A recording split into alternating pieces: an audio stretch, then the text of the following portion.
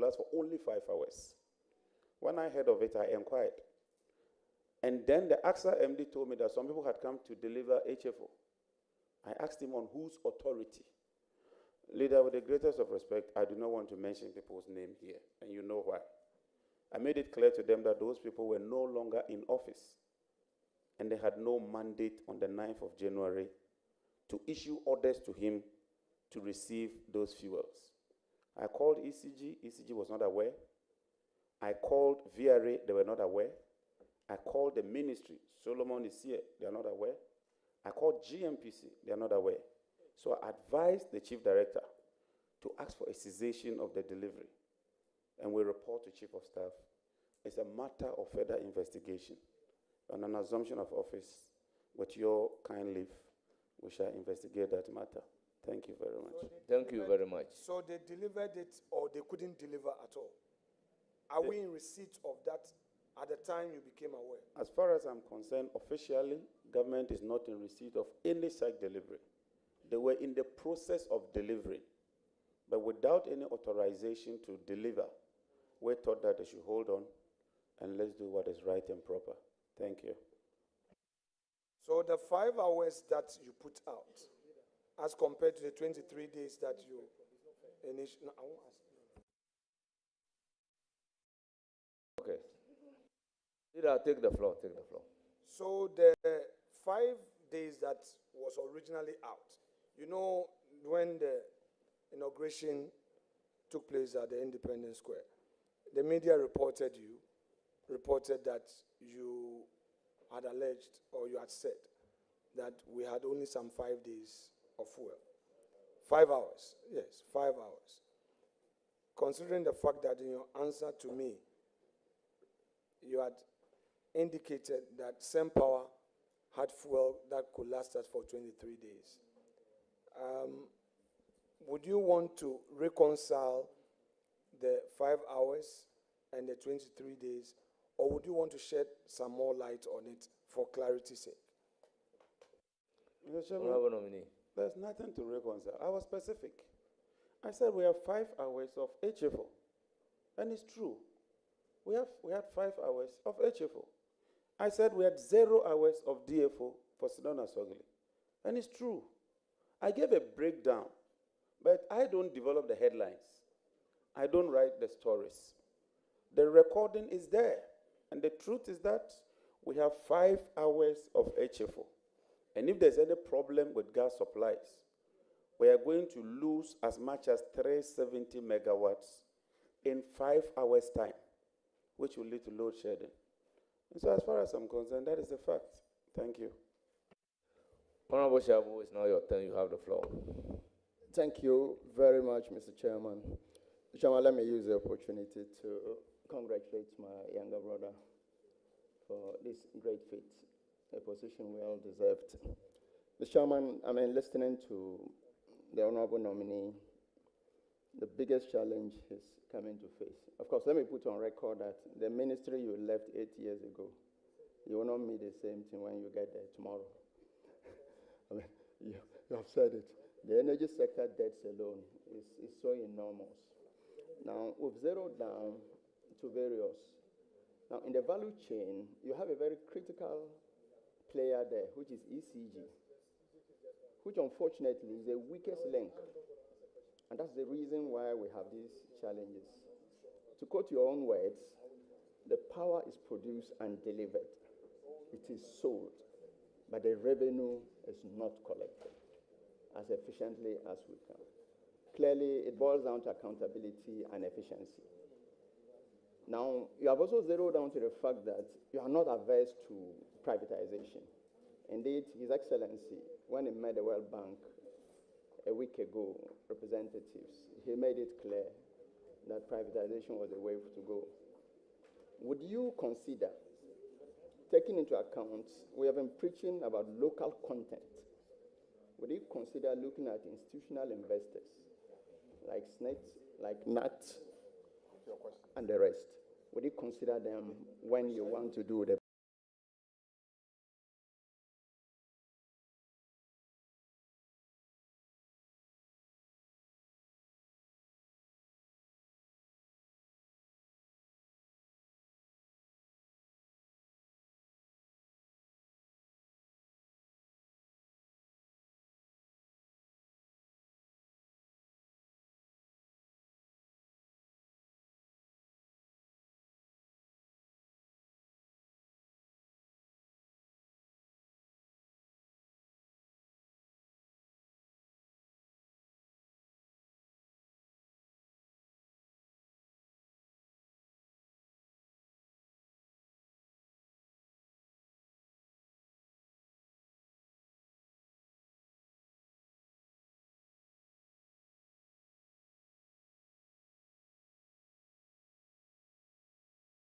1.3 billion cedis every month. Only 850 million or 900 million goes into the cash waterfall mechanism.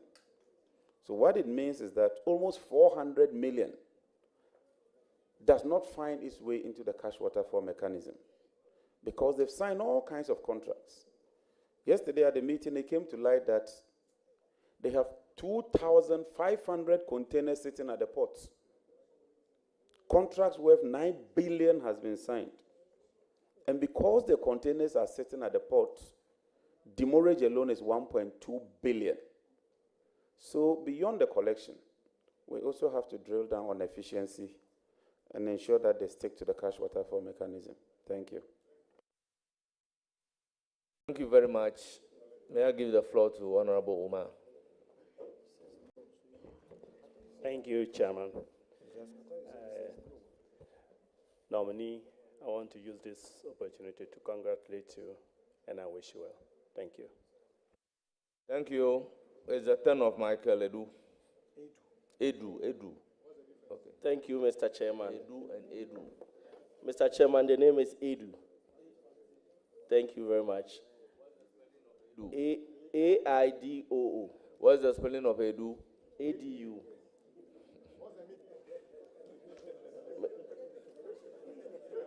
Thank you, Mr. Chairman. Go ahead with your question. Thank you. Honorable nominee, congratulations.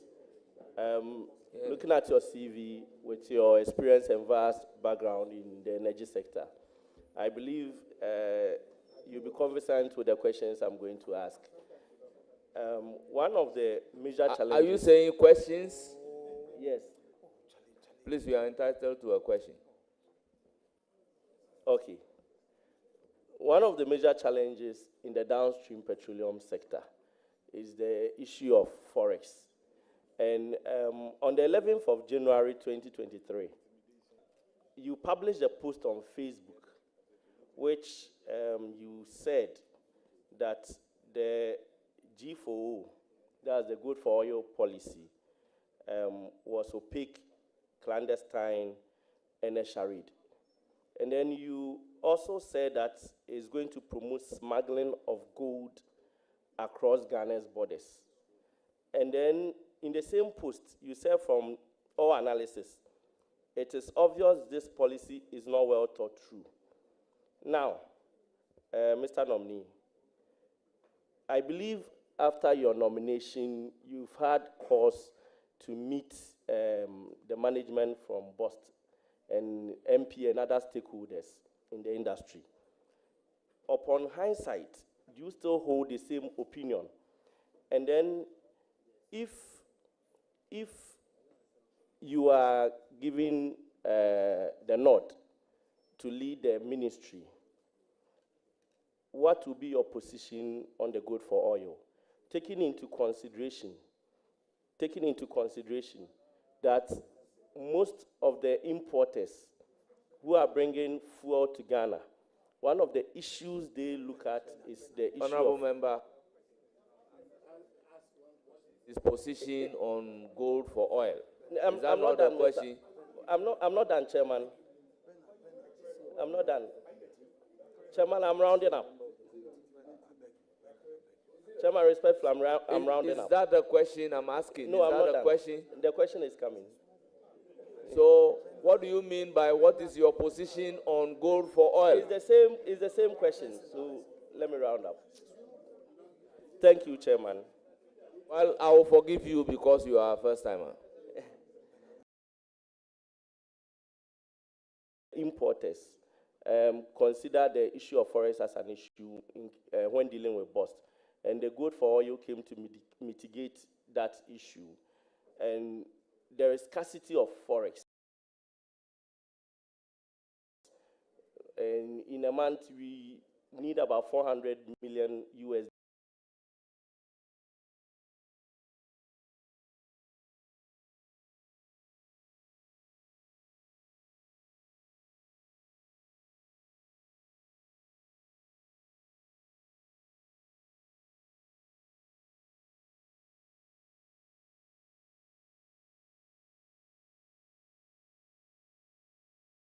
to import petroleum products. So what would be your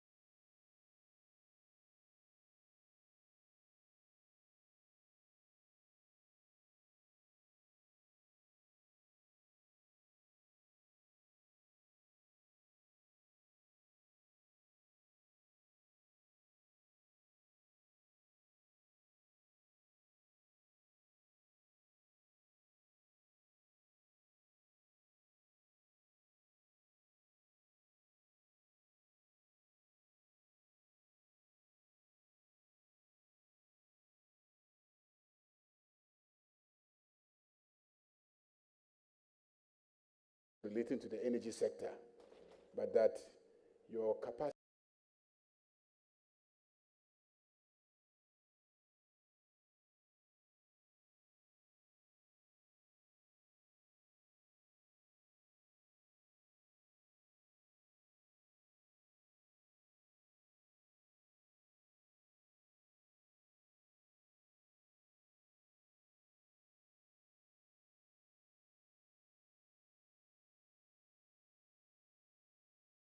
to think on your feet and devise solutions.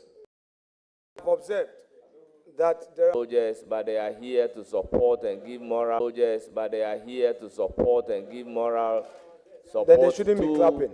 that is so it's Chairman, they our shouldn't guest. be doing that. So all you need to do is to inform them that here we don't clap, but Okay, we say here we don't clap. Here. No, they can't even say here because they are not part. They are not part of us. They are not. They Honourable cannot even say members, here. Honourable members, the word foot soldier should be expunged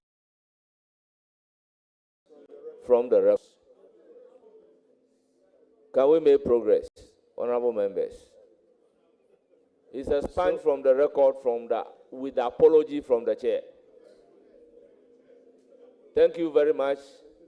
Can we have some order? Order.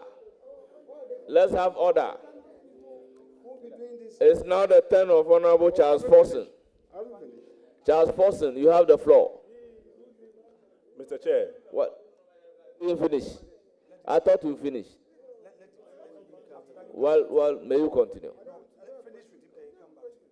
Please conclude. So, on the basis of my observations, I have no questions for you because I know you will answer all the questions satisfactorily. I can only wish you well and assure you of the support of this House. And I believe that you definitely will make a mark in the energy sector of Ghana. Thank you. Thank you very much, Honorable Charles Forson. One question, please. Mr. Chairman, Honorable Nominee, my good friend. This is from the good people of Tamacentra and the management and staff of TOR. A direct question. What is there for TOR? And also, would you extract crude But yet, we have refinery corporations here, and they are begging for certain parcels to be given to them, whilst they go out to struggle for dollar. What is the way forward? Thank you. Well, honorable member, is your question saying what is there for Tor or what he intends to do for Tor? The plan. He understands it. Honorable nominee, you may answer the question the way you understand it. Thank you, Mr. Chairman. Honorable members, you may be aware, there's a Petroleum Revenue Management Act. And when you take crude within a stipulated period of time, you have to pay the money into the Petroleum Holding Fund. So for a refinery to take that refinery must satisfy that condition. Tor is a hydra-headed problem. It's a 45,000 barrel capacity refinery. The norm is that these days people are moving to huge refineries. If you take Gamnaja, it's I think 1.2 million. Dangote is 650,000, and it's even number 7. So 45 is quite small, but our objective is to seek a strategic partner, ring-fence the liabilities, and then use the assets as our capital injection and look for a strategic partner who is prepared to also inject some money. Normally, you need a staff of about 250 for such a refinery. Currently, the staff are over 700. So these are issues that we'll have to sit and see how we can deal with them so that we'll bring the refinery back. Because since 2021, 4 years now, the refinery has not been working, and something must be done about it. Thank you. Thank you very much. I will now give the floor to Honorable Yao Patrick Boama. Thank you very much. Let me congratulate my very, very, very good brother, JJ. Congratulations. JJ, a lot of questions have been asked of you on the downstream. Let me take you to the upstream sector. And I'm sure as a man who grew up in Mampong, you know about the Votean Basin program. I know you've been briefed by the ministry and officials from GMPC about the program around Mampong Agogo area. What do you know of the Votean Basin program, and how do you intend to add value to what your predecessors did, and how you intend to ensure that it comes on full stream to add to the revenue base of the country in the energy sector? Thank you. Thank you, Mr. Chairman. You are right, because in the upstream sector, crude oil volumes are declining rapidly. From a peak of 71 million barrels in 2019, 2023, we did only 48 million. So there's a sharp decline of 32%. And if nothing is done, the upstream sector will collapse. In the Votean Basin, I'm told they've shot or shoot some 2D seismic data. I'm also told that they've done some parcels of allocation, which ought to come to Parliament. I intend that we'll review that immediately, within days or weeks. If I get your nod and I'm sworn in. If we review them and we find those agreements satisfactory, we'll immediately come to Parliament. We should relook at 919. All our neighbors, their current and participating interest is 10%. And as we move through the energy transition, you must quickly tap your stranded assets. So we will do a stakeholder engagement and get a buy-in of Ghanaians and incentivize the upstream players to invest, because it's very expensive. And that is something that we intend to pursue aggressively, even as we go through the energy transition. Thank you. Very much. Any further question? Yes, Minister, this is also on the upstream sector, which has seen some little or no investment in the sector. And I want you to tell Ghanaians some of the strategies you want to put in place to attract some of the big players in the upstream sector, like ExxonMobil. They came in and left to Guyana. We all know the issues around it.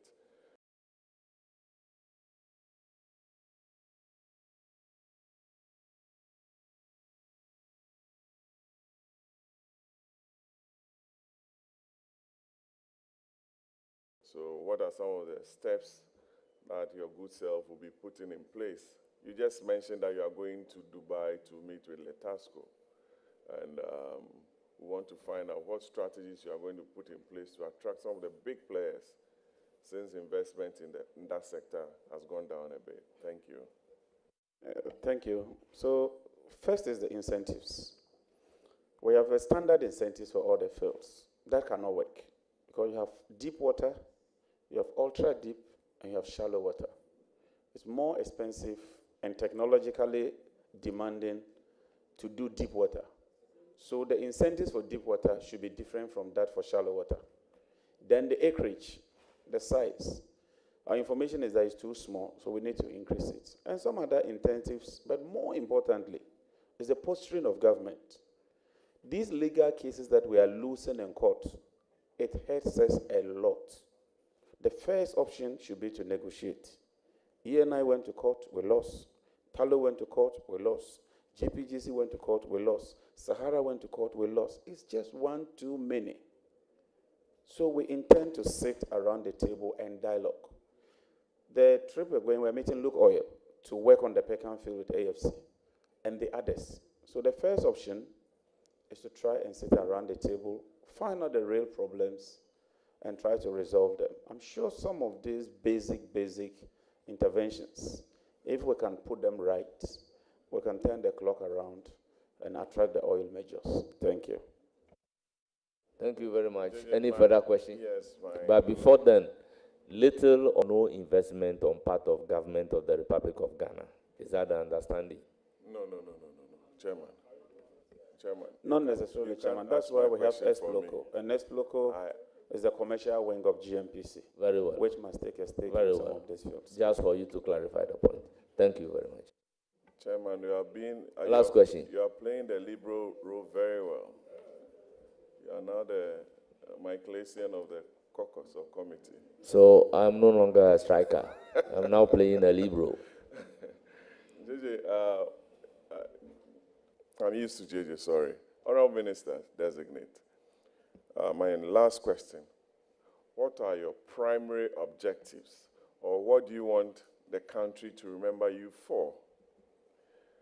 Within the next 4 years, I pray to God you are not reshuffled in the energy sector, that during John Jinapur's era, issues of power theft,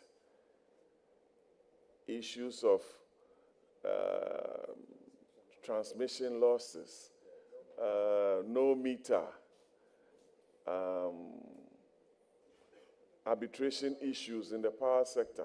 What do you want Ghanaians to remember you for within the next 4 years as one of the youngest ministers of energy in the Republic of Ghana? I wish you the very best, my good friend. Thank you.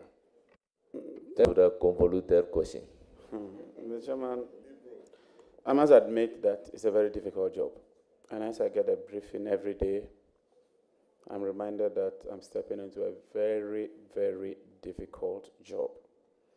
I want to be remembered as a young minister who insists on discipline. And I tell you, I will insist on discipline.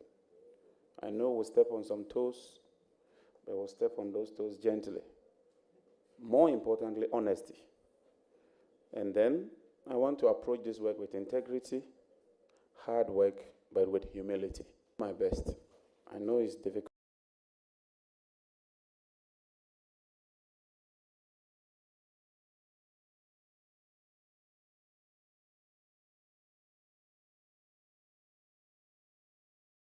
But I'm confident. Those of you on this table, I'll consult all of you and do what is right and proper. But let me make it clear that we'll ensure that there's debt. My good friend, our principal voice on energy-related matters, I must say the caucus is proud of you. You have been an excellent choice for our caucus on energy, and I have no doubt the president got that right by nominating you. I don't have a question for you.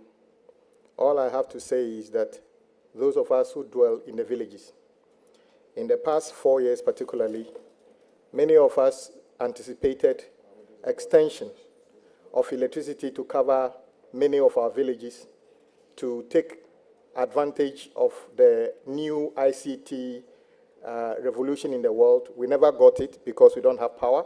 So if you were to give us laptops, those laptops in many of our communities are not used in the schools because we can't charge them. And so I also noticed that a colleague has already raised it. Many communities we all share have problems where a whole half of the town uses 1 meter, and they don't benefit from the thresholds you build to support vulnerable people because their consumptions have gone beyond what was anticipated, not because they are individually consuming more than they are consuming, but because they are clustering around 1 meter. I just want to remind you of this and say that the rural people have trust that you can make an intervention that brings electricity to their communities, and also those who have electricity also can have the meters they deserve, so everybody can take responsibility for whatever he consumes and pay rightly for it, so we can mitigate these unreasonable distribution loss, which is piling up the debt that we all have. So I wish you very well, and I have no doubt you will excel with the support of the caucus, the parliament, and the country. Thank you very much. Thank you for the compliment. It's now the turn of Honorable Deputy Leader.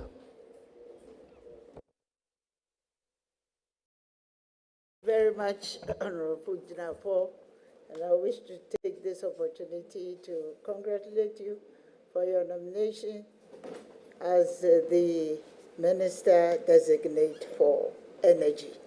I'd like to commence this interrogation by going through your CV on item number 6, V, item number 6V. I noticed that you've been the chairman for Nuclear Energy Program Implementing Organization. As a minister designate, I know that you have been adequately informed about the progress so far made in trying to introduce the use of nuclear power in the country. If you don't mind, if you can apprise us as other people in the country are listening to you of where we are with the promotion of the use of nuclear power and what will be your commitment to ensure that the future, in the next 4 years, will be commencing the implementation of the nuclear power. Thank you.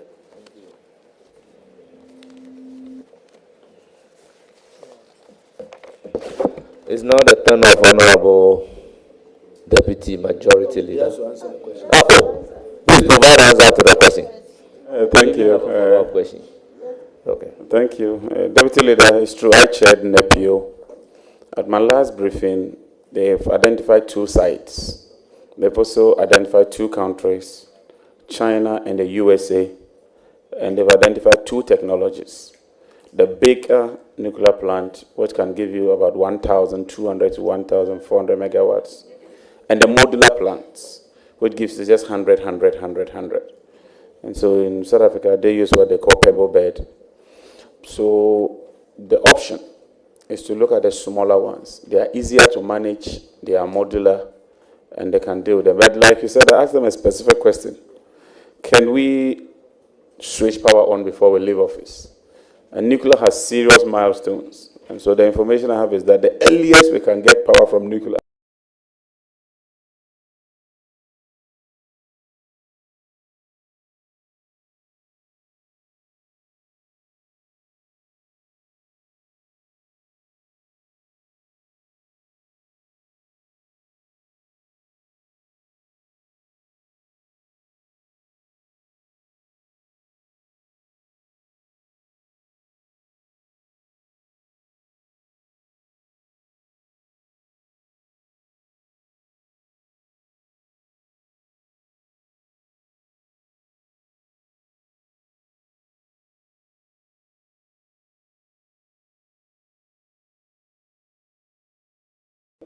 in 6 years. That is, even if we tick all the boxes, which on our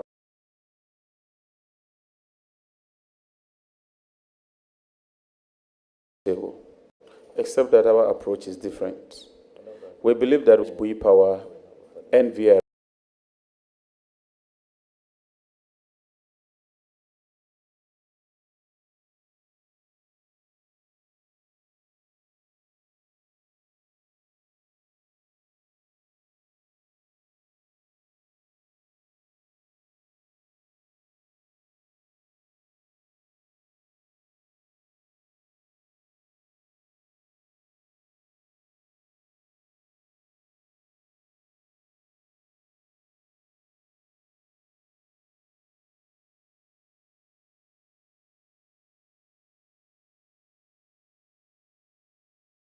so that you have something like Ghana and bring about efficiency.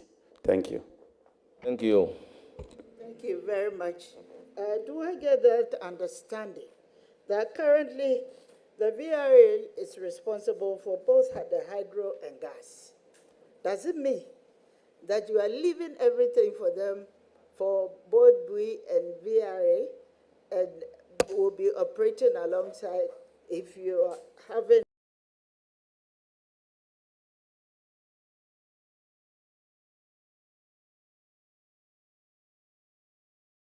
just one company as an energy? Thank you. Consolidate them and then increase specialization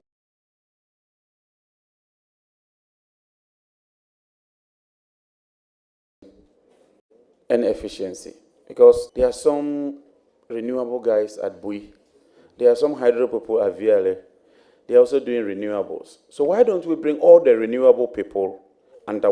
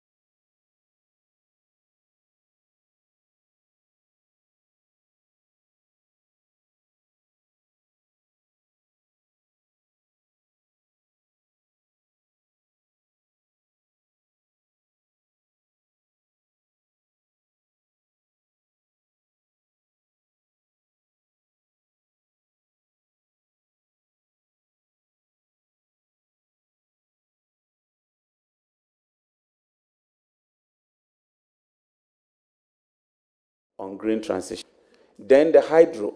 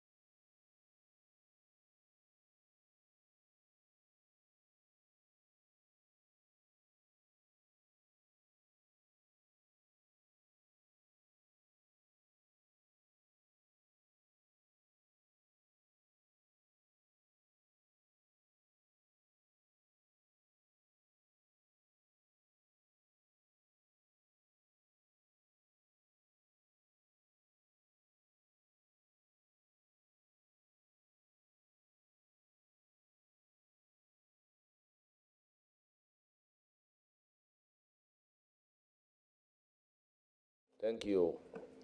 Thank you. One question. Yes,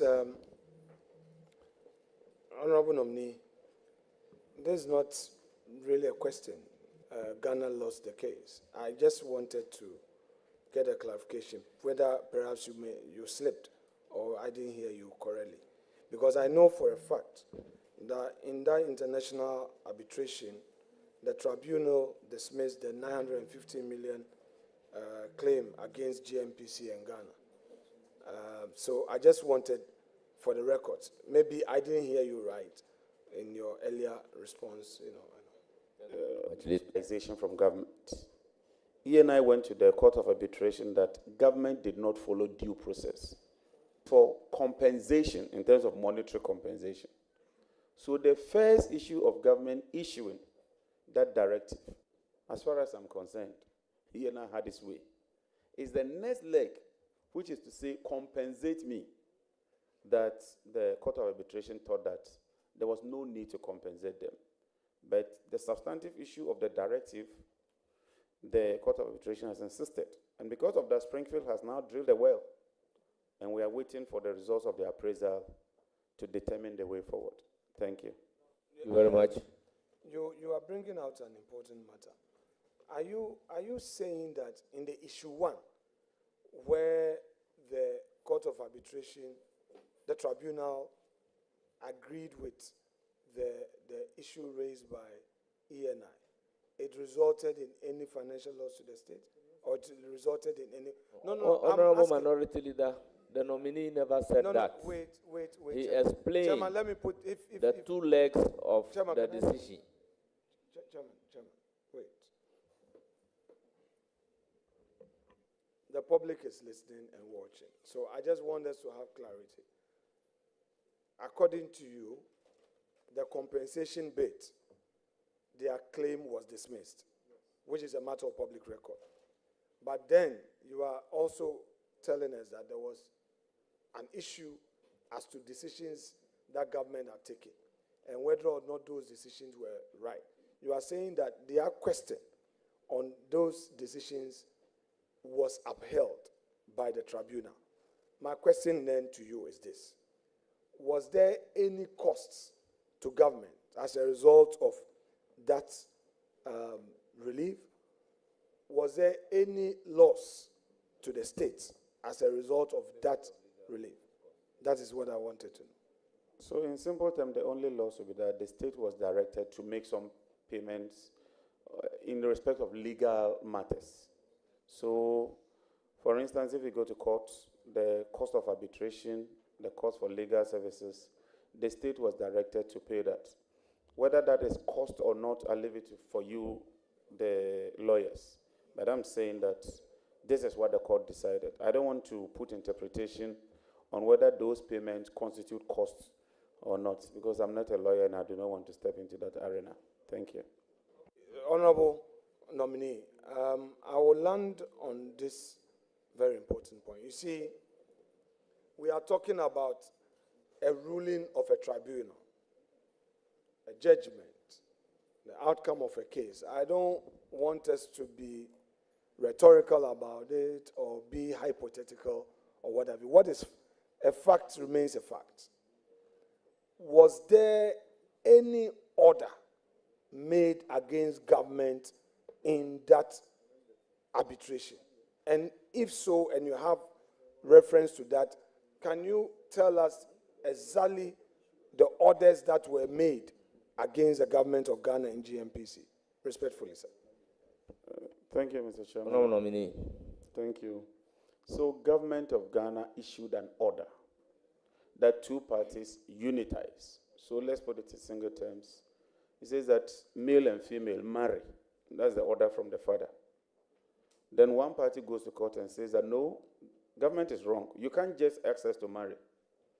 You are jumping the gun. And arbitration upheld that and says the government was wrong in asking the two parties to marry or unitize. That's all. It's as simple as that. Thank you very much. It's now the... Chairman, please, let me read. Honorable, question. I'm giving Honorable Leader. Chairman, please, this is a I'm legal taking matter. your words. Yes, that I'm not asking you have a question. asked Chairman, it's not the a question. last question. Yes, I have. Chairman, please, it's for all of us. Please. Yes, it's for all of us. Colleagues, let's get this. I would read. Where are you something. even reading from in the first place? Chairman, with respect, I'll provide you. Where are you reading from? Chairman, I'm reading from the website of, yes, I know. I am reading from the website of City FM, which So website that is hosting. is your authentic source from which you Yes. can pick a judgment. Wait, it is hosting the ruling. Website hosts the ruling, and it's quoting the full ruling. It's not their write-up. I just want to read out. The tribunal denied the claimant, ENI and Vitor, their monetary damages, which initially stood at $7 billion, but were later reduced to $950 million plus interest by the end of the proceedings. The tribunal dismissed all claims against GMPC entirely. Additionally, the tribunal rejected the claimant's request to declare that Ghana breached petroleum agreement by refusing to withdraw or prevent reliance by third parties on the unitization directive. The tribunal also dismissed the claimant's request for Ghana to notify the High Court, Court of Appeal, and Supreme Court of Ghana that the unitization directives were issued in breach of the petroleum agreement. I mean, this is a matter that I'm lifting directly from the ruling. I just want to bring it to our collective attention. So I'm just saying that there was no such claim, such order made against any of the respondents from the ruling. Well, we'll take your words. Be brief. Be brief. I'm putting it out as a fact. Be brief, honorable nominee. Honorable Fanyabaka, it does appear that maybe because you were in a hurry to read, you jumped one line. Let me just read that for you. Please go about. However, the tribunal find that in the circumstances in which they were issued, the unitization directive breached the petroleum agreement. Simple. It's on the City FM thing. It's there. The very one you are reading is there. I didn't say it. Colleague, I will not want to, which is a legal matter. The So last I'll I leave will it do. for you. I No. won't debate The you. last I will do is to trade my profession. I will not. I will not. I am reading up to the end. I am reading up to the end. Respectfully, it reads that the tribunal dismissed all claims against the GMPC entirely. In the minimum, my law is okay. Additionally, the tribunal rejected the claimant's request to declare that Ghana breached the petroleum agreement by refusing to withdraw or prevent reliance by third parties on the unitization directives. The last paragraph. And I'm not running away from any paragraph. I wouldn't want to put my reputation on the line on this. The last paragraph reads, the tribunal also dismissed the claimant's request for Ghana to notify the High Court, Court of Appeal, and Supreme Court of Ghana that the unitization directives were issued in breach of the petroleum agreement. Mr. Chairman, thank you very much for the education. Once you give me the nomination, I'll consult the Attorney General. The Attorney General will guide me. Thank you very much. Well, thank you very much. In the midst of the disagreement, I'll give the opportunity to Honorable Ayariga to read what he's also having. Please go ahead and read. No, it's not about opening the Pandora's box. Why? He's read something he claims to be the outcome of the litigation. This is the report. It says that Ghana has suffered a setback in an international arbitration case concerning its attempts to unitize offshore oil fields, but avoided potentially significant financial damages. So there were two issues. Ghana sought to get them to unitize. And in that respect, Ghana suffered a loss because the court did not agree with Ghana. But then Ghana avoided financial loss, that is payment of damages or any compensation. And that is exactly what he has reported. So please, why? You can read from a website, I cannot read from a website. Please, it's here. Reading from the website. We're all reading from the website. Yes. It's here. You can So Honorable members, I'm giving it to you. Take it. we can Take allow it. the If you- contradictions If you have any doubts, just you can take it and read it. in the publications at the website to. So we make progress. Honorable Chairman. Deputy Chairman, Majority Leader, you have your turn. Chairman, Minority Leader, Chairman, I plead Chairman, with you yes, with all Chairman, due I'm respect. pleading with Let you. us not argue Chairman, the Chairman, I veracity will or not- other words of the various Chair- publications Chairman, that you are relying upon. Chairman, So, Chairman, please oblige me. Honorable Chairman, Leader, Chairman, let us be please, guided Chairman, by I the will- provisions of the Constitution in Chairman. Article 78 and Chairman, 94.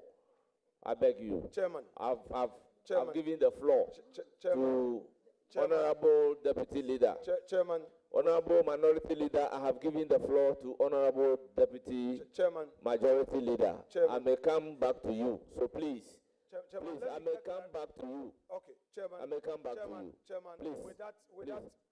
said, I will rest my case Yes. to allow So, you Honorable we Amabua. come back and deal with this Amabua. matter. Thank you.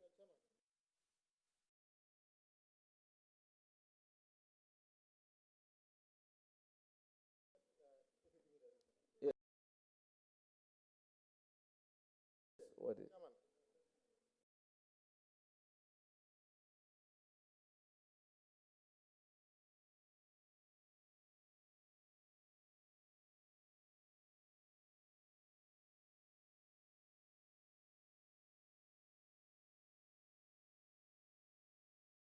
Are watching us.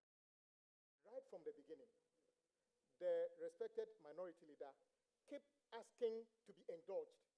He would end his presentation and ask for just a small opportunity to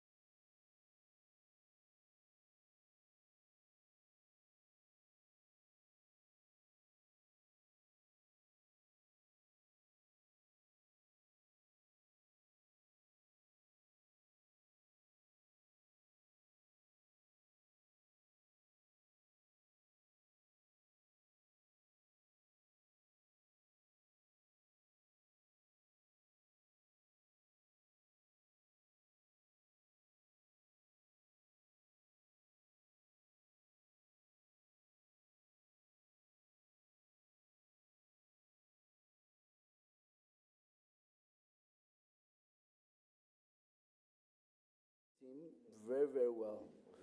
And so there's no doubt in my mind that you're going to be a very successful energy minister. I have three things that I want to guide you. You may not even answer them. But you know that the upstream sector is in complete disarray. With all the big players gone, oil production has declined over 37% and continuing the last 8 years. The three producing fields that we brought on stream, nothing has been added. You talked a lot about the challenges and the court cases you've lost. And so I hope that will really engage your attention and the strategies to increase oil production and bring the big boys back. And I know that you've talked about that. We need to really make sure we get gas security. That is the key to the energy sector. And I'm very sure that you focus on that as well. I think you've talked about the indebtedness. I'm sure you will tell us that when we were leaving power, how much we left in debt. And whether or not it's true that we left $5 billion. The issue of renewable energy in an energy transition is critical, and that's probably why the energy sector is now energy and then the transition. And so I believe that you really add the issue of renewable energy as well. The last point is the issue of SML and all the transparency that came up. I believe that we will look into that issue and address it so it doesn't happen again. The only thing I've learned from him is hard work. And so I thank him very well. Thank you. Thank you. Any closing remark from the minority? We've come to the end.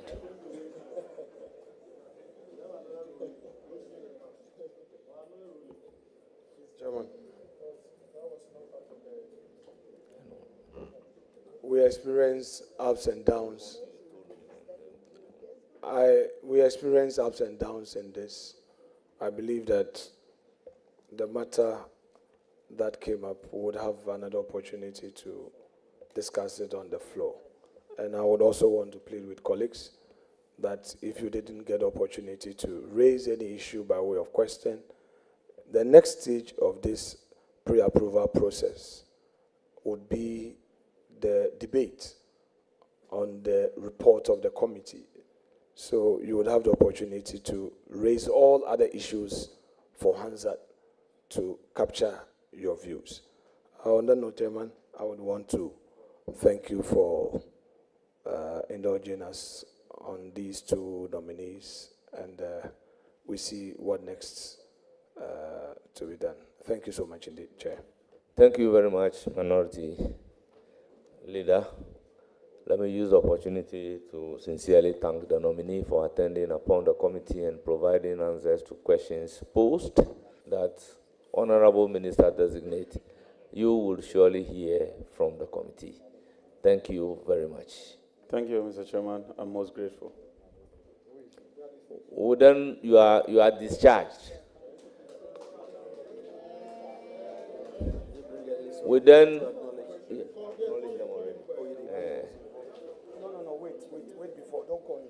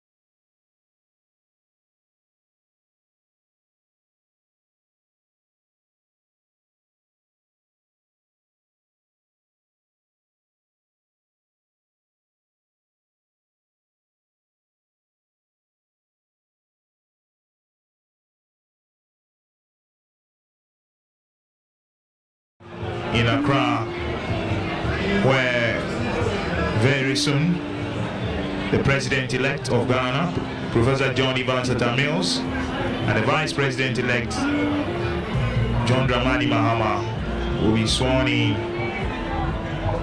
to the high office of President and Vice President of the Republic of Ghana. And there comes his wife, Mrs. Nadu Mills, the soon-to-be First Lady of the Republic of Ghana. Professor John Evans Atta Mills on your screens now. With his arrival, Parliament is now in session, and the Chief Justice will soon administer the oath.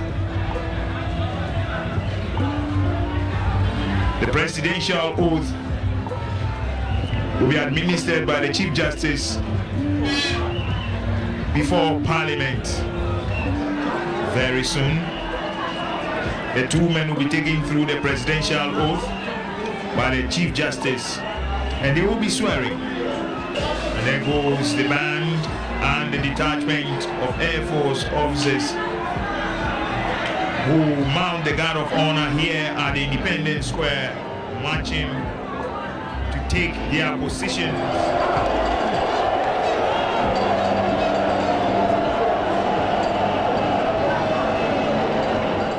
Of allegiance. I, John Evans Atta Mills, do in the name of the Almighty God swear. In the name of the Almighty swear. That should I at any time break this oath of office. That should I at any time break this oath of office. I shall submit myself.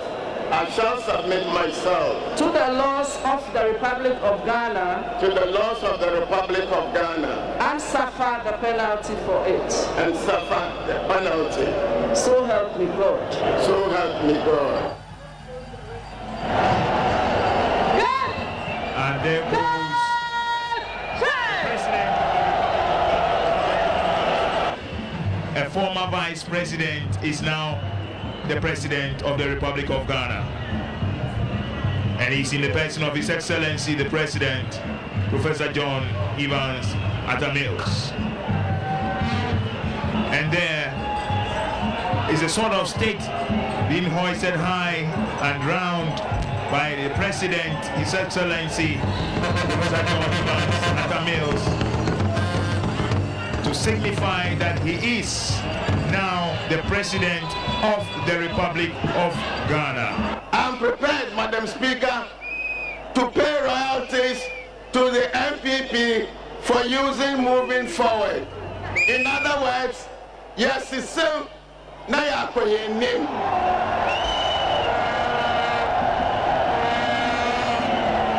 My compatriots, let us do what is right. Right by human standards and right by divine standards. And let us pray that God continues to bring our homeland Ghana and make our country even greater and stronger. May God bless you all. Thank you.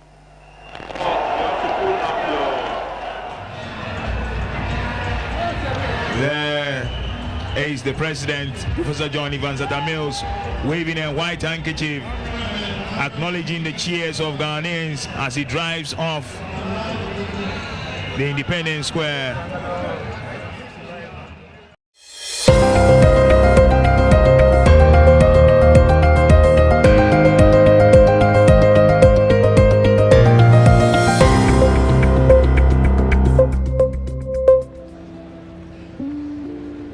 Members of the opposition, you have Dr. Edward Mahama of the PNC flag bearer, and his wife are also here. And we can see the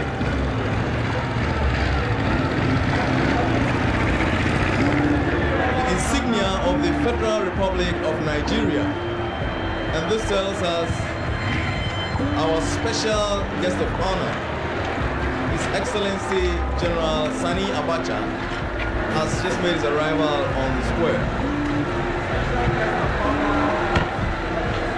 His Excellency General Sani Abacha, President of the Federal Republic of Nigeria, Commander-in-Chief of the Nigerian Armed Forces, and Chairman of the Economic Community of West African States.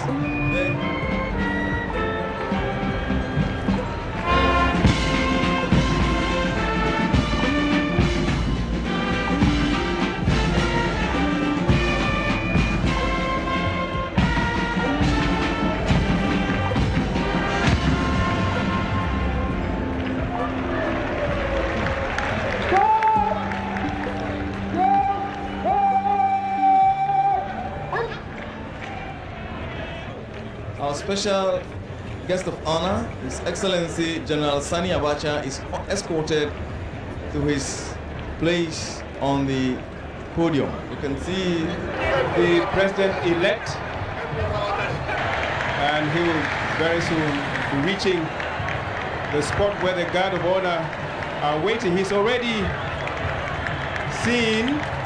It's an open car wearing kente cloth and waving to the crowd. Even before he gets down, everybody can see him resplendent in his kente cloth and white jumper. Now it's time for President-elect J.J. Rawlings. His state sword is a symbol of presidential authority. It is held by the president as he takes the oath of state at his inauguration. And it will be borne before him when he comes to the National Assembly for the state opening of Parliament. Everybody around and shakes hands with his brother, I should say, General Sani Abacha, head of state of Nigeria and chairman of ECOWAS.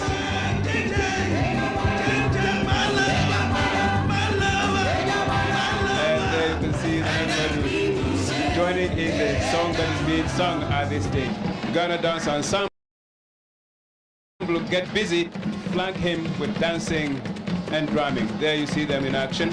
They are doing the Atiagbeko dance. Then the presidential oath. I, Flight This is a presidential oath now. Having been elected to the high office of President Having been elected to the high office of President of the Republic of Ghana, swear that should I at any time break this oath of of office, I shall submit myself to the laws of the Republic of Ghana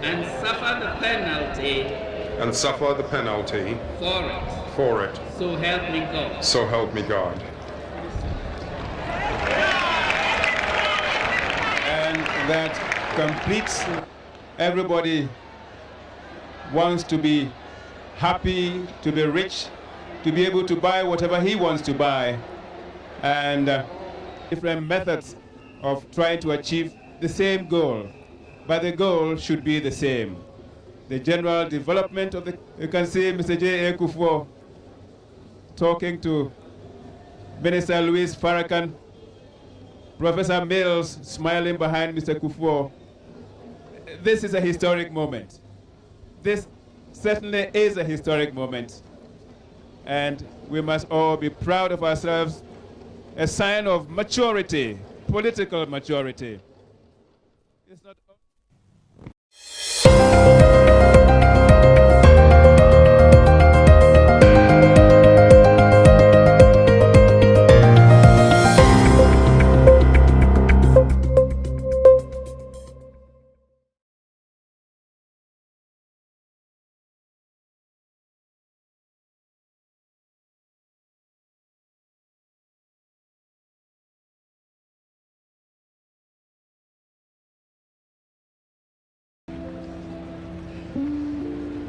members of the opposition. You have Dr. Edward Mahama of the PNC flag bearer, and his wife are also here. And we can see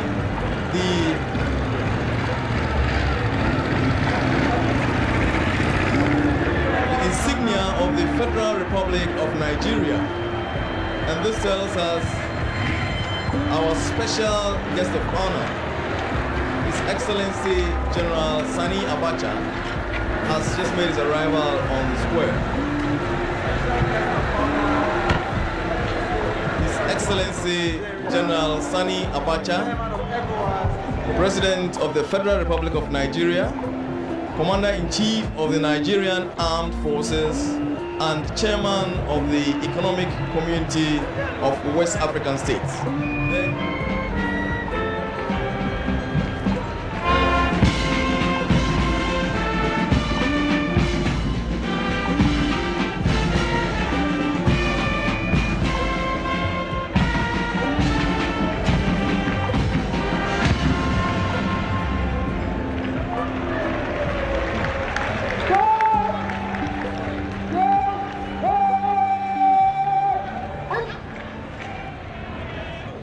Our special guest of honor, His Excellency General Sani Abacha, is escorted to his place on the podium. You can see the president-elect,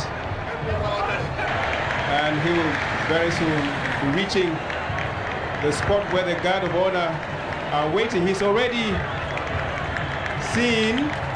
It's an open car wearing kente cloth and waving to the crowd. Even before he gets down, everybody can see him resplendent in his kente cloth and white jumper. Now it's time for President-elect J.J. Rawlings. His state sword is a symbol of presidential authority. It is held by the president as he takes the oath of state at his inauguration. And it will be borne before him when he comes to the National Assembly for the state opening of Parliament. Everybody around and shakes hands with his brother, I should say, General Sani Abacha, head of state of Nigeria and chairman of ECOWAS.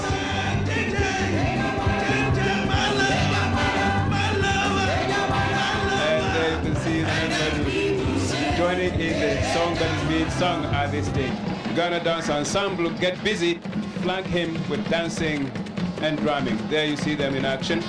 They are doing the Atiagbeko dance. Then the presidential oath. I, Flight This is a presidential oath now.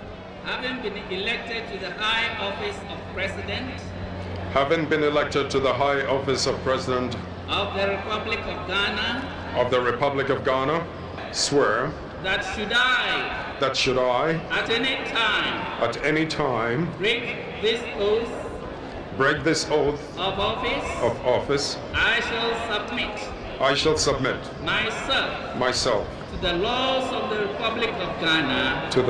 of the Republic of Ghana and suffer the penalty for it. So help me God. So help me God. And that completes. Everybody wants to be happy, to be rich, to be able to buy whatever he wants to buy. And different methods of trying to achieve the same goal. But the goal should be the same. The general development of the... You can see Mr. J. A. Kufuor talking to Minister Louis Farrakhan, Professor Mills smiling behind Mr. Kufuor. This is a historic moment. This certainly is a historic moment. And we must all be proud of ourselves, a sign of maturity, political maturity. It's not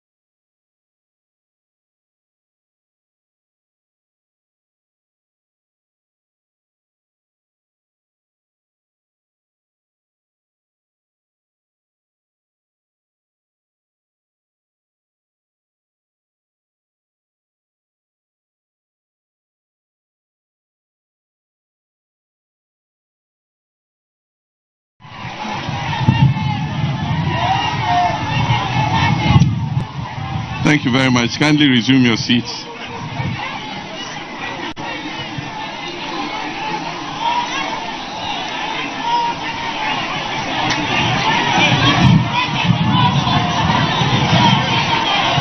Thank you very much. I agree with our brother who recited the Quran that truly Allah is the sovereign and it is Him who grants authority to whoever He so pleases. And so with humility, I wish to thank Allah for the favor that He has placed on us. Her Excellency, the history-making Vice President of the Republic of Ghana, Jane Nana Opoku Agyeman, our father, the National Chief Imam, Sheikh Dr. Usman Nuhu Sharbutu, our father, Sheikh Umar Ibrahim, National Chief Imam of Al Sunnah wal Jama'ah, Chief Alasan Andani Pishiguna, our Council of Zongo Chiefs and Imams, Sheikh Amin Bonsu of the Ghana Muslim Mission, the Chairman of the NDC Party, General Mosquito, our General Secretary, Fifi Fiavikwete, our members of Parliament present here, all people, citizens who are gathered here at this event, distinguished ladies and gentlemen, I greet you with the Muslim greeting of Assalamu alaikum wa rahmatullahi ta'ala wa barakatuh.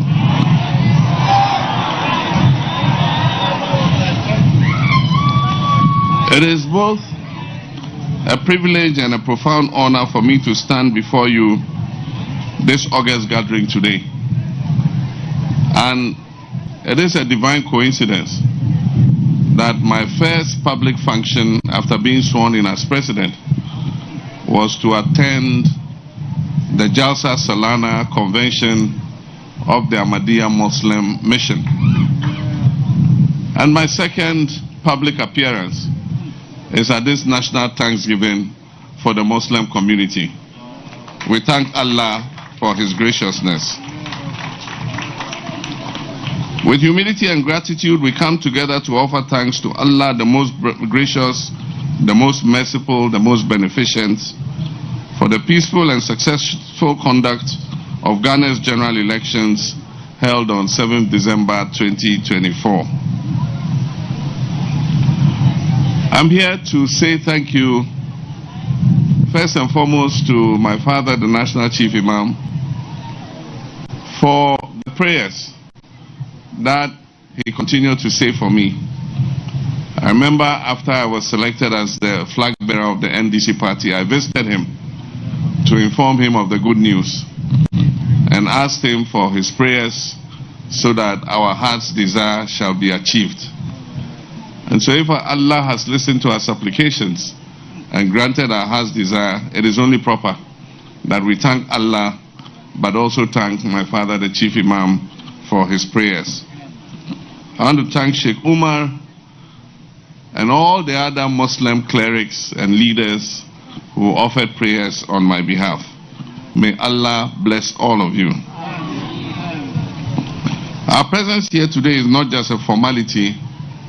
It is a declaration of our deep understanding that every blessing we enjoy as a people and as a nation comes from Allah. He has been our guide, He's been our protector and our sustainer throughout the challenges and the triumphs of this critical democratic exercise. And Surah Ibrahim 14 verse 7 says that if you are grateful for what He has done for you, He will bestow on you more favor. But He says, if you are ungrateful, His punishment is terrible. And so, Allah, we come here to show that we're grateful for all that you have done for us. Indeed, we cannot thank Allah enough. We crisscross the length and breadth of this nation in different groups campaigning for victory in this election. I led one campaign team. Professor Jane Nana Opoku Ajiman led another one. And our national chairman, Johnson Asiedun Ketia, was also in the lead of another campaign. These were the main campaign teams that spearheaded the national campaign. But we also had the regional and constituency campaign teams. We must give thanks to God that He allowed us to travel over several months and over several kilometers, thousands of kilometers, without any casualties. For my campaign team, by the time we finished and we got to the rally at Medina, we had easily done more than 30,000 kilometers around this country. And we did not suffer even one accident.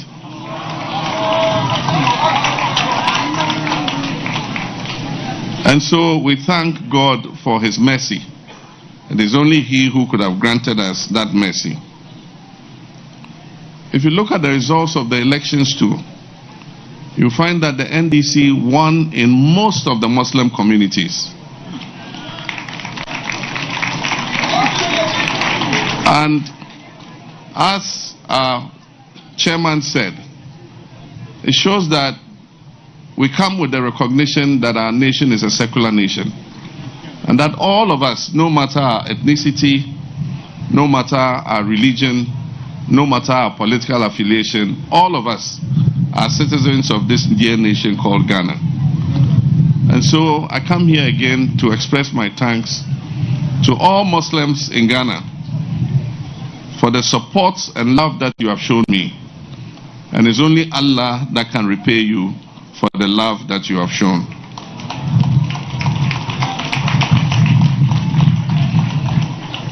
Fellow Ghanaians, I use that intentionally. Fellow Ghanaians,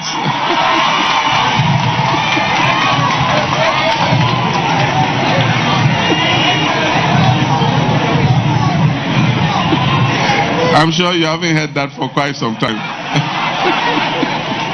So, fellow Ghanaians, my brothers and sisters, elections are a defining moment in the life of any nation.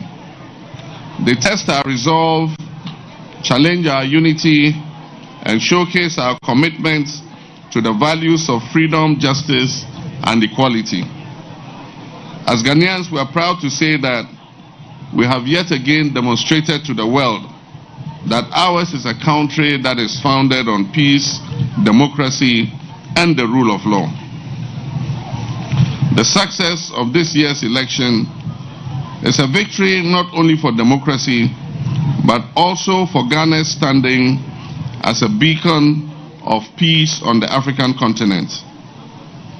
We're grateful to Allah for granting us the wisdom and patience to navigate this process without any significant upheavals.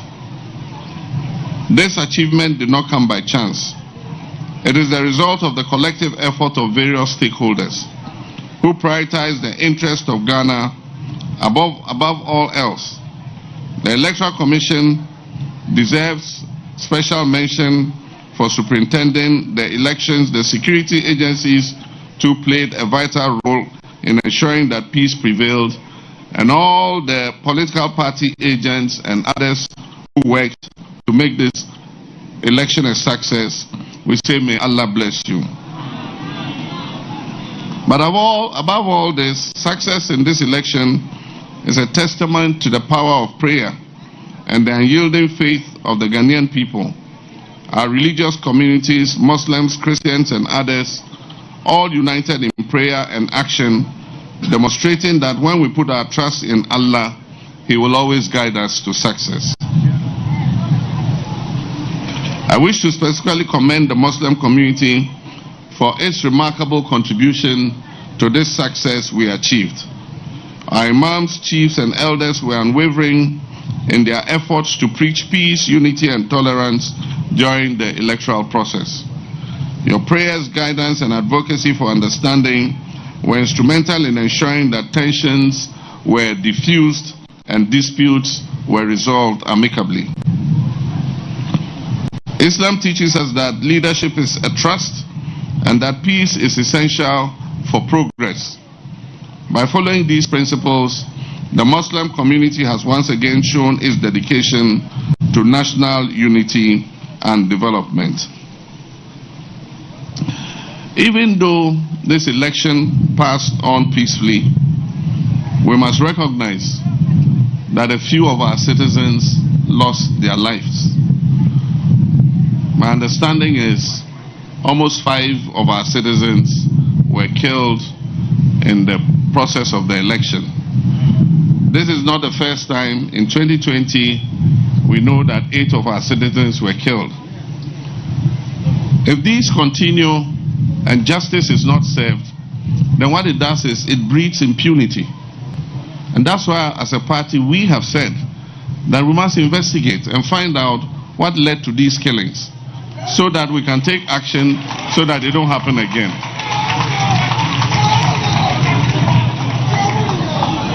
So I've asked my secretary, executive secretary, to write to the IGP to give us a report on the status of investigations into these killings.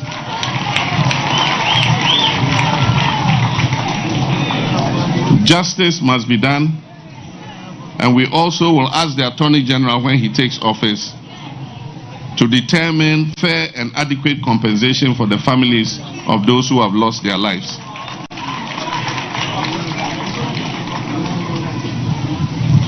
As we offer our thanksgiving today, we must remember that the end of elections marks the beginning of greater responsibility for all of us.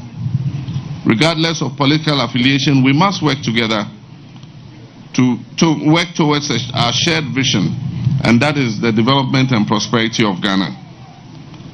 Our diversity as a people is not a weakness, indeed it is our strength. Whether we're Muslims or Christians or from any other faith, our collective aspirations for a better future binds us together. And let us therefore commit to fostering harmony and mutual respect in all aspects of our lives. We must also recognize that elections are not without their challenges. Disagreements, tensions, and competition are natural in any democratic process. However, we must also remember that these challenges should not divide us. They should inspire us to work harder for peace and understanding.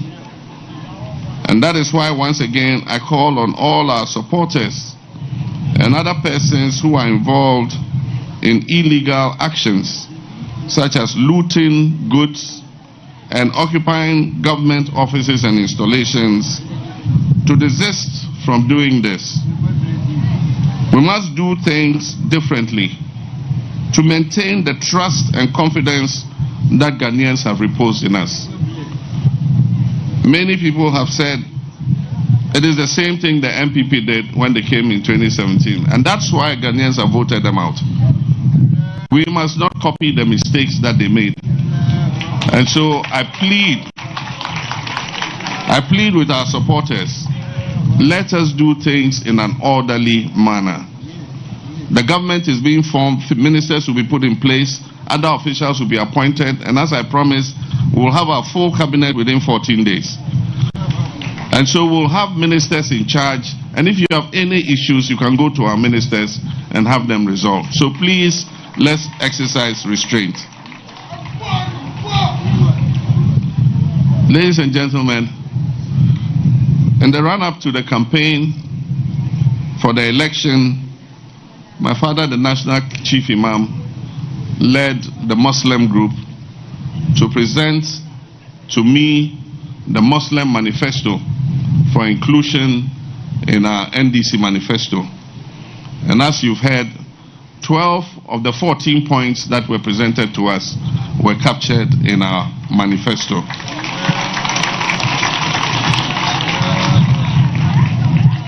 We intend to keep our promise that was made to the Muslim community. And I can highlight a few of the promises. And one was that we will reduce Hajj fares drastically.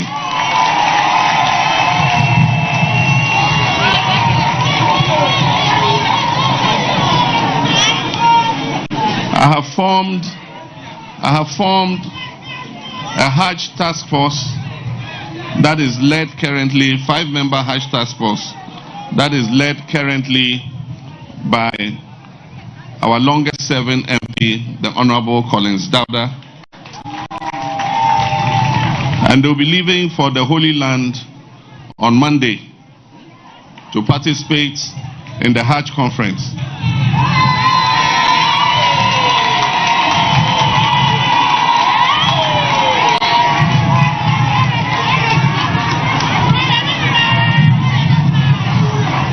And one of the tasks that I have given them is to go and make arrangements so that we can bring the Hajj fares as low as possible so that as many Muslims who intend to perform the pilgrimage can do so.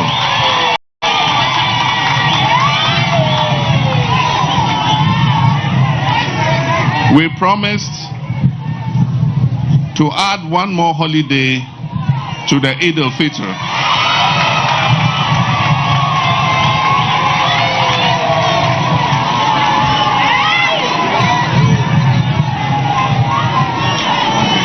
So as soon as Parliament settles, we are going to amend the Holidays Act to include an extra holiday on the occasion of Eid al-Fitr. And so this year, after we finish the fast of the Ramadan, we will have 2 holidays for the Salah festivities.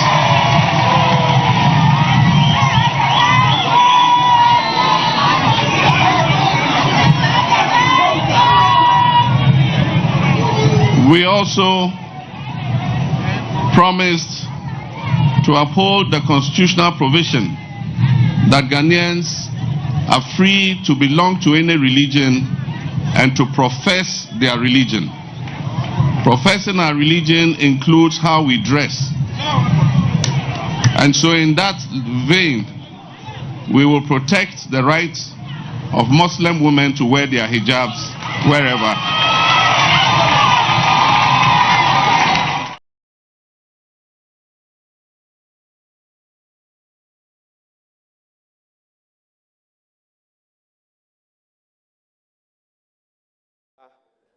I am with the Secretary to the Chief, Alhaji Abubakari. We also have Madam Victoria Asingri, an auntie to the nominee, Rose Biringzaya Aine Esquire, son of the nominee. We have Mr. Tony Lita Esquire, partner, Lita Brew and Co. Law Firm, friends, and Mefa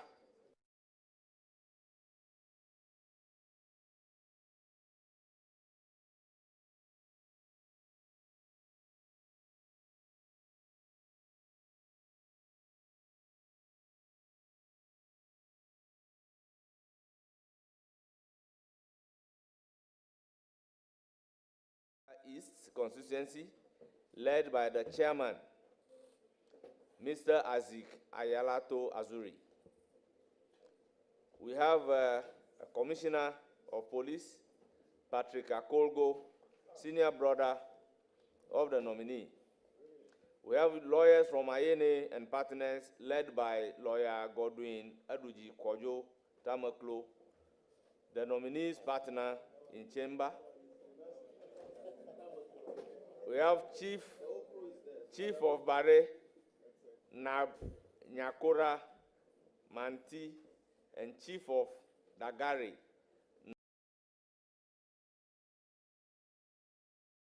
Nab Kangampuya.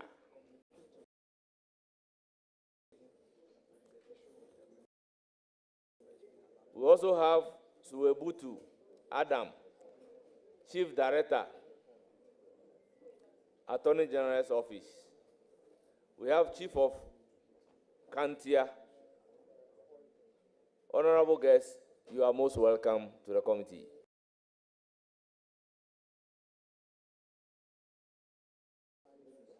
Thank you, Mr. Chairman. I'm talking about the guests. Oh, the guests, thank yes. you.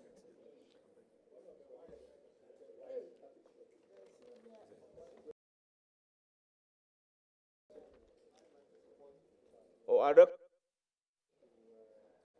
the wise man, former and a member of the Constituent Assembly, Honorable Clayton.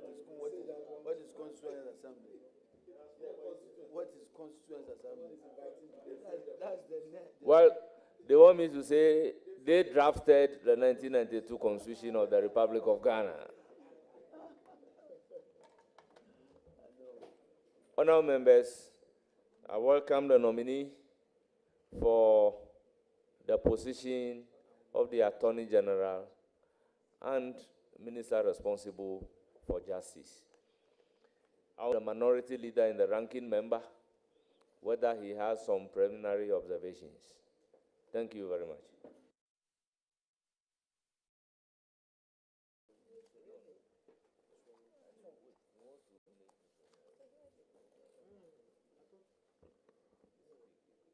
Honorable nominee, thank you for being here.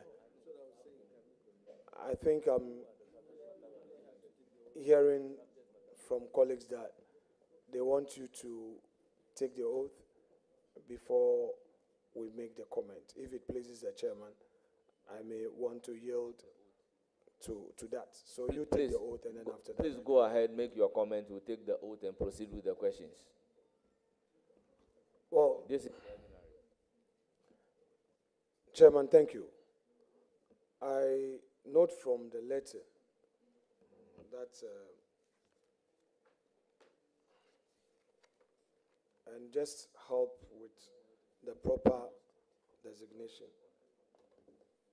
The undated letter, the on reference letter from the Jubilee House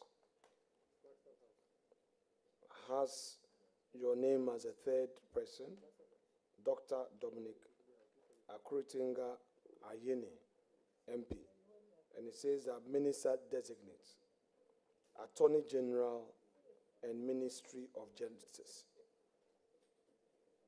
I thought, I'm not too clear. Is it supposed to be Attorney General's Department and Ministry of Justice?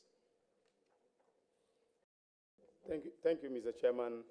In accordance with the designation in the Constitution, the Constitution says that there shall be an Attorney General who shall be a Minister of State. And so the correct designation is Attorney General and Minister of Justice, not Minister of Justice. I think that was a mistake. But in the opening, it says Minister Designate, comma, Attorney General and Ministry of Justice. So I'm asking that the Minister Designate, comma, should it have been Attorney General's Department and Ministry of Justice? Honorable members, preliminary comment doesn't take the form of questions to nominee. So I would plead with the Honorable Minority Leader that if his preliminary comment is in the form of a question, then you can hold it. When we get to question time, then you look at the document and pose a question to the nominee. Thank you very much.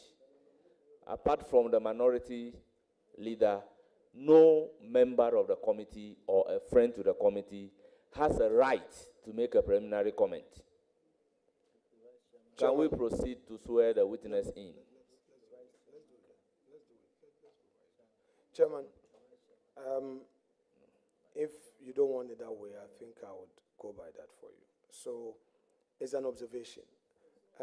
Learned Attorney General, I'm sure as your colleagues we know what you stand for, and we want to assure you that the exercise we will undertake this evening will be done in utmost good faith and with utmost respect to you.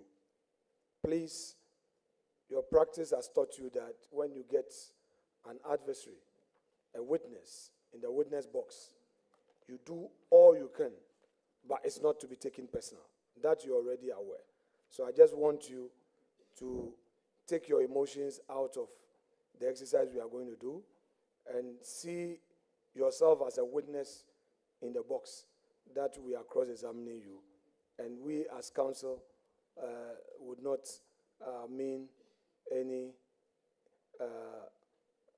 ill fate for you. We don't mean any harm, but to do our work and do it well. So I just want you to bear that in mind, even before you take your oath for us to proceed. Thank you very much. Thank you very much.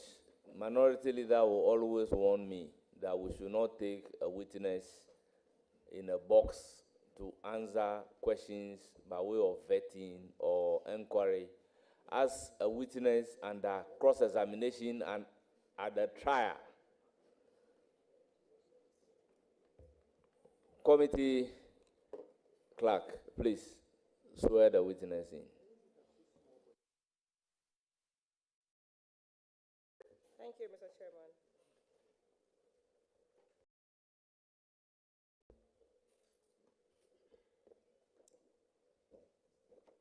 Honorable nominee, I hereby leave you to take the oath.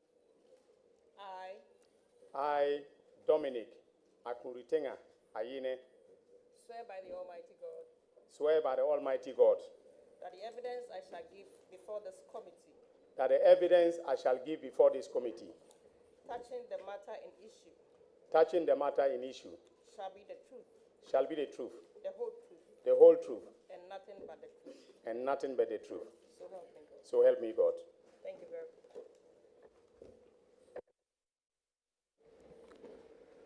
Thank you very much. The Minister Designate for Attorney General and Minister for Justice.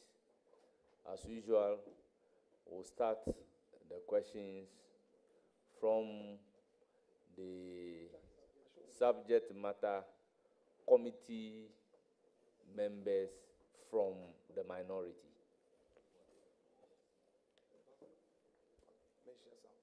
Menchia South, Bafo, Honorable Bafo. Thank you very much, Mr. You have Chairman. the floor. Dr. Ayini, welcome to the committee. And I'd like to congratulate you for your nomination. As for the approval, it's yet to be done, so I'm constrained. We know ourselves from practice, even though you are my senior at the bar. We cross swords in the case of Henry Nana Boakye versus Attorney General, when you were the Deputy Attorney General. And subsequently, we found ourselves in the same aisle in the case of the Republic versus Dr. Kwabena Dufo and 8 others, when you were the initial attorney.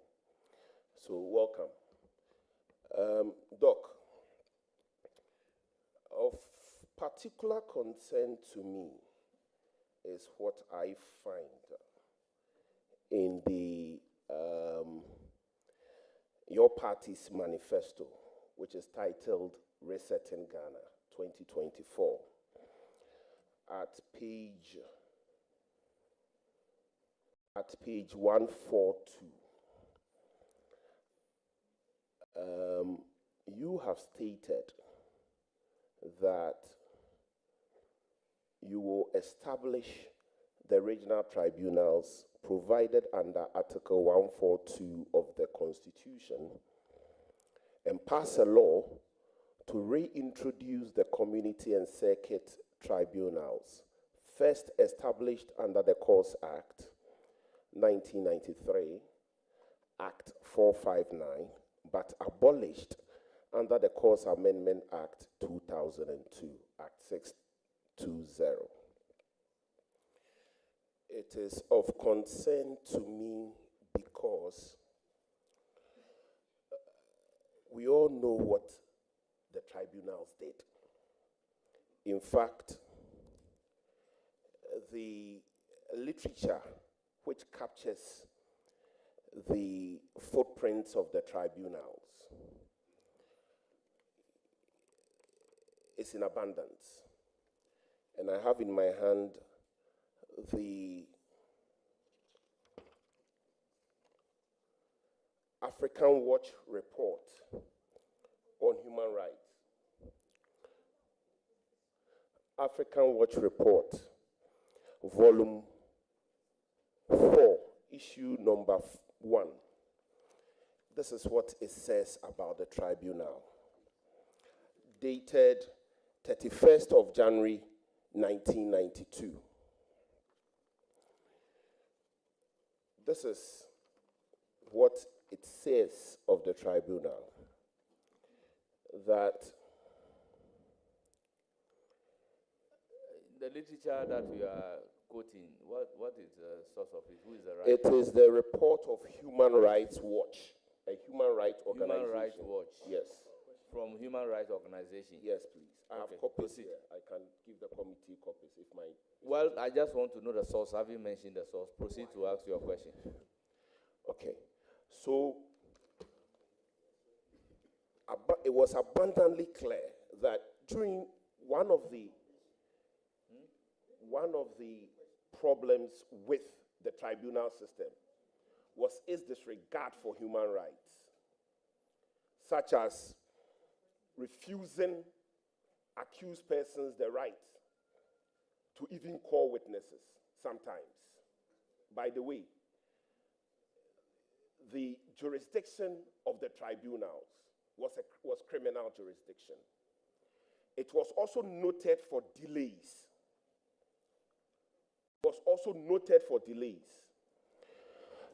It had no regard whatsoever for the laws of this country, to the extent that as a result of the decisions of tribunals, our mothers were punished through caning. Honorable member, question. Mr. Chairman. Honorable member, you are a lawyer. It is very important. Honorable member, I am asking a question. You are a lawyer. Mr. Chairman, very respectfully, both of us practice at the bar. Yes. And so the question, Mr. So, Chairman, is so you know very well that the literature that you are reading doesn't take primacy over the constitutional provision relating to the tribunal. Mr. Chairman, the constitutional provision relating to tribunal, Article 142, has to do with just regional tribunals. It is not related to district and community tribunals. So, Mr. Chairman, I need to give context to my question. So if you allow me, very respectfully, it's in the interest of the public. Let's proceed and ask your question. Mr. Chairman, so what the tribunal did, we are all aware. Indeed, when you look at the National Reconciliation Report, it captured extensively. With all due respect, go straight and ask your question. You have laid enough foundation for your question. Mr. Chairman, I think that if you allow me, the nation will be interested. You don't argue with the chair.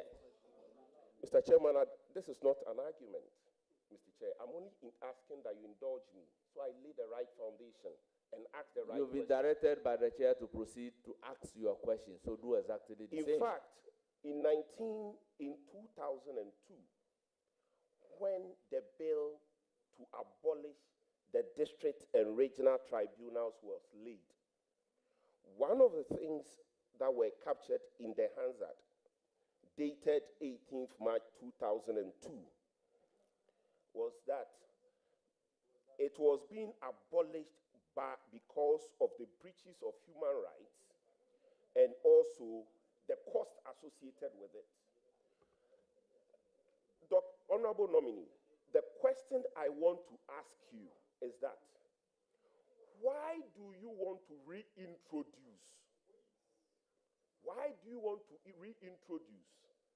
something which is associated with the dark past of this country? Why do you want to reintroduce it? What is it that our ordinary courts, regular courts, cannot provide in terms of the criminal jurisdiction of this country that you want to revisit and bring back the tribunals? Why?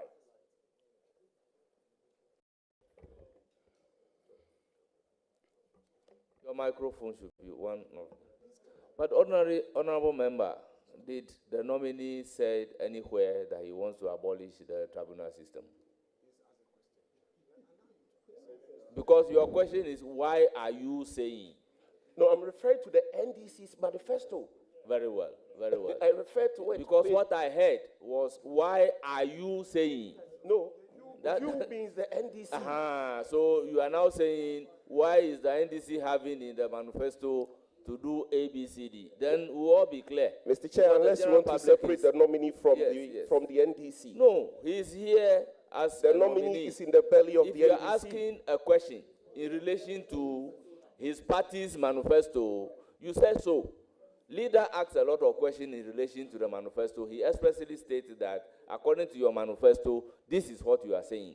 But if you said, why are you saying this, then we are referring to the nominee before us. Chair, I'm guided. I'm guided, very respectfully. Nominee, may you provide your answer? Thank you, Mr. Chairman. The honorable member is right that the strategic trust of the President's manifesto, or the NDC's manifesto, which is an expression of intent regarding what we will do, the set of policies, and measures that we will implement when we are in power, is one to reset Ghana. Now, resetting Ghana doesn't mean taking Ghana back to factory settings. It means correcting the things that, in our experience as a nation, we've come to realize that they are deficient and they are not auguring well for our development as a country. Now, talking about the public tribunals, the honorable member will note that in terms of Article 25(1), it is provided that justice emanates from the people and will be administered in their name, in accordance by the judiciary and in accordance with the Constitution. The internal logic or internal morality. Leonard, with respect, which article were you referring to, please? Article 125, Clause 1 of the Constitution of the Republic of Ghana. May you read it? Yes. Yes, Chairman, I was trying to. Honorable nominee.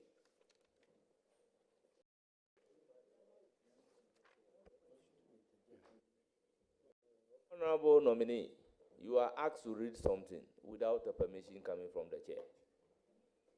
Please. Very well, Mr. Honorable Minority Leader has opened that particular provision, so I believe he will read it and satisfy himself. Proceed with your answer. Okay. I believe he wants to lay the context for a question. So, Honorable Minority Leader. Nominee, please follow the instructions of the chair. Yes, sir. Yes, sir. Chairman. Chairman, I don't know if Honorable Boa wants to usurp your powers. You are in the chair.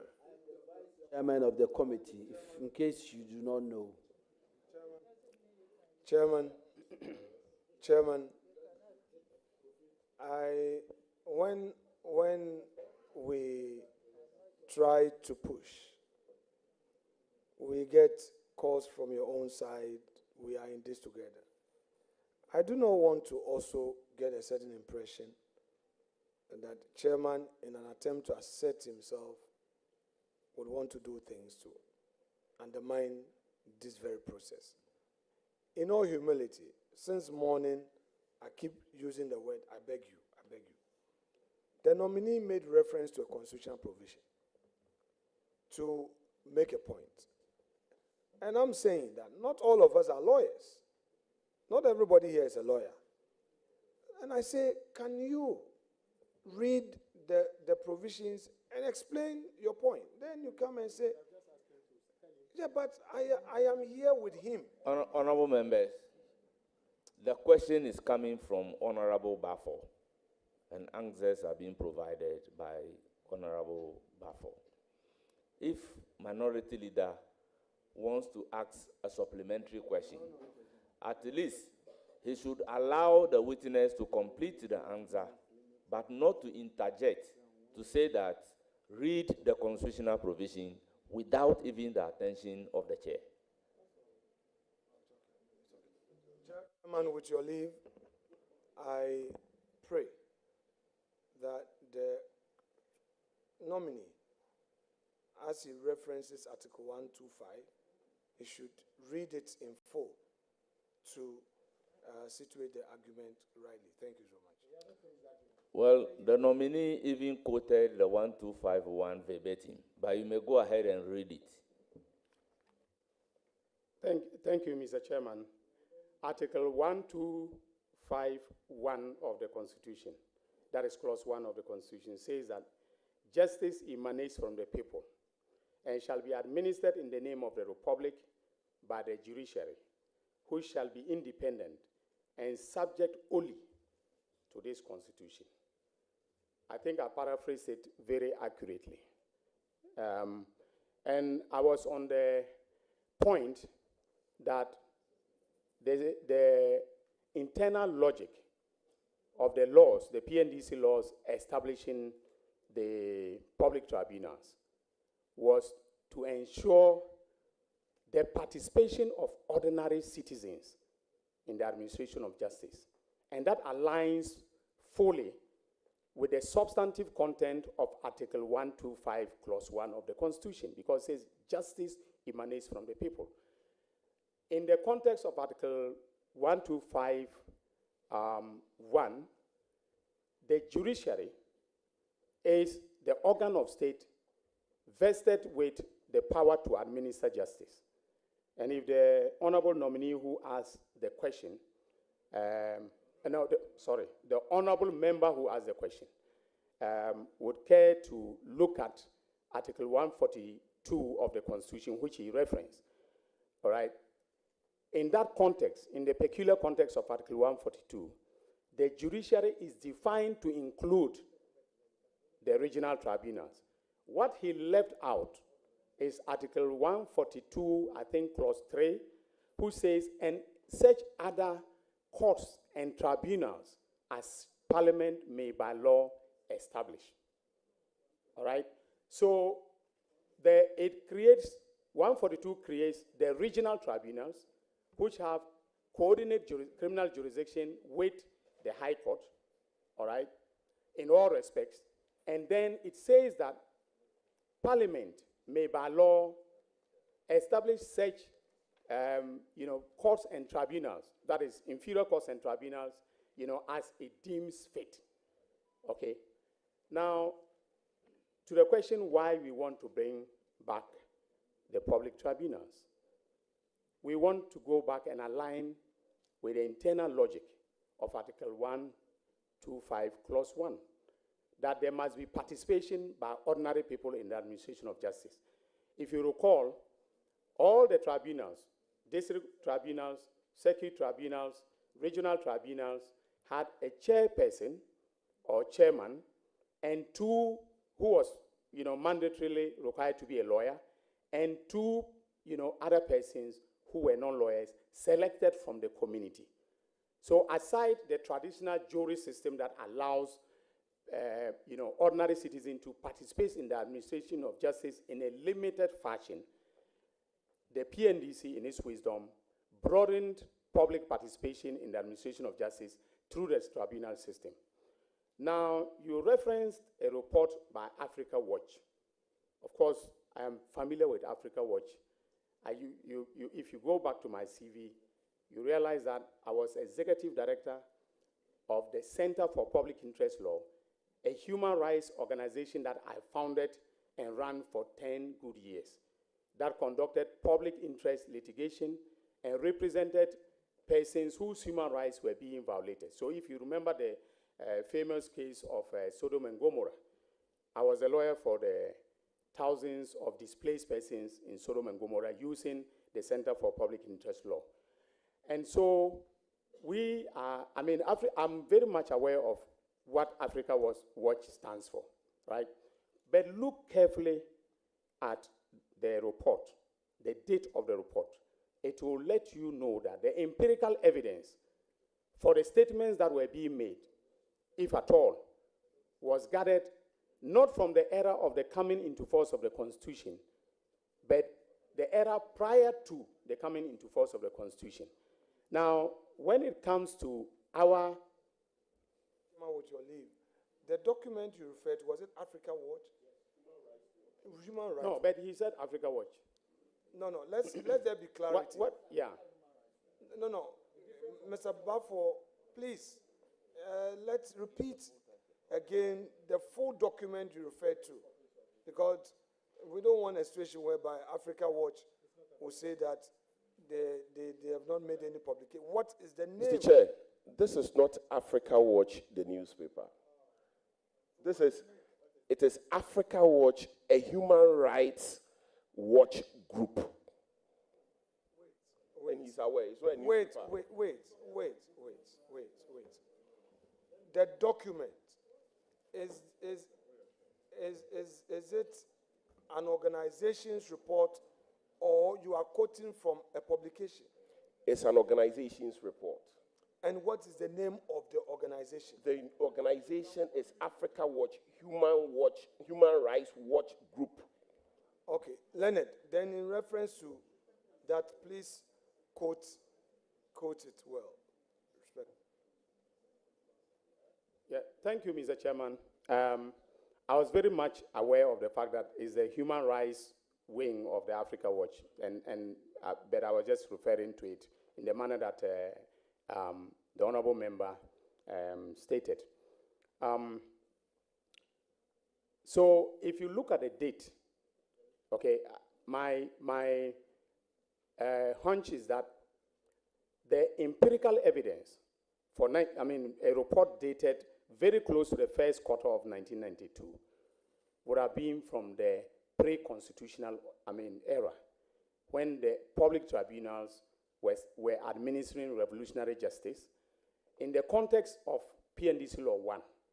Now, if you look at PNDC Law 1, there was no human rights chapter. That was the Grundnorm. That was the constitution, the fundamental law of the land at the time. There was no human rights chapter. In resetting Ghana, we will reset it in accordance with the 1992 Constitution. And the 1992 Constitution is very clear, that the sovereign power of Ghana rests in the people of Ghana, in whose name and for whose welfare the powers of government should be exercised in accordance with this Constitution. Governmental powers includes the powers exercised by the judiciary of our land. That includes the public tribunals. I believe that it is not your view, honorable member, that the public tribunals would not or are not part of the judiciary. They are part of the chapter on the judiciary.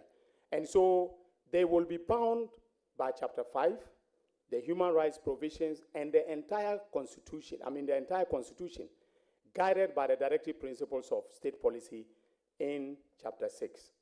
And so the proposal in our manifesto is to re-establish the regional tribunals with criminal jurisdiction that is, coordinate jurisdiction with the High Court.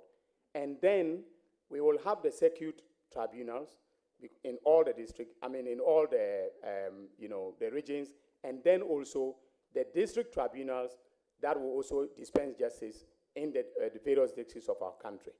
And I believe that if they are being regulated, and my proposal or my thinking going into this office is that we will enact a Public Tribunals Act That will be comprehensive, and that will, contain restrictions in terms of the conduct, of the affairs of the tribunals and the human rights violations that are, referenced in the Africa Watch Human Rights report will hopefully not occur. Not under my watch as the Attorney General of this Republic.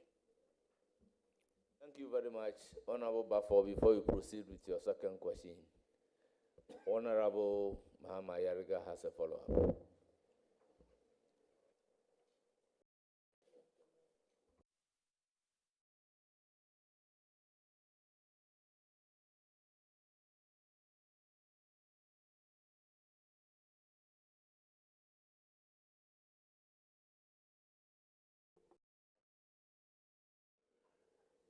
Honorable Attorney General nominee, do you intend to establish tribunals that will use caning and lashing of people as one of the punishments? Do you intend? Mr. Chairman, I do not, and that will not be permitted by the Constitution of the Republic. In fact, that will be inhuman and degrading treatment of our citizens.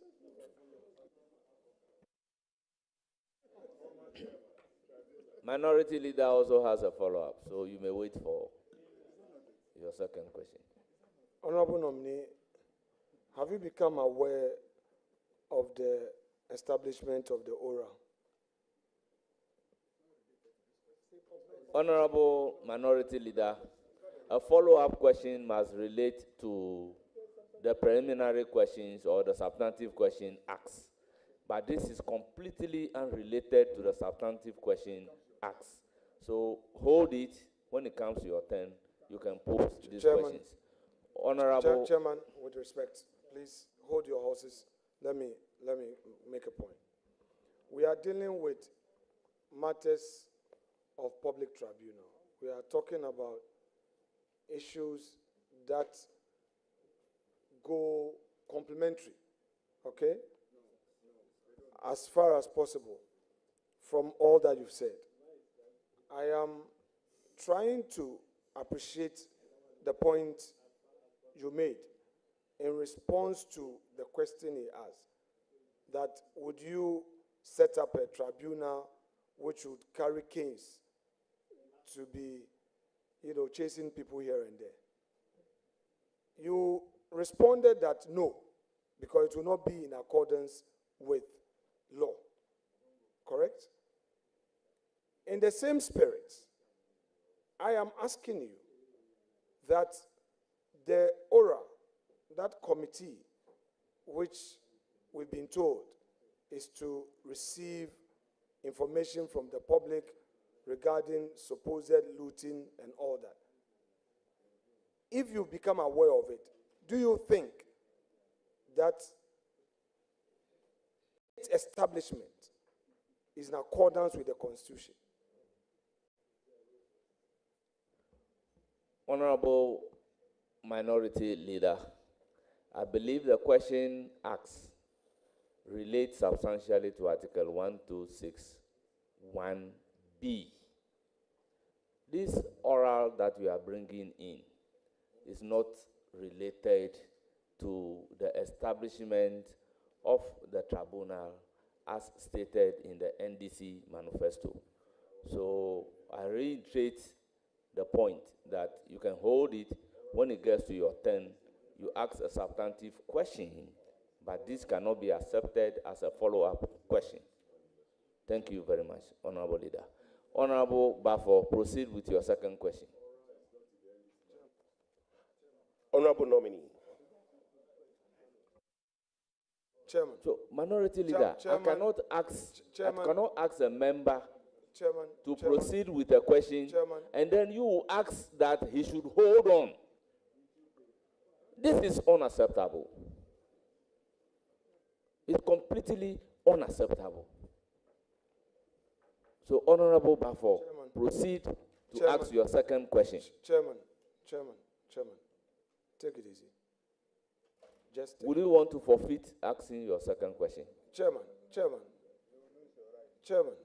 take it easy. Chairman, take it easy. Chairman, take it easy. Chairman, take it easy.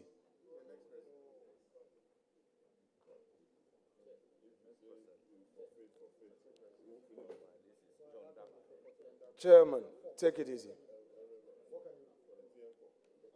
The nominee, please, he has raised a constitutional matter that if he tribunal with canes lashing people for the constitution, and he as AG won't do it. So I am asking, where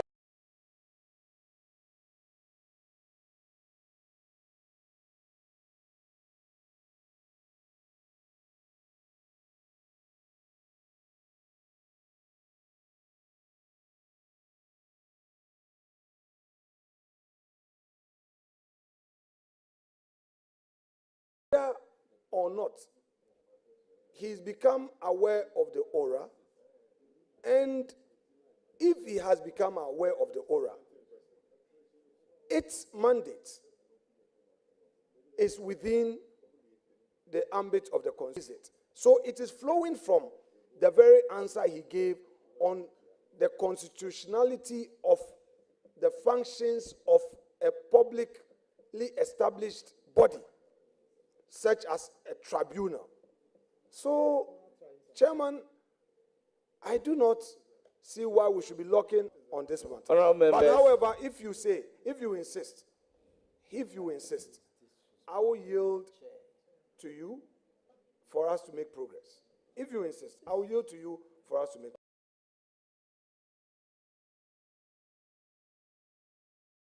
Honourable members, I insist that the question is unrelated. The question posed to the nominee relating to the establishment of the tribunal as contained in the manifesto of the National Democratic Congress. Honourable Bafo, may you proceed to ask your second question. Honourable nominee, the question was, what is it that the high courts, regular high courts, are not doing that you need the tribunals to cure? That, honourable nominee, I didn't hear anything. But importantly, on the question of the promise that you are not going to set up a tribunal that will cane people, honourable nominee, are you aware that there is the criminal practice and procedure of this country is regulated by statute, and that statute does not include private citizens called ORA gathering evidence which will be handed over to the Attorney General to prosecute? Are you aware that there's nothing like that in the criminal, in the statutes of this country? Are you aware? Yes or no?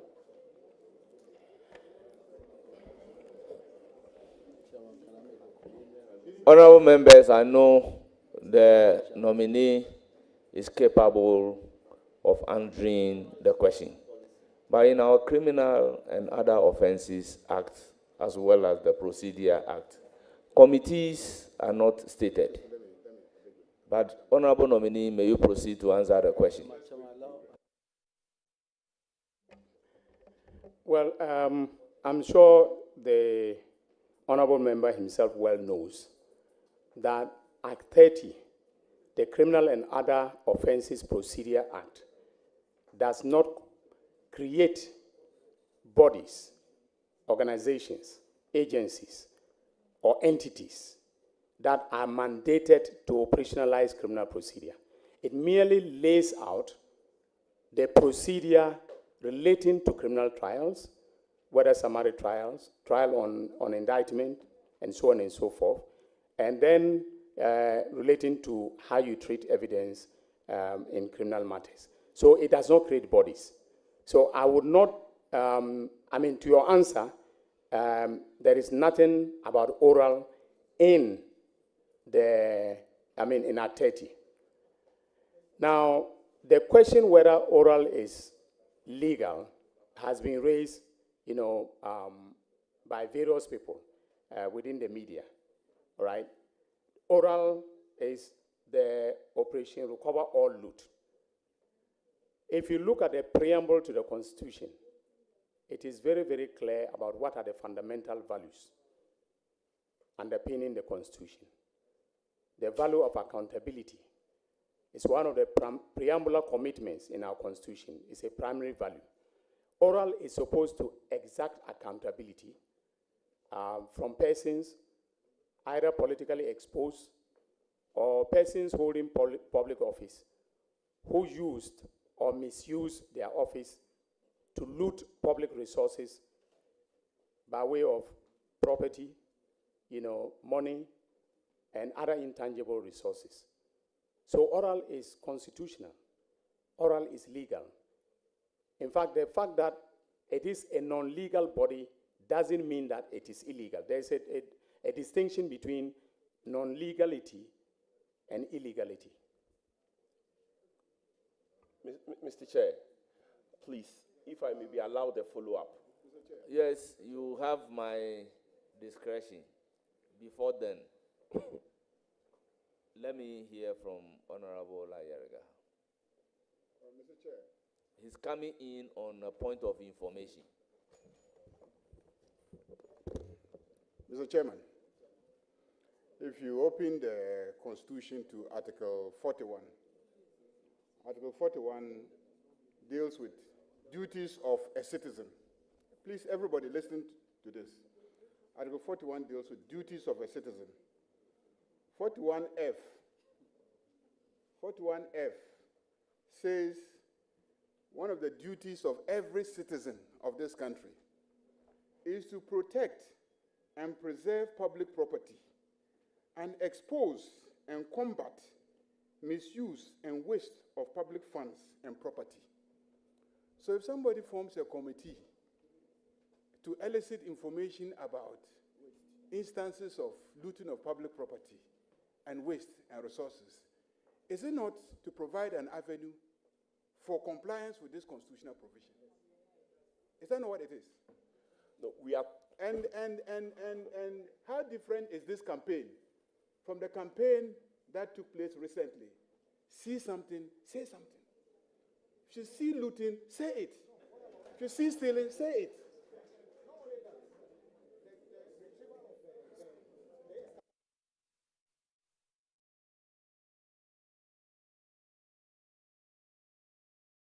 Mr. Chair, my follow-up. Honourable members,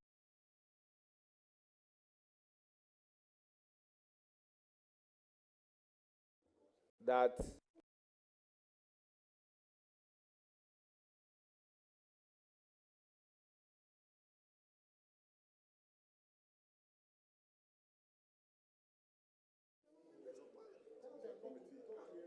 Honorable Ayerga, you are even not supposed to react. So observe the proceedings in silence. Honorable Ayerga, we are grateful for the point of information. Okay, you want to ask a follow-up question? Before my last main question. You are permitted to ask the follow-up question. Mr. Chair, it is very interesting to note that notwithstanding Article 41F, the Criminal Offences and Procedure Act, Act 30, provided or has made provision for investigations, arrest, and prosecution of criminal offenses, and it still doesn't include oral or private individuals acting. But my follow-up is this. My follow-up is this.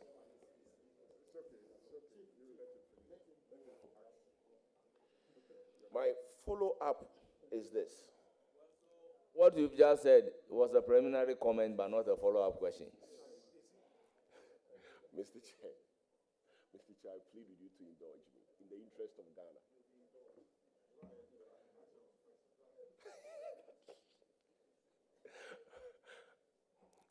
Roxanne, you promised to protect. Please go ahead with your last question. Okay. So, in the year 2010, the NDC administration under Professor Mills commissioned the Constitution Review Commission that presented its report in the year 2012, for which a white paper was issued in June 2012. Hope you remember. Good. Now, you spoke extensively seeking to justify tribunals, the establishment of tribunals. At page 21 of the report of the Commission of Inquiry, of the white paper on the report of the Constitution Review Commission, at page 21, the white paper stated as follows: maintenance of regional tribunal in court structure. Government accepts the recommendation that regional tribunal be abolished and matters handled by them incorporated into the regular court schedule. Government, however, holds the view that the chairman of the regional tribunal, if any, should be absorbed into the judiciary as high court judges. This is by an NDC government. The question is that when you had previously accepted the commission's report to abolish the Commission of Inquiry, to abolish tribunals, and now you say you are bringing it back, is it not double speaking? Especially when you have also failed to provide before us what the High Court is not doing that you want to correct with the tribunal. Is it not double speaking without any justification?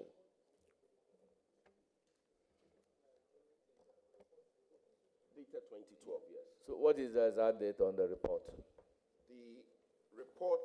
You are referring to the white paper? I'm referring to the white paper. The report of the Constitutional Review Commission? I'm referring to the government white paper stating its position Very well. on the report. Very well. Honorable nominee, your response. Yeah, thank you, Mr. Chairman. I'm very much aware of the position stated by the honorable member. I was very intimately involved in the work of the Fiajo Constitutional Review Commission, which was headed by my own good friend and former colleague, whose secretary was my own good friend and former colleague, the current dean of the University of Ghana Law School, Professor Raymond Atuguba. I am also keenly aware of the fact that the government white paper accepted to abolish the recommendation of the commission to abolish the regional tribunals. However, an American justice of the Supreme Court, a justice of the Supreme Court of the US, very famous, Oliver Wendell Holmes, he once said that the life of the law has not been logic, but experience. When experience has taught us that there are deficiencies in our justice system. In fact, when the honorable nominee was talking about the honorable member, I'm sorry, I have been here since 9:30, you have to forgive me. When the honorable member was talking about delays, he's a legal practitioner and he knows that the traditional court system is also plagued with a lot of delays. You also know that sometimes they disregard the fundamental human rights of citizens. During the tenure of your own government, Afoko, Gregory, when a court of law ordered that he should be granted bail, you still callously detained him, and he's in detention now. That's a violation of the right of Gregory Afoko to liberty. So these things occur whether you are dealing with the traditional court system or a tribunal system. Okay? The good thing is to have men and women of integrity who will administer the law or administer justice in accordance with law. And that is what we are seeking to do with the re-establishment of the public tribunals. I think that our experience has taught us that the participation of ordinary citizens in the justice system is a good thing. And that is why, having thought about it, we are re-establishing it.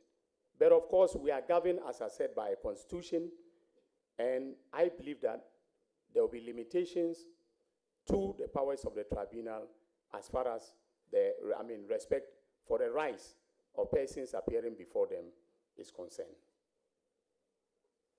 Thank you very much. I recognize Honorable Roxanne Nelson Kwame Eche Dafamapo for a supplementary question. Chairman, thank you very much. Professor Aini, you are welcome. Thank you, Mr. Chair. You taught me, and you taught me well, and I'm very happy that you got this nomination. Now, you're also my chairman of the Subsidiary Legislation Committee, and I second chair you, and I know the quality that you put into your work. So you also taught me legal system. So let me clarify this. Are you actually saying that you are going to establish or create these tribunal courts, or you are going to implement the law?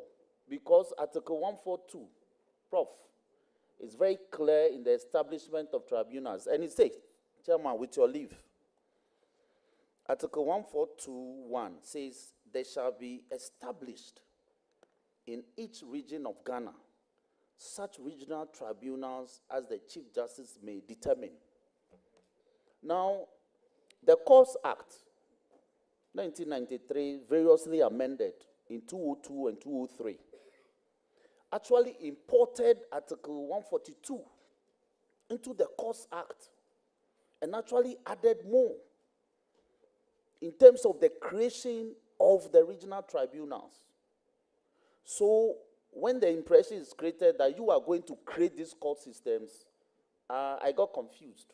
So I want to find out from you, are you going to rather implement the law, asking that regional tribunals be established, shall be established, or is going to be your creature by policy? Chairman, thank you. Mr. Chair, on a point of order, he said that the Courts Act. You don't have the floor. He says. You do not have the floor. Even at point of order, I need to give you the floor. Honorable nominee, may you proceed to answer the question? Well, I agree with my former student that I taught him well. He's drawn a distinction that I glossed over. The tribunals are actually established by the Constitution under Article 142. Now, the Courts Act was variously amended, and sorry, Mr. Chairman, but I don't have the amendments here, but I do remember vaguely there was an attempt to delete provisions relating to the tribunals by the VCRAC CRAP committee. So if you take the compendium, the green compendium, I think that was where it was done. And the idea was to take them out, in terms of the statutory implementation. So what I would do, if Parliament gives me the nod, is to overhaul the law relating to the public tribunals by bringing a new bill that I will introduce rapidly, because the president has hit the road running, and we, his nominees and his appointees, are his, supplementary wheels. We have to help him, to run as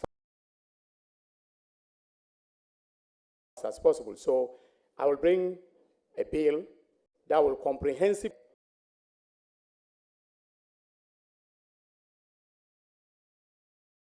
implementation of the letter and spirit of Article 142 of the Constitution. Thank you very much, Mr. Chairman. Thank you very much. Yes, you want a point of order. Is the point of order relating to the answer or the question being asked? Mr. Chair, both. It made reference But to an you amended. know, under the rules, you cannot take a point of order on a question being asked. Mr. Chair, on the answer. On the answer. Now, tell me what exactly is the answer that you are taking the point of order on? Mr. And Chair, what is your point of order? Very respectfully. The Courts Amendment Act of 2002 amended the Courts Act of 1993 to abolish the district and community tribunals. So the only tribunal which remains on our statute book is the regional tribunal, which the Constitutional Review, government has accepted the Constitutional Review Committee's report to abolish. So that is the only tribunal which is on our statute book. So how different is that from the answer provided by the nominee, that he doesn't have the Court Act here, but he believes of an attempt to take it off from the Court Act? So it's not different. Mr. Chair, very respectfully, this is a committee of record, so it is important that records are set so that listeners will know that it doesn't exist anymore. Then to pose a question is John Dako.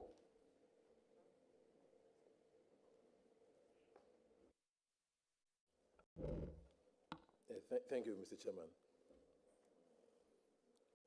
Honorable nominee, I'm sure you are aware of a company called Cassius Mining. That company obtained a grant of prospecting license from the Minister for Lands and Natural Resources sometime in 2016. Actually, 14 days after the Mahama administration had lost power. The company at the time did not comply with the prospecting license. And they had made an application for renewal of the prospecting license. Following that, Honorable nominee, you became the counsel for Honorable Member, Cassius Mining. do you have the evidence that the company did not comply? And in any case, that particular company is not before us. So you know the rules relating to speaking about persons who are not before us and will not have the opportunity to defend themselves. So be guided. Thank you, Mr. Chairman. So following that, Mr. Nominee, you became the counsel for Cassius Mining and made demands on the government for renewal of the company's prospecting license. In fact, Mr. Nominee, you, as a lawyer for the company, you wrote a letter dated 21st February 2020, attention the Chief Executive Officer of Minerals Commission. You stated variously, but in particular, clause 4 of your letter to the Chief Executive of Minerals Commission, you stated that the fact that the two shareholders of the company prior convictions cannot vitiate the license, it is not a relevant consideration. You stated, Mr. Nominee, that it is spurious and disingenuous for you to suggest that the minister can, on this basis, refuse to grant the license renewal. But even if it were so, damages will still flow and the government of Ghana will remain liable. Mr. Nominee, it will interest you to know that about 2 weeks ago, this company, Cassius Mining, for which you were once their legal counsel, has filed an arbitration against the government of Ghana, claiming in excess of 440 million United States dollars at the London Center of International Arbitration. the Attorney General of the Republic of Ghana is supposed to defend the Republic against all claims, including one such as this. Now, you were once the lawyer of this company. You believed in their claim against the government of Ghana. Mr. Nominee, are you going to ensure that when the Republic goes to defend this claim, the Republic of Ghana will not be burdened with this $441 million? And I'm saying this because of the appearance of conflict of interest.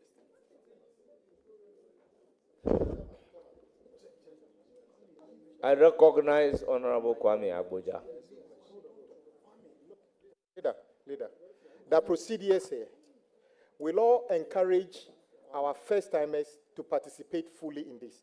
Indeed, that is why our side and the side of the minority brought in first-time MPs. But in this committee, you can lay preamble to ask your question, but not to make, endless statements. And I sit here and I ask myself, when is the question going to come? So, Chairman, can you direct that it is not against the procedures here to lay a preamble, but that must be brief, then you go to your question. Because I get lost as to whether somebody is making a statement or asking a question. You see, Chairman, people, Honorable Whip, people sit outside and sometimes they bash the members of the committee. Being outside and having the opportunity to ask the question are two different things. We now have the opportunity, pose the question, but I will allow the nominee to provide an answer. Thank you, Mr. Chairman. Mr. Chairman, the honorable member is right. I have been instructed previously by Cassius Mining. I filed pleadings in the High Court in Bolgatanga together with my junior partner, Mr. Gorin Tamaklo. We litigated, various applications before the courts. I want to put it on record that I'm no longer Cassius Mining's lawyer. However, I'm keenly aware of the fact that the Constitution prohibits a situation where a public officer puts himself in a position where his private interest conflicts with the performance of his public duties. As Attorney General of the Republic, I will be the Republic's lawyer. As the Republic's lawyer, I am supposed to act in the best interest of the Republic, in accordance with the best traditions and ethics of the legal profession. I will not, in any manner whatsoever, compromise the interests of the Republic of Ghana. Honorable member, if you care to know, and I'm sure you are very well aware, that I was Deputy Attorney General under the former Attorney General, Honorable Marietta Brew. And for 4 years, we handled that ministry in such a way that the US government described the Attorney General's office as a corruption-free zone. We handled the ministry in such a way. You are not supposed to take part in the proceedings. So remain silent and observe the proceedings. You are only here to observe. So, Mr. Chairman,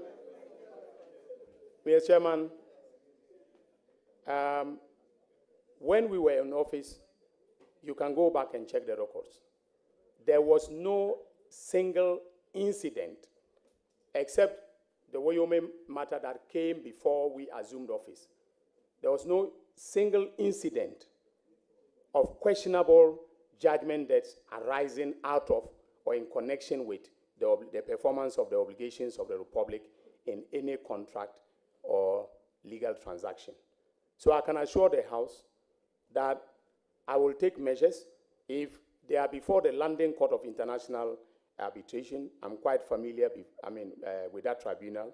I've appeared before that tribunal several times, and I can assure you that I will put in the measures that will ensure that the interest of the Republic is not compromised. Thank you very much. To follow up, Mr. Chairman, with respect. Yes, go ahead. Mr. Nominee, do you believe in the propriety of their case against the Republic?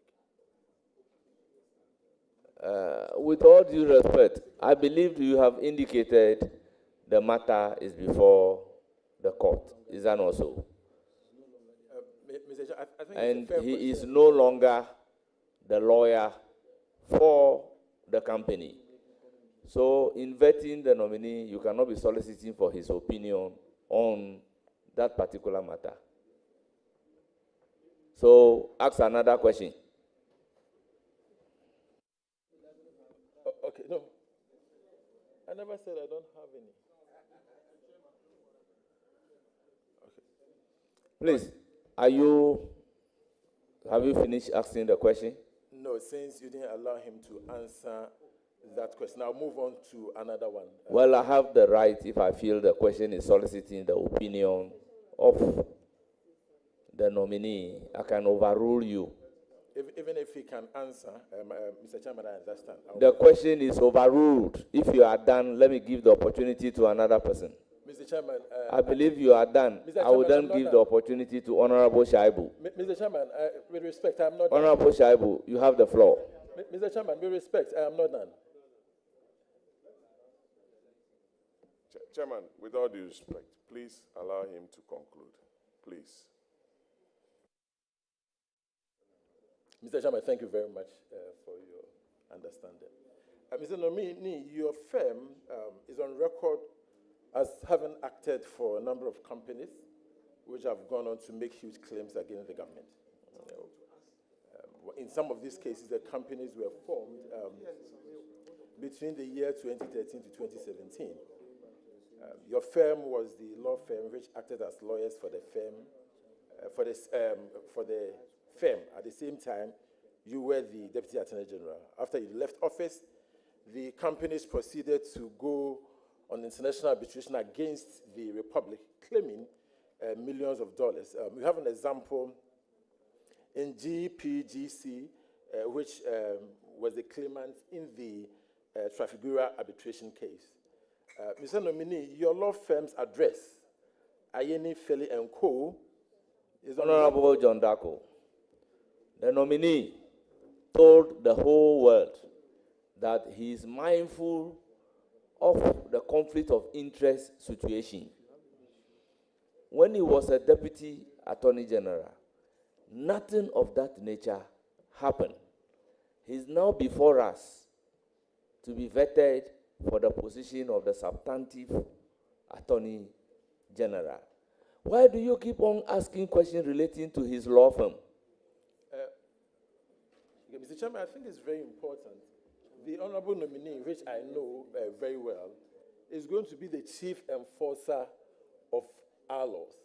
And so, Mr. Chairman, and he's capable, I know him very capable of answering any question posed to him. It is so not if the he capability.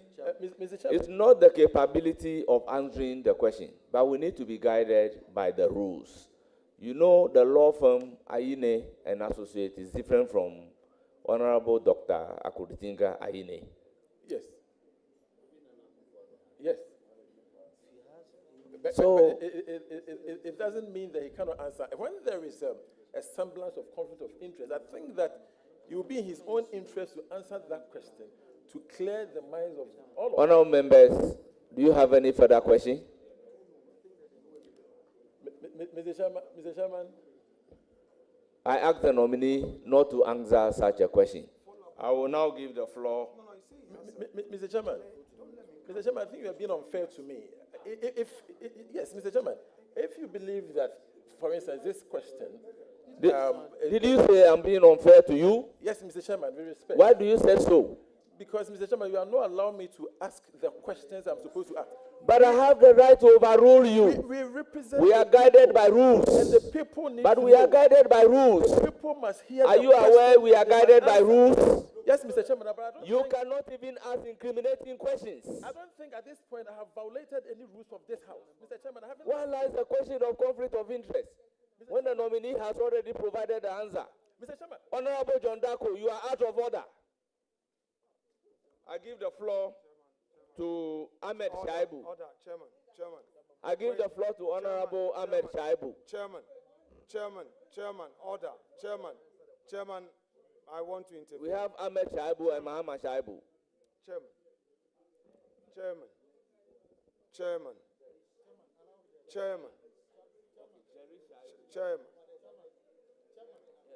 Chairman, colleagues. So, Honorable Minority Leader, you have the floor. Chairman,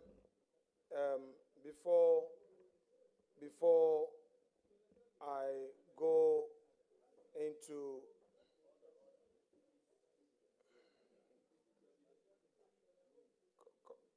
colleagues, please, let's resolve matters. Chairman, I am making this point. If you check our rules book, you have the chairman of the committee, and you have the vice chair, and you have the ranking, and you have deputy ranking. In principle, what our standing orders is trying to say is that there is a presumption, a co-chair of this exercise. Otherwise, if you will never, you would always want to have your say, but you don't want others to speak. That is your problem, NDC. That is your problem. Yes, we don't. Okay, if that is what you want to do, you're right. No problem. You will listen to me, Chairman. You can't say out of. You can say you've said that to my members. If you now want to extend it to me that I'm out of order and order, let's have it. If the standing orders, can the vice chair leave? If the standing orders has Can I finish? Can I finish? Can I finish, my respected vice chair? Can I finish?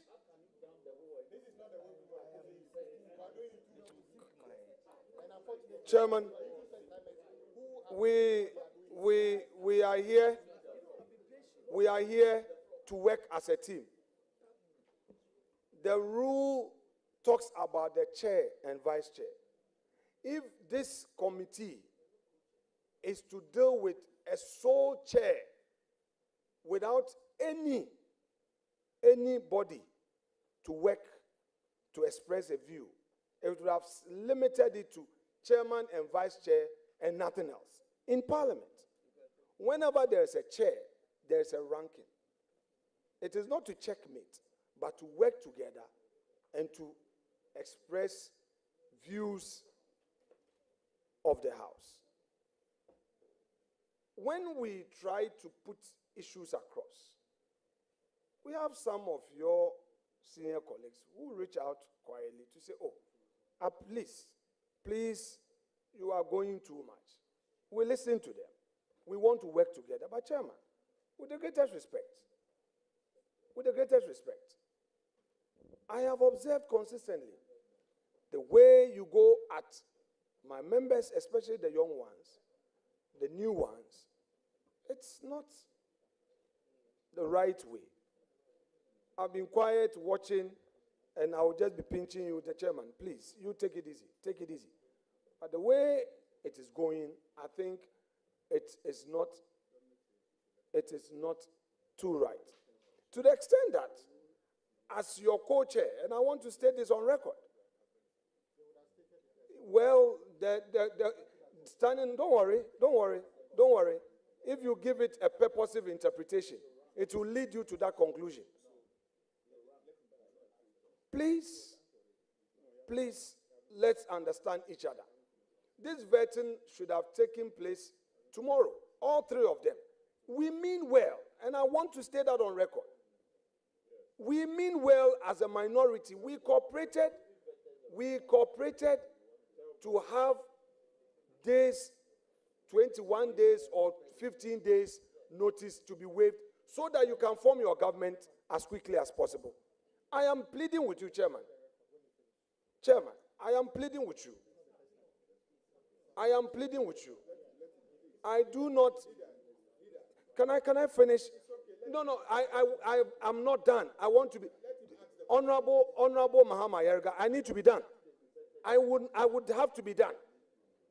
I do not like this situation whereby your side is still behaving as though you are in the minority. You are not in the minority. You are now in government. You are now in government. Please, we mean well. It is the reason why we are here. Stop the approach you are adopting. I am pleading with you. I am humbly pleading with you, Chairman. We plead with you. The approach will not help all of us. The approach will not help all of us. You see, honorable members, I will give the floor to... Chairman, he did not finish. Please. No. Chairman. The gentleman, no, Chairman. No, he didn't finish. No. He had called somebody. Chairman, all my plea is... Chairman, I beg you, allow him. Chairman, please. Chairman, please. You see, honorable members, we don't sit here to gag any member, but we rather give you directions. The fact that we are guiding and giving you directions as an honorable member of parliament, you should take a cue and proceed. If I want to apply the rules strictly, as the former First Deputy Speaker have been doing, what happened today, we may not be experiencing some of those things. According to him, you are asked to ask a question, you ask the question, but we have allowed you to run commentaries, sometimes to read write-ups before asking the question. So I would urge all of you, particularly the new members, to take guidance from the chair. We are here to guide you. We are to guide you. So if you still have one more question, you may proceed to ask the question.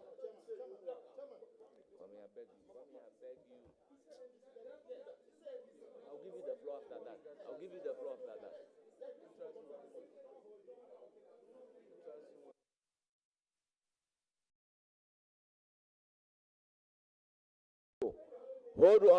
Hold on with your question. Let me give the floor to Honorable Kwame Agboja. Chairman, you see, nothing happening today. Please, let's have order. Order. Chairman, what the minority leader said about NDC being intolerant, or they have been more cooperative, is totally untrue. Mr. Speaker, Mr. Chairman, we've had situations when the president nominated people on Friday, and we came here on Saturday to vet the people. No advertisement or anything. So what is the minority leader talking about? That they have been more cooperative than us? That is not true. What we are saying is that, yes, indeed, we've had first-timers in the House, indeed, in the chamber. We've seen first-timers from both sides walking across the maze because they were not yet gone through orientation.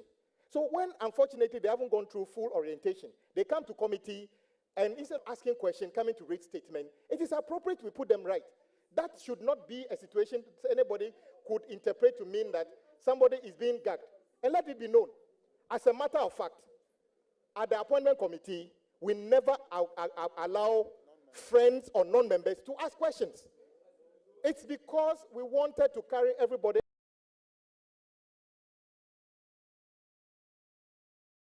along. That is so, Chairman, I would encourage you once again, stick to the rules. When you give an opportunity to somebody to ask question, let that person ask the question, and let's move on. This endless rhetoric of trying to quote things and never relate it will not help anybody. Mr. Speaker, Mr. Chairman, let's make progress, but let everybody who gets opportunity ask the question and let answer the question. Chairman, I also noticed, anyway, you go on. Thank you very much, Honorable Naomomo Latte. Thank you, Mr.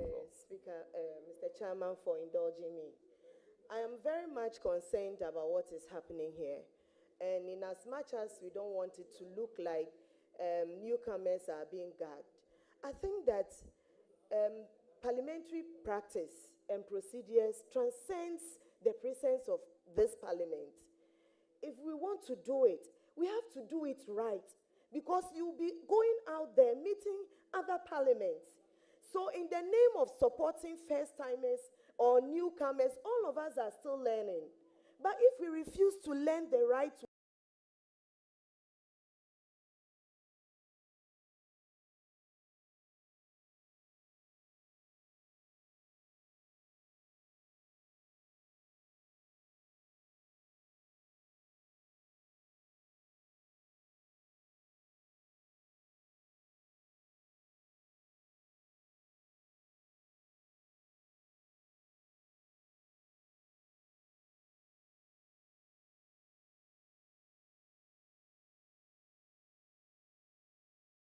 we will go out there and Thank you very much. We've been patient the whole day. Sometimes you get up and put on the microphone. We've been tolerant.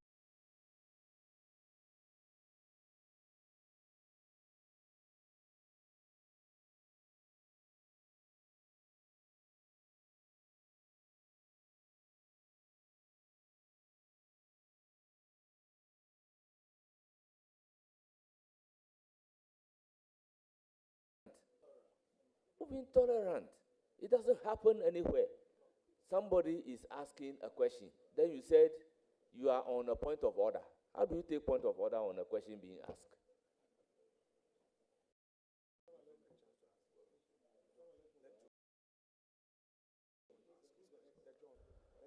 Well, you said you have one question more. May you proceed?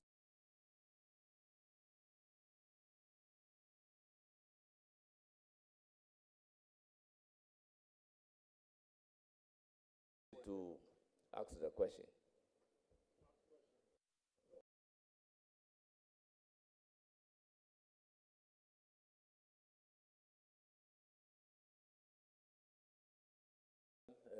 Thank you very much.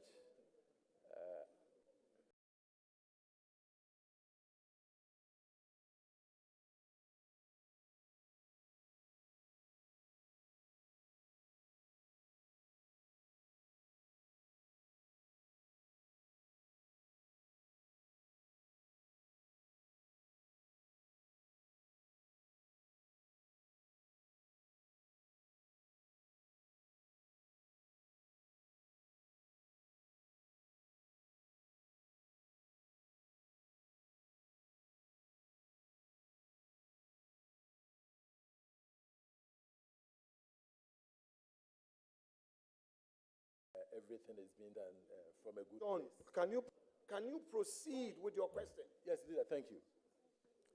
So, honorable nominee, my question is, have you... Before us has just gone through election and was elected the 4th time as a member of parliament. Elected the 4th time as a member of parliament and sworn in as a member of parliament. So let us be guided by the constitutional imperative in Article 78 and 94. Thank you, Mr. Chairman. So, Mr. Nominee, your law firm, that is Ayini, Feli & Co., is on record to have been used as a registered address for a company called GPGC. Now, my question is, did you advise on the agreement between GPGC and the government of Ghana, of which you were the Deputy Attorney General then, and which led to a judgment debt of $134 million against the state. Okay. So, Mr. Chairman, it is important to set the record straight because this is a House of Record, this is a Committee of Record. I became Deputy Attorney General, I think, in April 2018. When I was nominated, because I did not have the right to practice, my firm, or the firm of lawyers to which I belonged, was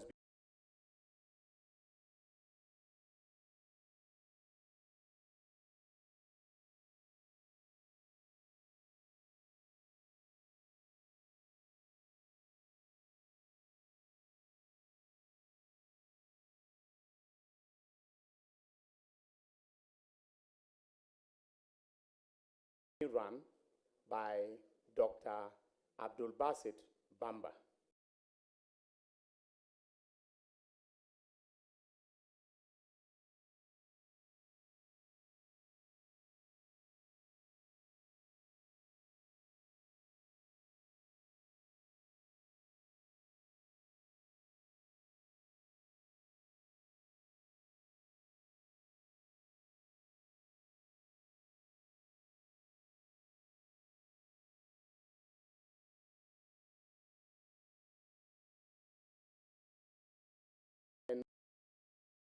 And when because I came from academia, and one of the things that, the subjects that I taught, and I'm sure you took my natural resources law course, I was the head of the natural resources law department that included, petroleum. So she, subject to reporting to her, I was in charge of the petroleum and energy aspects, of any transaction that came to the department. Yes, so I issued a legal opinion on GPGC, all right, which was, because the PPAs are standard, the provisions are standard, you can take any.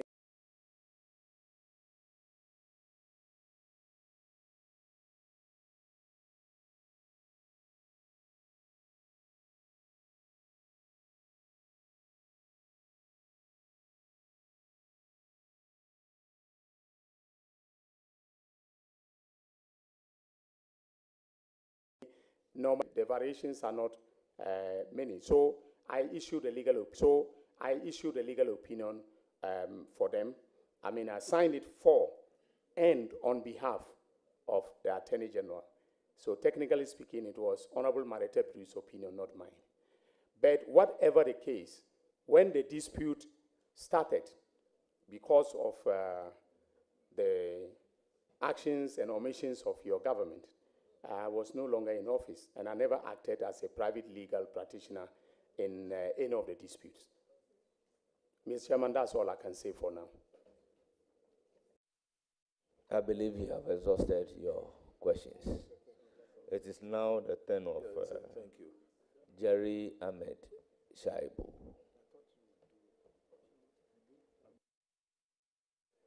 Mr. Chair, thank you very much. The name is Shaib, S-H-A-I-B, with all due deference.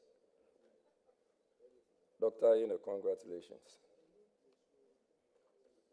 Thank you. Doc, in 2021, during the hearing of the election petition, you were cited by the Supreme Court of Ghana for scandalizing the court. The matter was referred to the General Legal Counsel. The matter is still pending. My view and my question is that, are you, with all due deference, not in the position to have the matter resolved before you take up this high office of Attorney General and Minister of Justice? Thank you. Thank you, Mr. Chairman. Thank you, Mr. Chairman. Honourable member, before you come in, the matter is pending quasi-judicial decision. I believe we have a lot of members of parliament who have been sworn in with the matter pending judicial decision. To what extent does a member's involvement in a pending lawsuit disqualify him from being a member of parliament, let alone a disciplinary proceedings against a member? So, with all due respect, we need to be fair to all manner of people, and we ask very fair questions to the nominees. So, ask another question with all due respect. Mr. Chair, thank you very much. I'm not too sure if I can respond to your question before going to the other question. See, that is why I've indicated that the practice in the House is that you are guided by the chair. You are guided by the speaker. So you take the guidance and proceed accordingly to ask another question. Very well, Mr. Chair. I take a cue. Dr. Ayine, during the Mills Mahama government, in which you served as the Deputy Attorney General, the state lost a number of international arbitration cases and local ones as well. And to a larger extent, some amounts of monies involved were quite humongous. My question is that how do we prevent the recurrence of such situations? And the case that comes to mind is the Balkan case. Thank you. Thank you very much for your question. Nominee, your answer, please. Yeah, Mr. Chairman, there is never a perfect government. And so sometimes public officers act in a manner that incurs liability for the Republic. But as I said, when we were in office, we did very well in trying to prevent such situations. The Balkan situation arose before I took office as Deputy Attorney General. And in fact, by the time I was Deputy Attorney General, the arbitration was at an advanced stage. In fact, I think they were awaiting the award, and the award came down in favor of Balkan. I think it was about $12.5 million or something to that effect. $13 million in favor of Balkan. For us to be able to prevent such situations, state actors, I mean the ministries, departments, and agencies, and the public officers must make sure that they do the right thing. So, for instance, one of the things that I want to emphasize, which we started briefly before we left office, was for us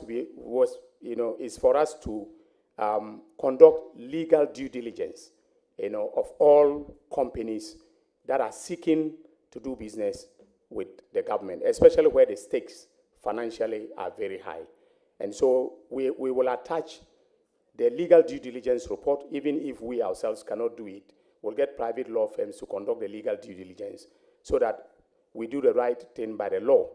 Mr. Chairman, I think we're all in this country when a certain huge transaction came before Parliament, and then when the company was being traced to London, we realized it was a hairdressing salon, CNTC, and it was not President Mills who was in power. It was not His Excellency John Dramani Mahama who was in power. It was His Excellency John Agyekum Kufuor, a man that I respect very much, whose government was in power. It was a hairdressing salon, Mr. Chairman. Thank you very much. Any follow-up question? Last one. Thank you, Mr. Chair. Dr. Ayine, so my last question is, what are the kinds of agreements that ought to receive parliamentary approval under Article 1815 of the 1992 Constitution? I'm surprised my former student is asking me this fundamental question. Where there are loans, loans and, international economic or business transactions in which the government of Ghana is party, or to which the government of Ghana is party. Thank you, Mr. Chairman. Thank you very much. We now take a question from Honorable Samia Uku. Mr. Chairman, thank you for emphasizing that a question. Congratulations, nominee. Doc, I want to refer you to an interesting case, a case of a company called Eland International. And I want to believe that you are familiar with the company Eland International. And in laying the foundation, just for a minute before my question, Eland International, sometime in our history, had a case and made a claim subsequently to the international arbitration, where, as we speak, since 2005, they only waited to file these arbitration claims of $320 million against the government and the state of Ghana.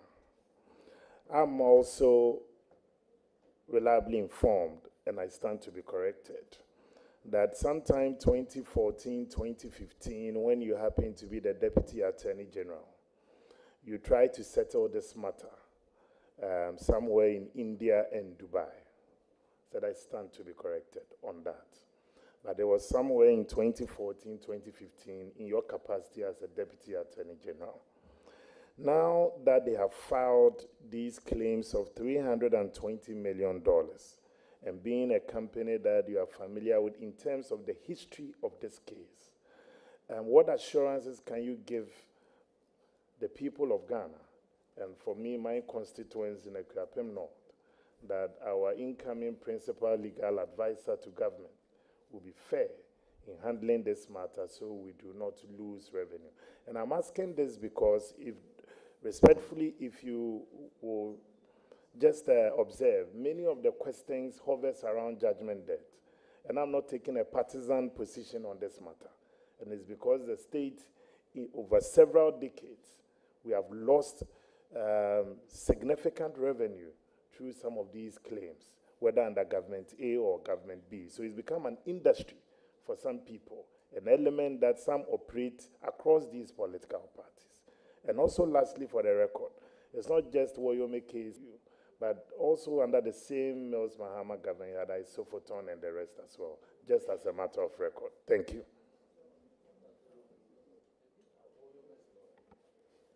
Thank you very much. May you proceed to answer. Thank you, Mr. Chairman. I want to put it on record that I have never served as counsel for Eland. Yes, I was involved in two aspects. One was the case, the famous promissory note case that was brought by Standard Bank Offshore Trust against NIB. And then I served as the lawyer for NIB. As the first defendant, Eland was the second defendant, but had a completely separate legal representation. So I've never served as their lawyer, so I'm not conflicted in any way. I also want to put it on record that I am not aware of this arbitration that you have referred to. And Mr. Chairman, I believe we are a committee of parliament, but there are certain rules and practices and conventions of the legal profession that we need to abide by very, very carefully. When a matter is pending before arbitration, you are not even supposed to discuss it. That's what is the position. Even when an award has been granted, especially when it is before bodies like the London Court of International Arbitration, the International, the Permanent Court of Arbitration, etc., you are not supposed, to discuss them. But as Attorney General, I will take all the steps that are necessary, as I said, to protect the interests of the Republic. Because once I'm sworn in, the Republic is my is the only client that I have. And I must act in the best interest of the client in accordance with the ethics of the profession. So I will do everything in my power to ensure that we defend vigorously the interests of the Republic in this arbitration that you are referring to. Thank you very much for your answer. I will allow you one follow-up question, if any. Thank you very much, Mr. Chair, and thank you for your generosity this evening. Mr. Chairman, I think it will also be hugely unfair for the Parliament of Ghana to be precluded from discussing a matter because it's also pending before the arbitration, because it has significant bearing on our finances. And as we all know, we are not in normal times as far as revenue is concerned. The matter that I raised was to draw your attention. Once you are not aware that they have filed an arbitration claim of $320 million, I'm only informing you in advance so that, God willing, when you are gifted with that opportunity, it should be one of the issues before you. Because once they have made that claim, it is clear that they are taking steps to extract that from our very dry pocket as well. Thank you. Is that matter still pending? Yes. Because in fact, they have filed a claim in November, and that's why I'm informing the incoming Attorney General about it. Well, be guided of the fact that we cannot be commenting on the matters of judice. I take you from you, Chairman. Thank you very much.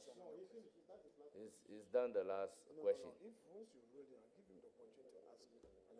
No, it was not really a question. You are just seeking the indulgence of the nominee. Is that not so? Exactly. Then I came in to say that, is that matter pending a judicial decision?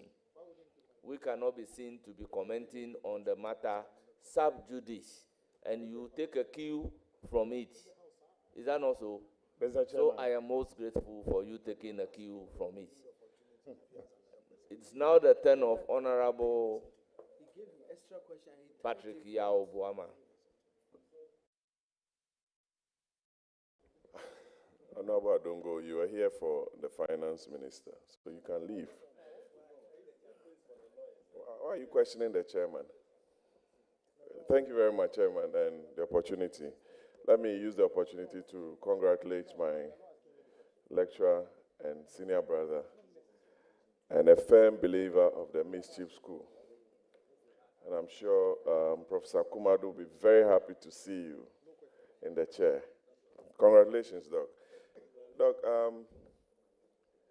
we've been talking about aura, special prosecutor, and what have you. People want to find a very quick way in administering criminal trials in this country. The immediate past Attorney General came to the floor, introduced an amendment to Act 30. It went through first reading, second reading, and consideration stage. But it could not see the light of day because we could not take it through the clause by clause and also the third reading. Would you consider reintroducing the bill to enable your office take the necessary steps in the reforms proposed therein in our criminal justice system? Thank you very much.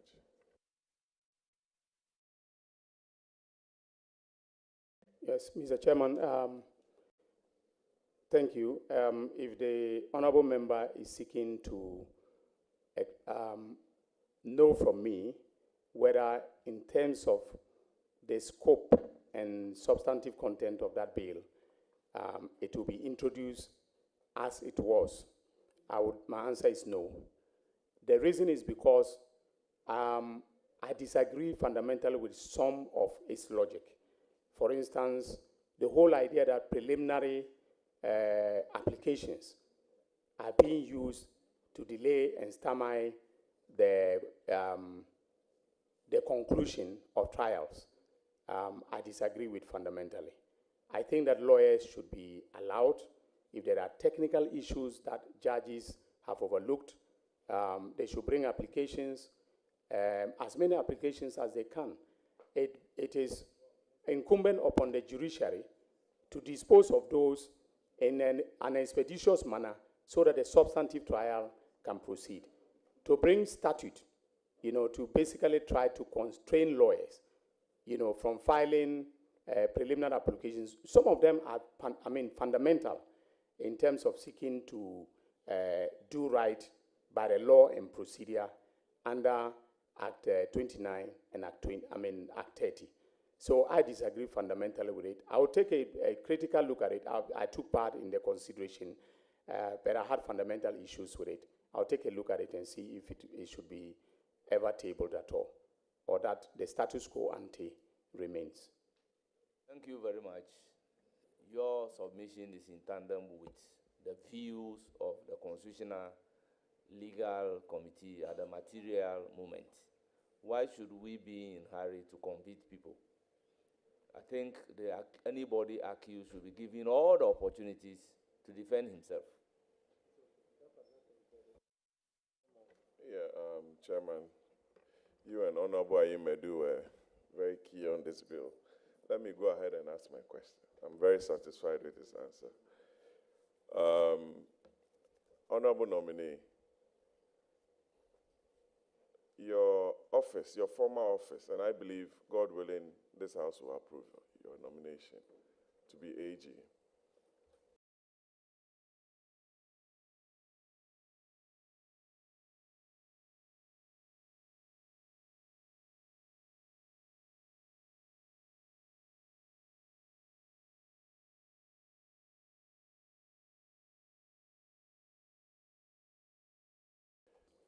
The staff and the resources available to fight some arbitration cases. They did not hire any external or foreign counsel to assist their office, and they were successful in most of the cases. I'm sure you're aware of it. The ADR Center has been activated and set up in accordance with law, for which I believe that the forum for some of these arbitration proceedings ought to be Ghana, to save cost and to use the capacity. You are going to occupy the biggest chamber in the country. Are you going to assure the country that you will not expend so much money in the hiring of foreign counsel, and you situate the hiring of foreign counsel and you situate arbitration within the confines of the country, so that lawyers and practitioners and the big staff that you have at the AG's department will have access to the ADR Center and practice their profession? Thank you. I will otherwise term your question, the bar must prosper. Honorable nominee, you may proceed to answer the question. Okay. Thank you very much. The use of in-house expertise is not new, but sometimes it may be the case that certain matters are specialized areas. There's no in-house expertise, to handle them. And sometimes they are also complex. And if the jurisdiction is not Ghana, and you're not familiar with the law and practice of the seat of the arbitration, you have to be careful that you take, you have to be careful in not disregarding any advice to bring in lawyers from that jurisdiction in order to be able to conduct the case very well. So yes, I will consider the use of in-house expertise, but it's not exactly true that they use in-house lawyers throughout. The Attorney General kept saying that, but during the transition, we had evidence that they consistently paid foreign lawyers millions of dollars to do cases for this republic.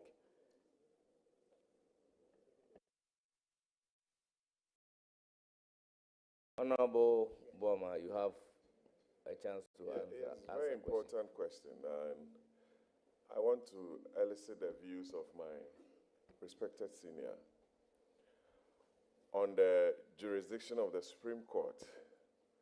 Very wide. I ask this question every year, and I want to hear from my senior. You know the jurisdiction of the Supreme Court is very wide. From appellate, you know everything. I need not go over it. Do you think the current composition of the Supreme Court ought to be augmented with some new appointments? And what do you think must be the ceiling, given the fact that some people don't even understand the workings of the courts? And do you think they have the capacity, as we sit here now, to adjudicate on all the matters pending before them, from chieftaincy to appellate to whatever, a lot of them, about 7 of the jurisdiction? Honorable Boama, if you said some people, who are those people? Not every person understands that the Supreme Court handles a lot of matters, apart from what they perceive to be only political or constitutional matters. Some may be appellate matters. They have jurisdiction over chieftaincy matters originating from the House of Chiefs or the judicial councils, judicial review matters, and what have you, invoking the original jurisdiction of the court under Article 130. A lot more, about 7 or so. Election petition. And you have only 11 people handling all these matters. That's why I'm asking him. That's the gravamen of my question. Very, very well. Yes, Honorable Nominee. Yeah. Thank you very much. Mr. Chairman, I agree with the Honorable Member that the jurisdiction of the Supreme Court is very wide, and he has already enumerated them, so I don't need to repeat them. But you can deal with the issue of the caseload in 2 ways, in 2 broad ways. One is dealing with them through the adoption of very efficient mechanisms of deciding cases. All right, so I give you an example. In the United States Supreme Court, which has only 9 members, okay, and they have operated with 9 members for over hundreds of years. The United States of America is bigger than this country. Cases come from the district court all the way through the various circuits, okay, and their circuit courts, like, you know, the 9th circuit, the 6th circuit, and so on, are very big. And sometimes, if there's a federal element in a state matter, it can emanate from a state Supreme Court to the United States Supreme Court. And yet they still have only 9. You know how they deal with the cases efficiently? The judges, for every case that is coming, they look at the brief, and if they have already decided the matter, they simply let the registrar write a brief note, and it says set denied. All right? Set denied means that the justices are not interested in looking at this matter. And it's a very well-known procedure. So if you are a practitioner before the United States Supreme Court, you have to be very, very good at distinguishing cases to be able to convince them, you know, to take up, you know, your matter. So if it comes to them and they let their research, what they call them the clerks will review, they'll go to conference, and then they tell the registrar, right, set denied. That is it. You're not going to waste the time of the court by coming to appear before the court and call, for the case to be called and so on. I think that we should adopt very efficient, procedures like that, because sometimes people take very frivolous cases, frivolous appeals to the Supreme Court, for instance. I remember once I was before the court, and then somebody brought an appeal that had to do with was granted against him. So he took this appeal all the way from the High Court to the Court of Appeal and then to the Supreme Court. And the Supreme Court was empaneled to hear him. It was so frivolous. So they gave it to him by way of speaking. They gave it to him that morning in front of all of us. So we should have procedural mechanisms that will sieve out all the frivolous, appeals so that the justices are not burdened. One way is also to increase the numbers. But then the court itself, through the administrative, the exercise of the administrative powers of the CJ, should divide itself into specialized divisions, all right? So you can have the Supreme Court Constitutional Division, and you have 5 justices very specialized in constitutional law who will quickly deal with these matters, okay? And so on and so forth. Of course, you have some of them who are experts in criminal law, like my former teacher,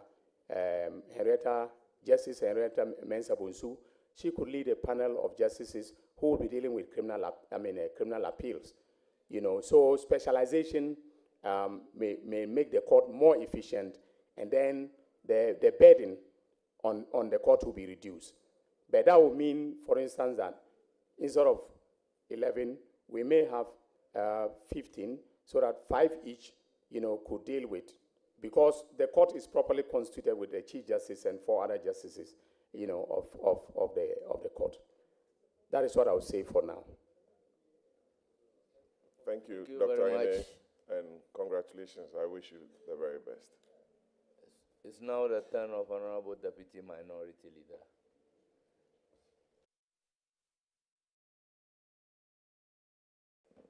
Thank you very much, Mr. Chair. I would like to congratulate the nominee. It's a very good associate of mine. We've been to several programs together, and I've listened to him, to his lectures, and I must say that I don't even have the locus to be asking any question, but something is very dear to my heart, and which I must pursue. I remember in the previous Mills Mahama NDC administration, in which you served as a Deputy Attorney General, the state lost a number of international arbitrations and local cases at huge cost of the state. An example is an arbitration in which about 13.5 million was awarded against the state. My only question is, how are you going to avoid the occurrences of these situations? Thank you. Honorable nominee. Yeah, thank you very much. Mr. Chairman, I have previously answered this question, but I think I would indulge and then say maybe as closely as possible to the answer that I gave, which is that, we will do our best in the department to ensure that we negotiate well as far as the agreements are concerned. We do not take steps to abrogate when we know that the state will incur liability. We make sure that public officers, who are involved in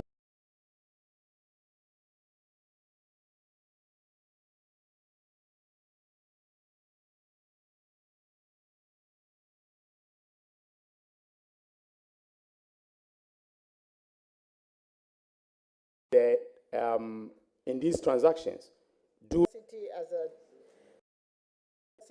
a Attorney General to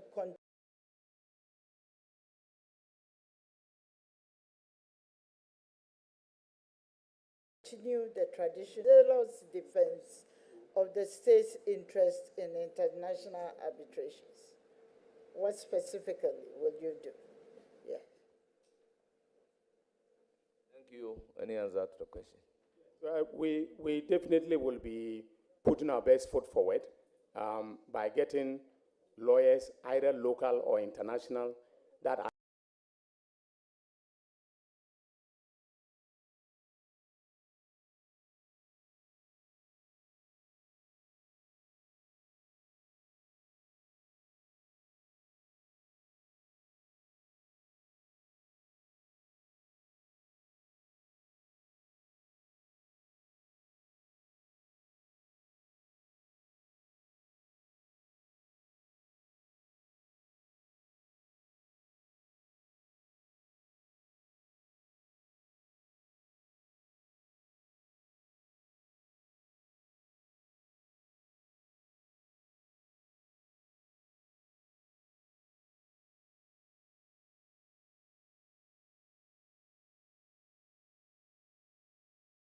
knowledgeable, that are skillful, and that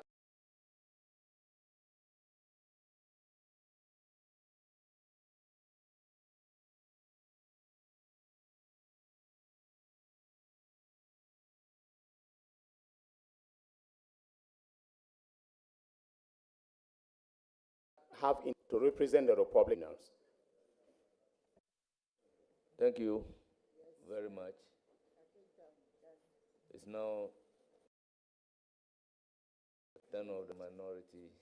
The turn of the minority. Professor Yene, congratulations.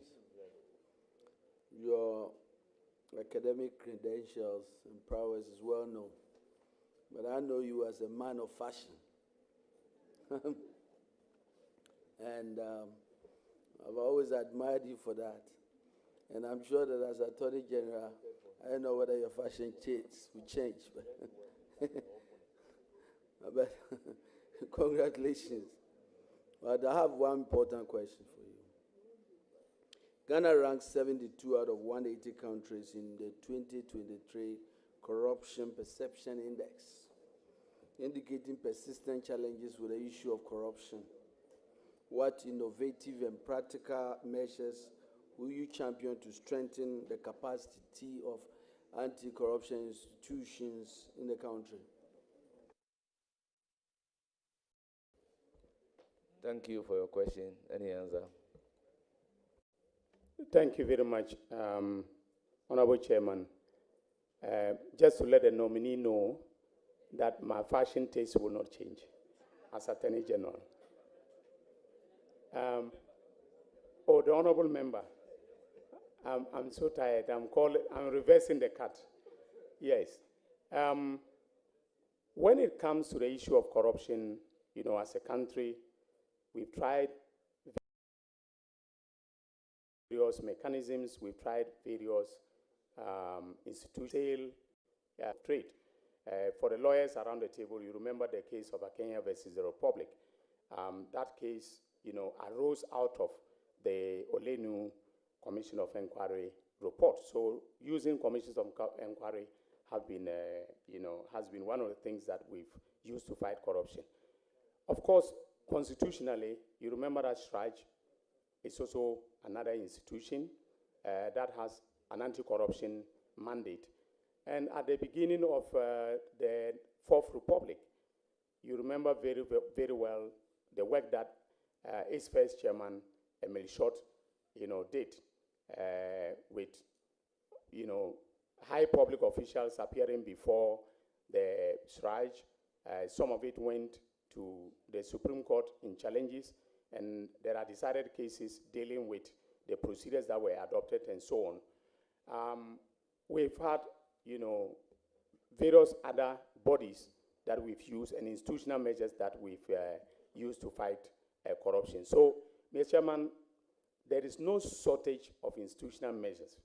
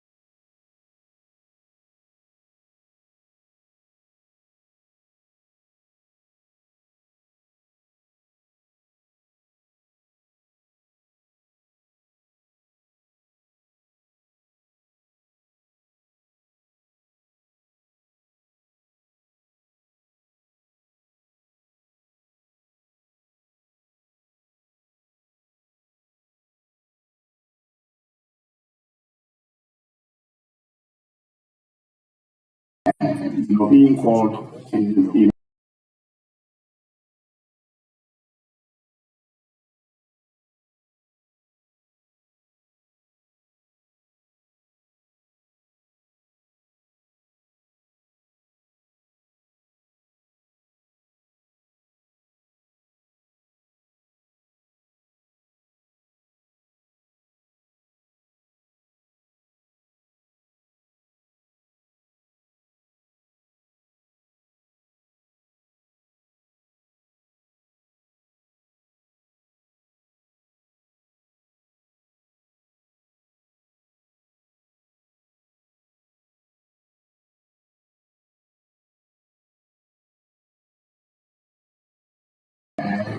the honorable attorney, eventually, if you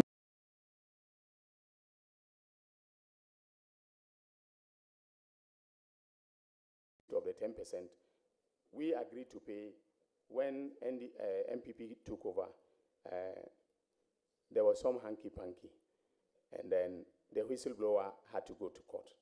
So that is an incentive, for whistleblowers to report. So, Mr. Chairman, we need to operationalize and make sure that the anti-corruption institutions, the anti-corruption measures permeate all the way to the local level.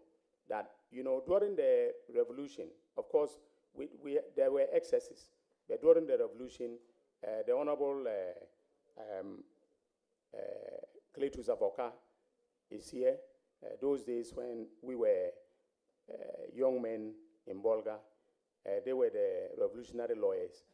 And of course, the reports, they caught many people, civil servants, public servants, engaged in bribery and embezzlement. And they were tried by the tribunals and in some cases by the courts. In some cases, they were sacked. I think that those radical measures need to be reintroduced. Thank you, Mr. Chairman. Chairman, no further questions. Congratulations. Thank you very much. It's now the turn of Honorable Minority Leader.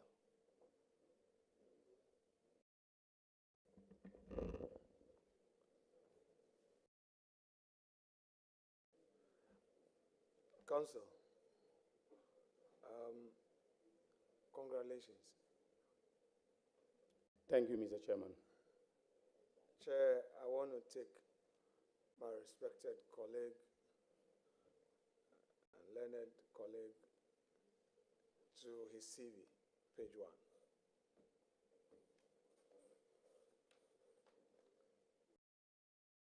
Page 1 of your CV has no biodata of you, so can you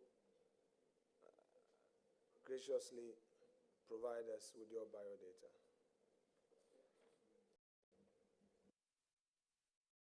Okay, so for the record, my name is Dominic Akuritenga Ayine, and I was born on the 6th of January, 1966.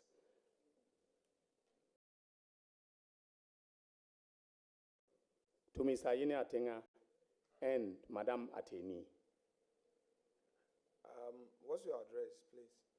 Your residential address? My residential address is number 3 Kofi Annan Avenue, North Legon, Accra. Your postal address? P.O. Box LG 70, Legon, Accra. I still use my address, the address that I was using when I was a lecturer. It's allowed because I'm still associated with the University of Ghana. Now, have you paid all your taxes to date, or have you made arrangement to meet those obligations to the state? Mr. Chairman, actually I have a credit of 470 cedis that the Republic owes me. In other words, I've overpaid. On my tax, clearance certificate, which I can present to the committee. Do you immediately remember how much tax you paid to the state last year, for which you have gained this credit? No, please.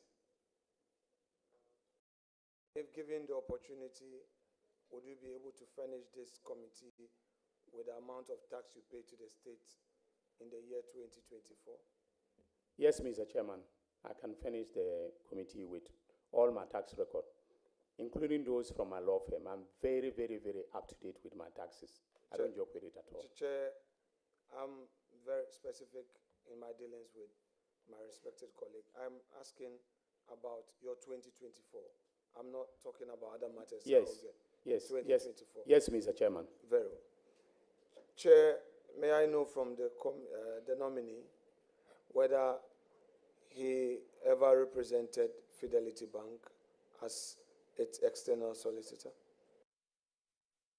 Yes, Mr. Chairman, I've represented, and in fact, I'm still representing Fidelity Bank as its external solicitor in a case that I filed in the High Court for damages for defamation. Are you on retention? No, I'm not on retention. Are you also a solicitor for the Electricity Company of Ghana? No, I'm not. Have you ever been a solicitor for the Electricity Company of Ghana? Yes, I have been before. I've represented them, the ECG, in one matter, which was before the High Court, which case has been disposed of. And then also, I was actually hired by an English law firm called Omnia LLP. You know, that was hired by ECG as their lawyers before the London Court of International Arbitration, and I was hired as a Ghanaian law expert, and I appeared before the tribunal on behalf of ECG. Very well. Was that case in respect of the PDS matter? Yes, please. Very well. Leonard, so how was the outcome, what was the outcome of the PDS trial? Mr. Chairman, let me make it clear. I was lawyer for ECG, that is Electricity Company of Ghana, not PDS. But a dispute was brought by PDS. I want to make it clear. I mean, I know why I'm saying Chairman, so let's help ourselves with respect. So PDS sued the Electricity Company of Ghana. That is correct, Mr. Chairman. Right. So ECG then became a respondent in the matter. That is so, Mr. Chairman. Yes. So for the records, you were one of the attorneys for ECG. That is so, Mr. Chairman. Very well. So having landed on that point, I shall proceed to ask you, what was the outcome of the said arbitration of which you were counsel for ECG, please? Mr. Chairman, we are expecting the award in May. Everything that I was supposed to do as counsel has been done, except that my fees are outstanding. You mean part of your fees? You mean part of your fees is outstanding? Yes, part of my fees. Yes. So because you were paid some, and your later invoices are outstanding. That is true. That is so. Yes. Yes, but let me put it on record that I was on the side of the Republic. I want to put this on the side, of ECG, and I sided with the Republic. I was invited by PDS to be their lawyers. I declined for ethical and political reasons. I want to put that on record. Chairman, I would want to plead with the nominee that much as it is his desire to provide additional information, I would plead with him to limit himself to my question, because I do not want to prolong matters. If you bring in other matters, then you would lead me into asking. So I want to make it as short as possible. Is that okay? That is okay, Mr. Chairman. Now, Honorable Nominee, can you tell this committee the period within which you acted as solicitor for ECG? You mean in respect of the... Respect of the arbitration, the PDS the arbitration has been going on for, Mr. Chairman, the arbitration has been going on for the last, I think, 1.5 years. Yes. Really? Yes. We are in 2025. That is so. Is it your case that... It started way before 2024. Yes, so that's the clarification I want you to provide. Were you hired in 2018? Now, in 2018, maybe, Mr. Chairman, he's confusing two matters. There was another matter, that is ASG versus ECG. That is all,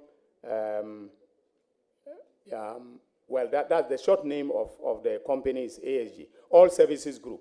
All Services Group and, ECG, okay? So that arbitration was the first time that Omnia LLP requested my services, and then they hired me, and because I performed, to their satisfaction, in the second, the PDS matter, they came back for me. So when did the PDS sue ECG? Mr. Chairman, I can't remember off the top of my head, but I can provide a committee with accurate information. I can give you the opportunity with the leave of chair.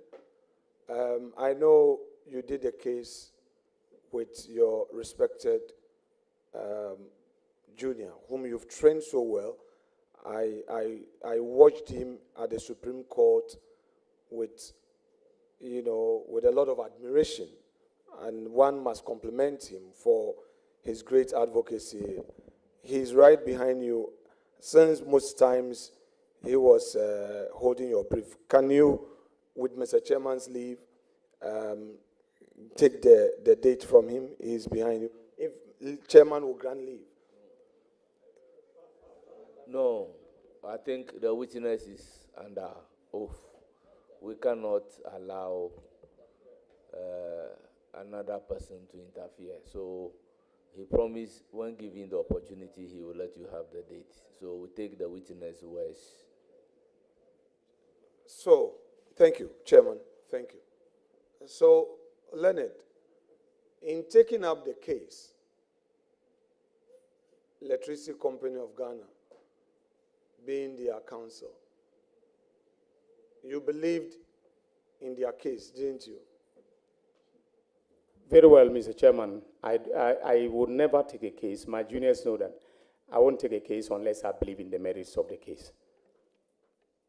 And you believe that your client had done nothing untoward in its decisions leading to the termination of its contract with PDS? Mr. Chairman, the witness really provided the answer that he will never take a case unless he believed in. And additionally, we are still expecting the award. So I wouldn't be permitted ethically to start discussing the merits of the case. Chairman, you and I are practitioners, and you know I will respect those barriers. I'm not going to ask you to narrate to us those details of the case. All I want to ask you is that you believed in the merit of your client's case, to the effect that, in your view, your client had not done anything wrong in the handling of its contract. That is correct. That is correct, Mr. Chairman. Thank you. Hold on,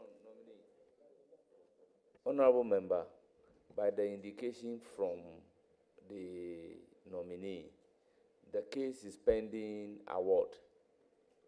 Is that not so? So that is so, Mr. Chairman. So it is a matter under determination, and by law, can we be going into the merit of that particular matter, whether you believe or you don't believe in it, since it is pending a judicial determination? Chairman, I appreciate your intervention. I would humbly plead with you one more time to allow me to flow. I would not cross the barrier, and I believe that you've heard me loud and clear. Now, honorable nominee,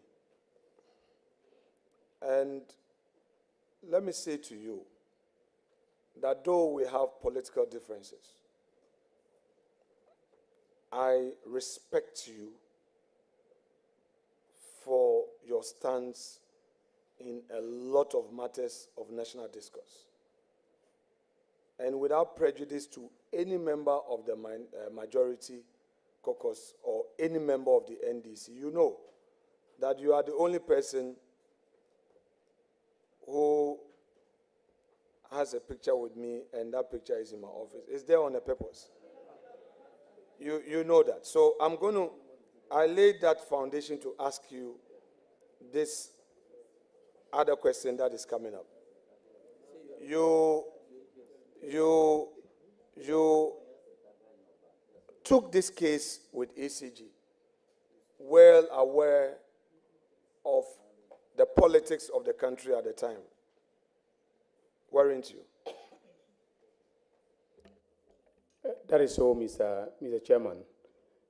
I operate within the political, legal context of this country, and I'm always aware of the political dynamics, and I consult widely before I do what I do. So the point I want to make is that you were aware that where you stood in the political space, you were against the tide in taking up the ECG case. I didn't think of any tide. I thought about the interests of the state of Ghana. I agree. And that is why I'm celebrating you for that which you did. That politically, the tide was against the government of the day. But here you were, because of your professional stature. And I was happy you made reference to a third-party legal firm that actually spotted you and pulled you out of the lot to be the representation, the attorney for ECG. So that's what the point I want to make, that politically the tide was against you. Would you agree? I was not conscious of any tide. I wasn't swimming against any tide. I just took a professional decision to agree to serve as counsel in this matter. And the ECG is owned by the Republic, owned by the state. It's a limited liability company with its own board of directors and so on. I didn't think about the political implications of representing ECG, but I knew that the politics around PDS was not, because I also believed in the fact that there was wrongdoing on the part of PDS, and I wouldn't accept a brief, from a company that I believe was in the wrong in respect of a transaction. So you are saying that ECG is a limited liability company with its own board. So it's a separate corporate entity from the state, though the state is a sole shareholder. Yes, Solomon versus Solomon. No. Yeah. I just want to ask that for emphasis. Yes. Therefore, the conduct of its board is completely independent from the state, correct? That is correct. So if, as Attorney General, you are to advise the state in a situation where the minister, the sector minister, wants to, through a public statement, dissolve the board, would you find that to be appropriate? Yes. Yes. Kindly explain. Yes, Mr. Chairman, because the appointing authority has changed. Get my statement in question, my question in context, so that you don't have what I'm saying. The question is, yes, since you acknowledged through Solomon versus Solomon, it's saying that the body, the company is an independent, institution separate with its own board. I'm asking whether a sector minister will be right in issuing a statement to dissolve a properly constituted board of that entity which you acknowledge as a corporate body with all its rights engraved in law. Well, we can haggle with the form that it has taken, but that is notionally equivalent to a resolution of the shareholder dissolving the board. So let's go a bit into company law, since you are introducing that. So my basic understanding of corporate law is that the shareholders have such rights to take decisions on the appointment of the directors of the firm. And once those directors are appointed, they assume their independence, of course, subject to the articles of incorporation and what the shareholders will so direct. They may have their own vision. Are you saying, therefore, that by virtue of the state being the sole shareholder, without convening an AGM, the sole shareholder, as represented by a sector minister, can sit in an office and issue a public statement to dissolve the board, and that would be sufficient in law? I just want to know from you. Mr. Chairman, that is why I said we can quibble about the form that this has taken, but a sole shareholder cannot hold a meeting with any other person but itself or himself, right? That's what it is meant by sole shareholder, right? So if I were to advise the minister you're talking about, I would have drawn up the resolution, right, and served it on the members of the board, that by this resolution dated the 13th day of January 2025, the board is hereby dissolved. And that would have been very, very appropriate. Okay, so the form that it took is probably what you are quarreling with. Maybe if it is in the form of a letter, without any reference to the shareholders' rights and so on and so forth. That is the, but I mean, that is what you are quarreling about. But as Attorney General, I'll advise that the right thing be done. Chairman, I think one of the things for which the nominee has earned the respect of many colleagues is his position on the law. And let me say, I appreciate your very candid view on this. And I pray that you will walk the talk and ensuring sanity as we get along, because this our politics. It is party go, party come.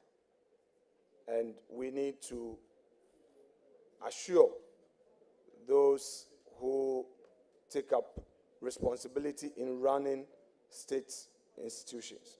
Now, I will proceed to my next observation about you. None of us here can be perfect. There are times that we lose it, and there are times that we get it all well. Have you ever felt frustrated as a lawyer in any matter that you've handled, whether in your private practice or in being a lawyer for the states in your previous life as a deputy attorney general? Was there any point that you felt very frustrated in any brief that you handled? Well, as professional lawyers, we get frustrated and exasperated on a daily basis. Sometimes it may be coming from the clients. Sometimes it may be coming from the courts or tribunals that we appear before, and so on. Yes, so, Mr. Chairman, I don't know what the honorable member is driving at. The honorable member is driving at. But I don't, if you realize, okay, I don't run public commentaries on cases that are handled. As a matter of, the practice and tradition of my firm, we don't run public commentary unless the matter is political in nature and there's a need for some clarification of the politics inherent in the matter. But as far as my commercial practice is concerned, yes, sometimes I lose cases, but I don't run commentary on them publicly. Chairman,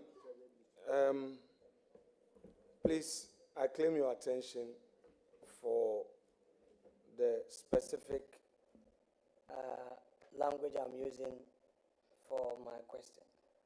My question is, have you ever been disappointed in the outcome of a case, meaning a final judgment in a case you did, whereupon you made some public statement? I'm not talking about running commentaries on a case you do.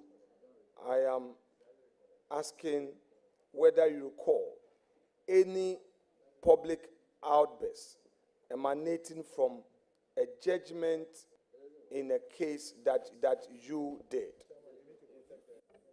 Mr. Chairman, I cannot recollect. So if I cannot recollect. Honorable Dominic Ayini, in the Wyoming case, where my Lord Ajet Nasem presided,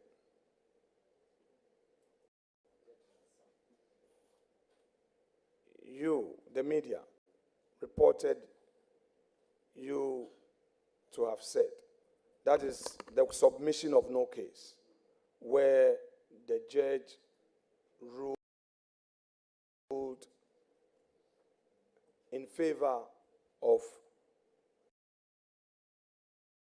Mr. Wyoming. In other words, his application that there was no case to answer was upheld, and your opposition to that application was rejected by the court. The media reported you to have said that the judge had made up his mind even before the case. If that report by the media is correct, on hindsight, do you think that you were right? Well, Honorable Minority Leader, the witness indicated clearly that he doesn't run commentary. He cannot remember. But you keep on asking about. So the witness will want to answer. Proceed and answer. Mr. Chairman. Counsel, hold on a second. Chairman, I've used the word plead with you for the umpteenth time. Chairman, please, stop it. Some of our colleagues are expecting a certain level of conduct from us. I beg of you, let him proceed. let him proceed, please. Let him proceed. Mr. Chairman, thank you very much. I think context is very important. Context is very important. I do recall that when the ruling on the submission of no case was granted in favor of Mr. Woyumi, I was not directly handling the matter. I was actually supervising the current DPP and a team of lawyers to handle the matter. But then the judge, in his ruling, took a swipe at the Attorney General, that is my boss.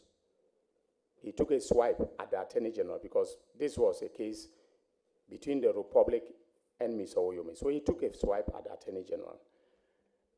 We read the ruling in chambers. We wanted to ignore it, but then lawyers were called who were then running adverse commentary against us in the matter.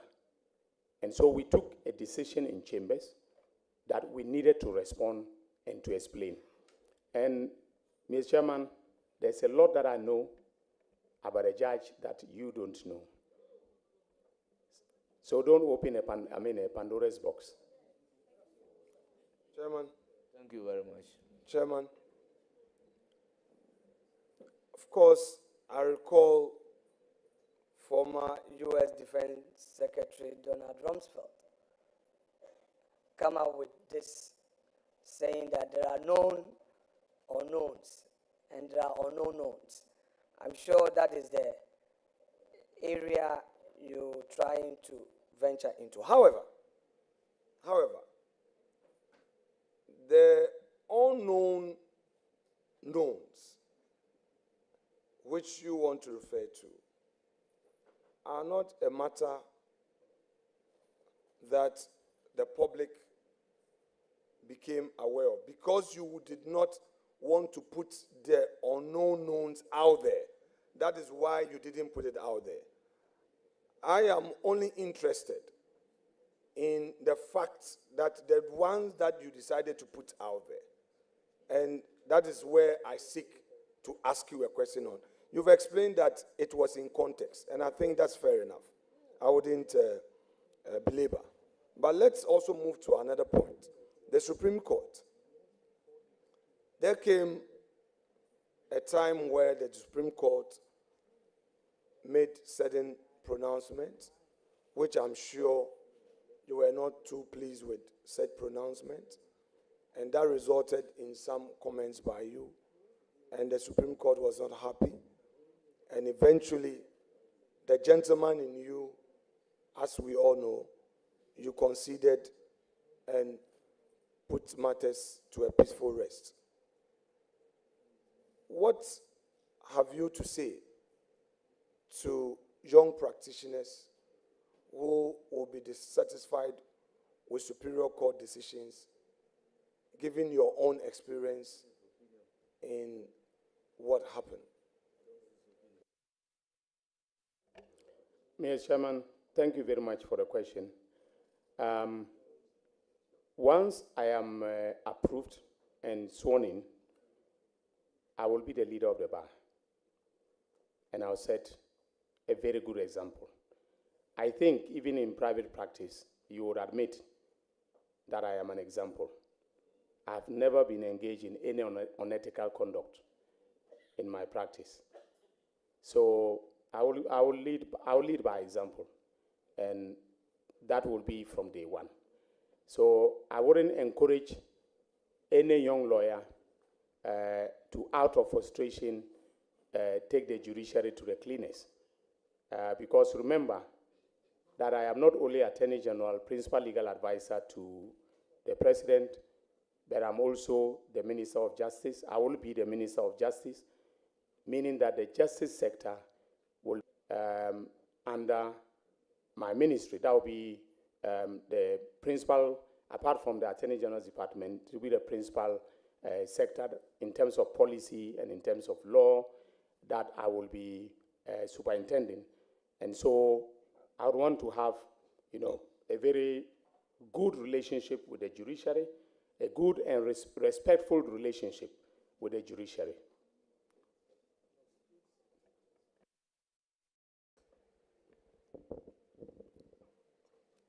Chairman, we have become aware of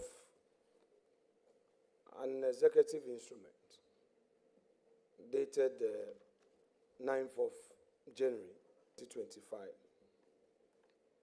And this executive instrument takes its strength from Section 11.3 of PNDC Law 327. It lists a number of ministries. Conspicuously missing is the Ministry of National Security. Now, in the Securities and Intelligence Act,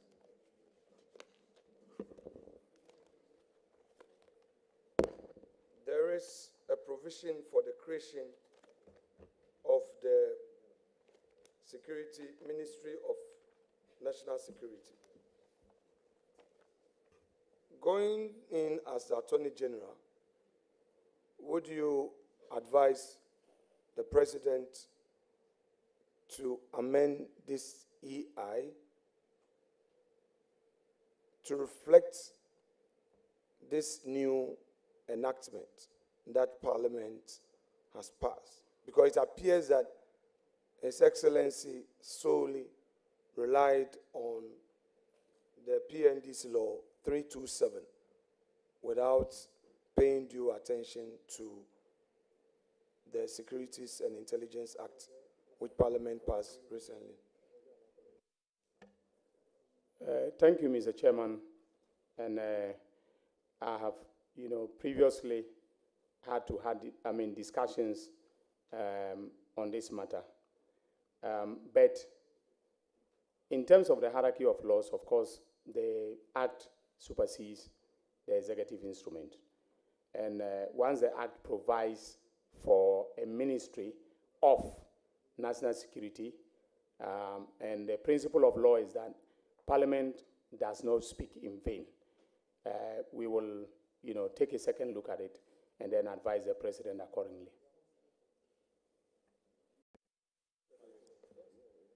Thank you very much. Honorable colleague. And you. You have a long way to go, Honorable Leader. Chairman, kindly stop this act. I'm just asking. Chairman, kindly stop this act. Because you Chairman, seems to be taking the whole day. Chairman, kindly stop this act.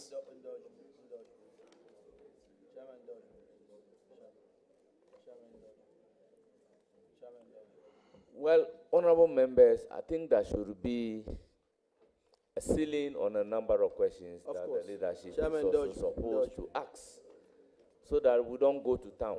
We go straight to the point. So at our meeting, we need to take a decision as to the number of questions that leaders are entitled to ask. Chairman, indulge me. Chairman, indulge me. Chairman.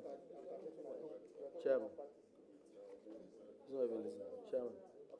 Recognize me. Recognize me. Recognize me. Chairman. Chairman.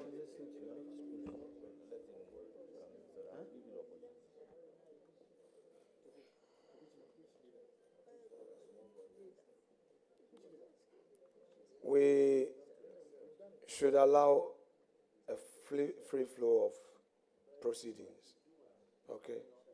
I beg of you. Honorable nominee, in Article 181, 5 of the Constitution, that provision in the Constitution received some judicial pronouncement.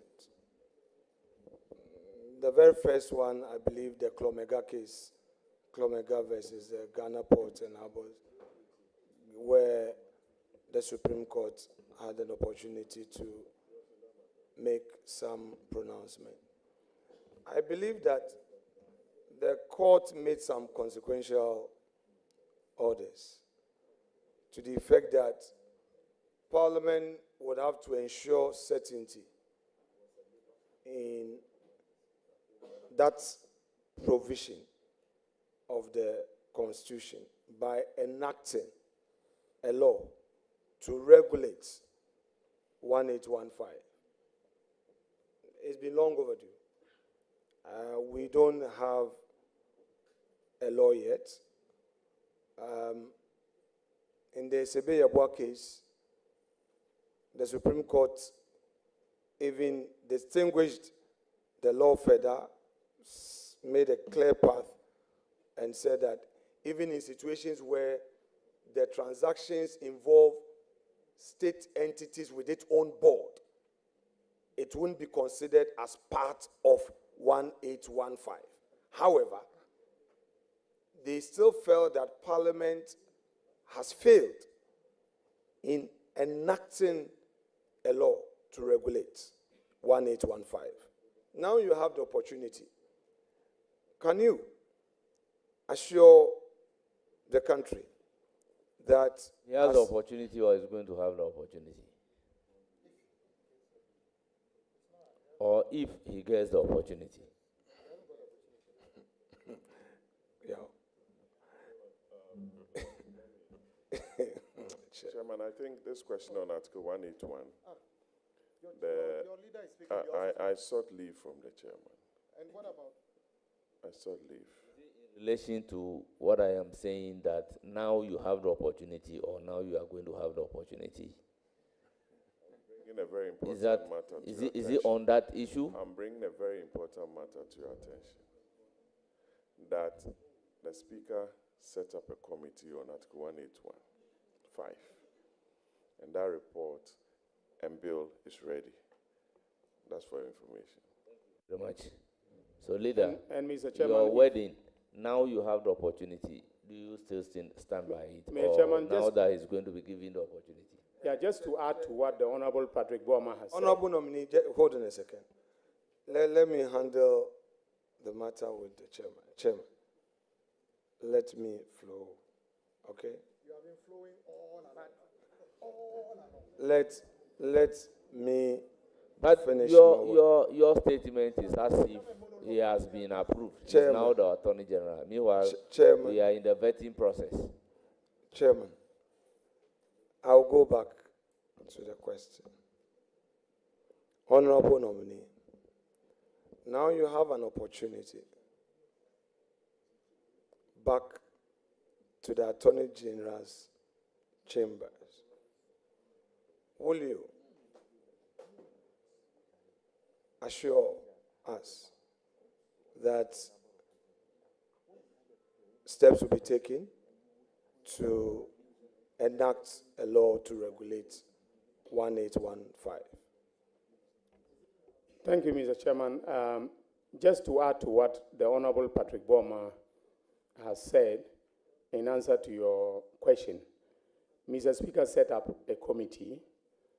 On the side of the then minority, I was a member with the Honorable Dr. Kaisel Atufosin, and then the Honorable Elizabeth Ofoswajari. And we came up with a bill. I'm a co-author of that bill with the Honorable Joe Gatti.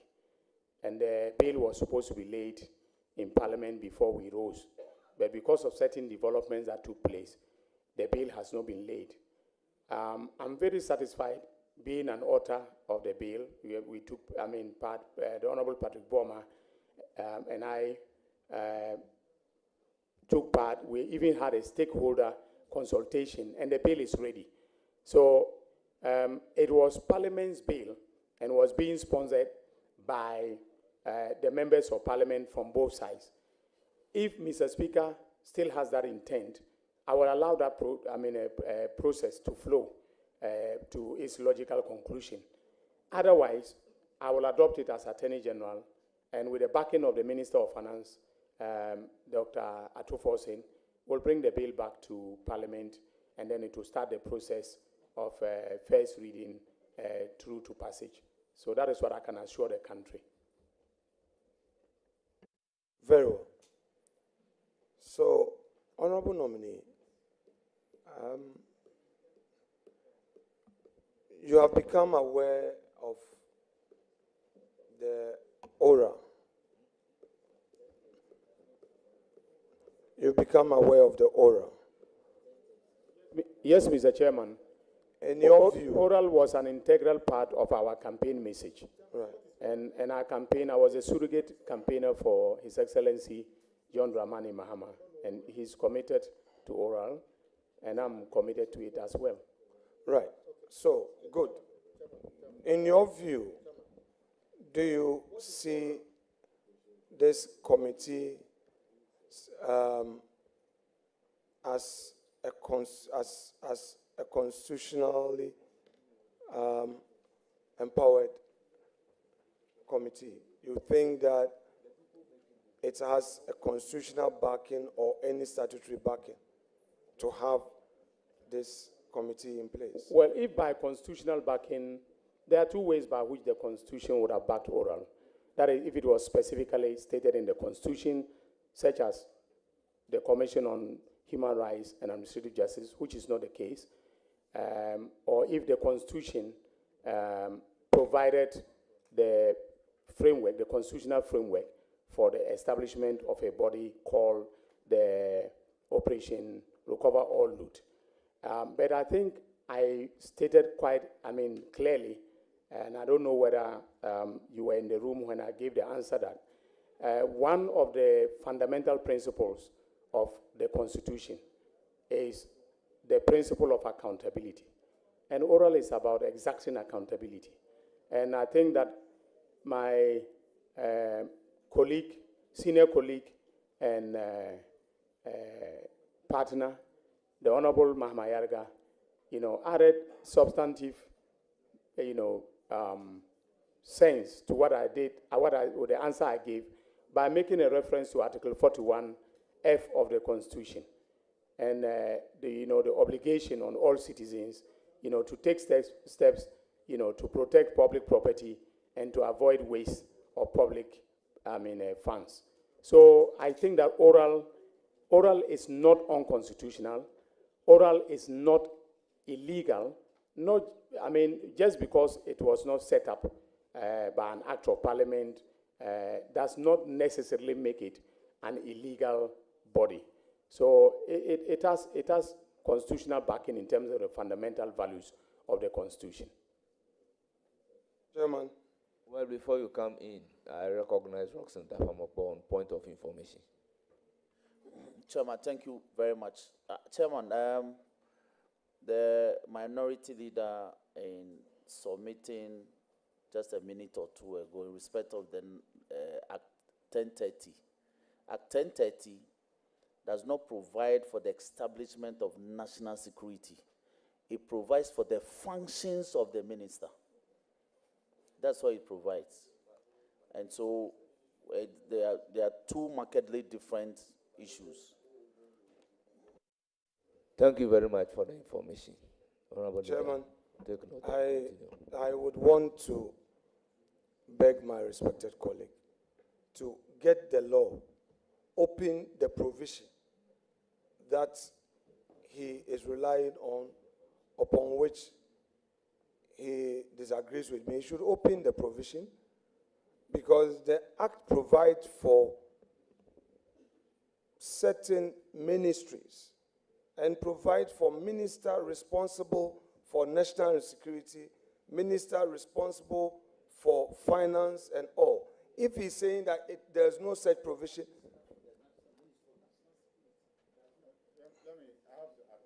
no, please. Yes. Honorable. So Chairman, Honorable Member, I recognize Honorable Ayariga to read the Act. Chairman. I recognize Honorable Ayariga to read the Act. Chairman. Honorable Minority Leader, few minutes ago you said that he should read the Act. And Honorable Ayariga quickly wants to read the provision. So why are you not? Chairman, comfortable with the act being read. Honorable Yarga, go ahead and read that. Mr. Chairman, the Act severally makes reference to a minister. And then it goes to the definition section, and then it says minister means the minister responsible for national security. So it could be any minister of the president that he has assigned responsibility for national security. It doesn't command the establishment or continuing existence of a ministry of national security. Even when the provision tries to define a ministry, assuming that a ministry is mentioned, it adds and says that ministry means ministry responsible for national security. It doesn't say Ministry of National Security, but the ministry that is responsible. So the president can assign responsibility for national security to the Interior Ministry, the Defense Ministry, or indeed the Ministry of Upper East. So that is the president's prerogative. Thank you very much. I think this is a usual rendition in our laws that would define ministry or a minister to mean minister responsible. So if today the minister responsible for roads should be the minister responsible for transport, the designation will be made as such. So I do not think this is an issue that we should belabor. Yes. I mean, it is clear now. So, leader, proceed. Chairman, with the greatest respect, you are expressing an opinion. Don't say it is clear now. The interpretation column of Act 1030 provides for the definition of minister. I've been part of legislation, at least for the past 12 years. It provides minister means. It didn't say include. Minister means the minister responsible for national security.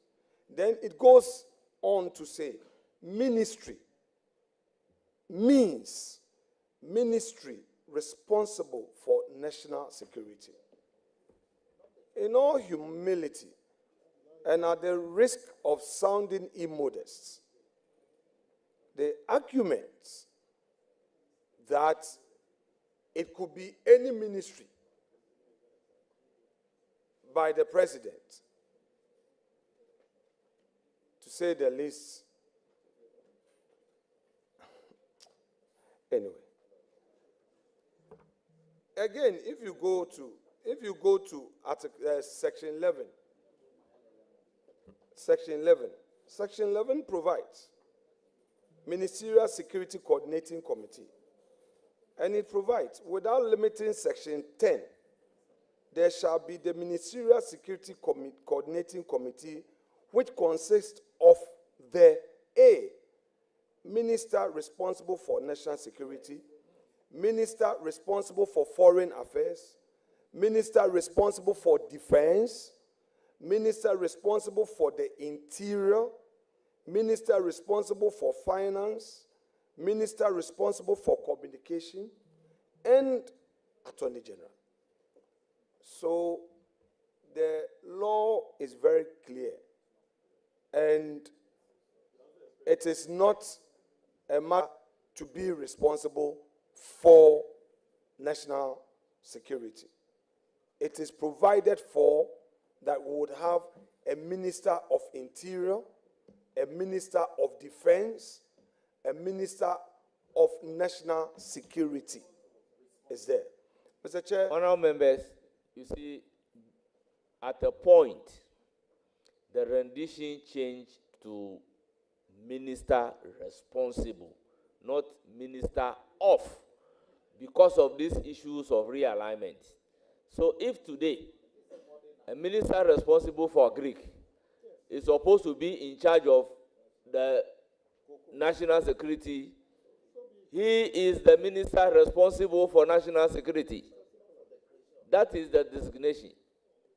That is the reason for changing the rendition.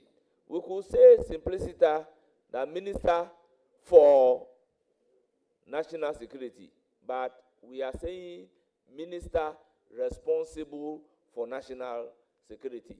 We've taken into consideration issues of realignment of this nature. That is why, because other than that, each time there is a change, you must come and amend the substantive law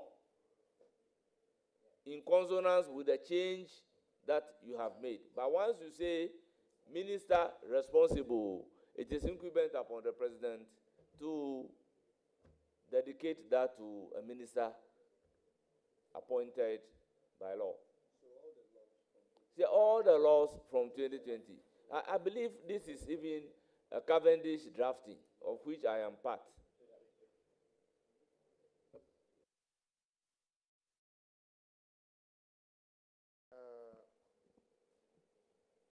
May I ask, whilst nobody intends to hold the hands of the minority leader, but we cannot also say that the space provided for the minority leader means that, I remember I sat here beside Honorable Ato Forson. Honorable, the former chair would always insist, how many questions do you have? Honorable Ato Forson will have to declare, I have this number of questions. Is it the case that the only way to satisfy the minority leader is to say that as long as he's got questions, he must continue, even if it's tomorrow, to be able to say that that is the only one? Chairman, I would suggest, at this point, Chairman, at this point, then the minority leader had enough time to make his point. So I think you should be beginning to give an indication as to how far this is going to go. Honorable Chief Whip, I'll be magnanimous to ask him to ask 3 questions. Then we can bring proceedings to an end. So you may ask the first one.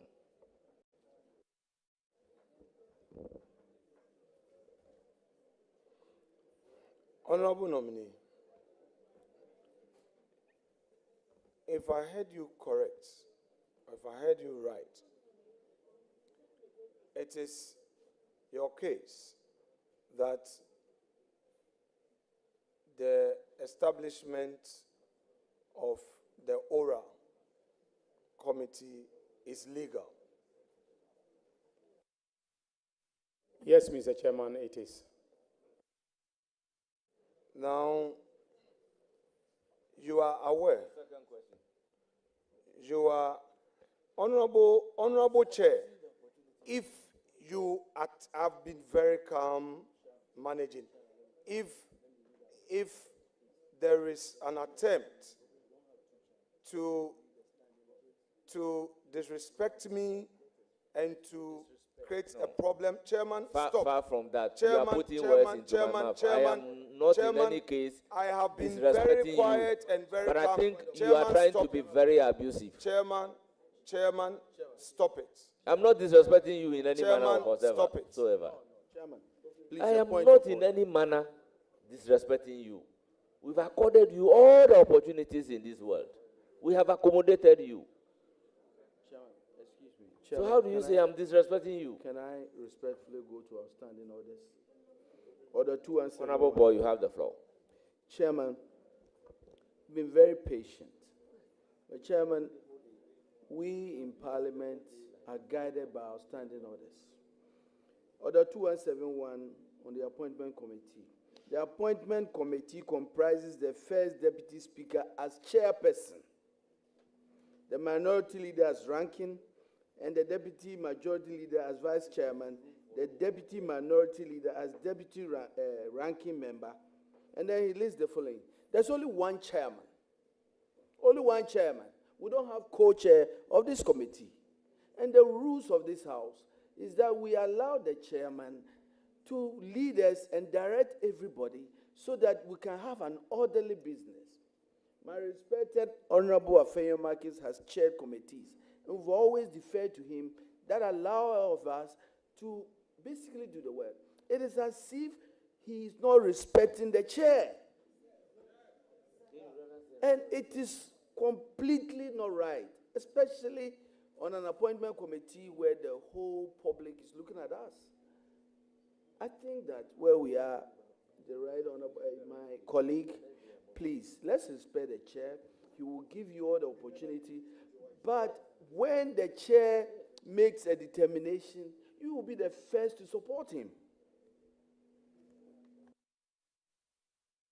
Honourable Member, your second question.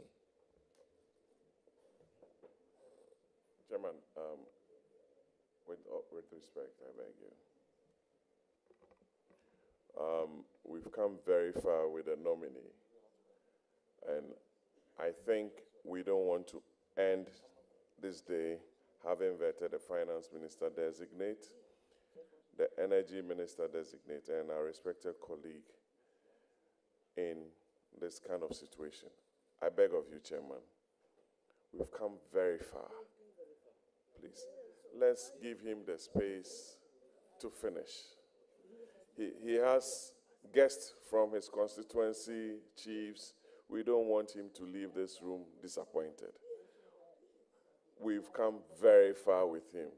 Let's indulge the minority leader to end his question, please. I beg you. I know why I'm saying that. I beg you. I beg you. Let's give Kwame. So we need to be guided. Minority leader, how many more questions do you have?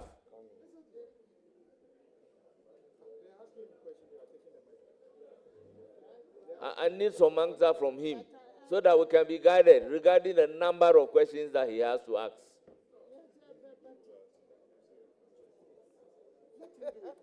No, we cannot finish tomorrow. Well, he can say that we'll finish tomorrow. The whole world is watching us. Yes, Honorable Chair, please. I think we've been on this committee, and we've had a case where Honorable Haruna Idrisu have been vetting and questioning until you're satisfied with it. Yes, even sometimes he starts with a warm-up and they go, but please, I think where we are at the moment, let's try and indulge him and then finish up with him. I'm sure he's almost at the end of it. So we just need an indication from him. How many more questions does he have? Or how many more minutes does he want to be given so that he can finish up his question?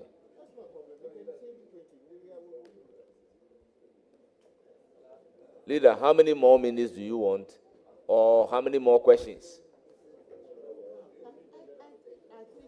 I think if you leave him, he will be able to wrap up. He's here. We are all here waiting. So, leader, you have the opportunity to wrap up using the words of the deputy leader.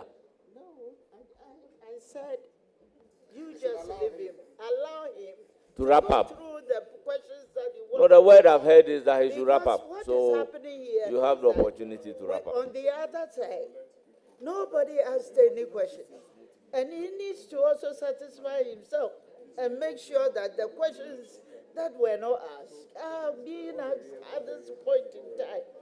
That's how I feel it. Once you didn't ask questions, you can ask questions to that effect.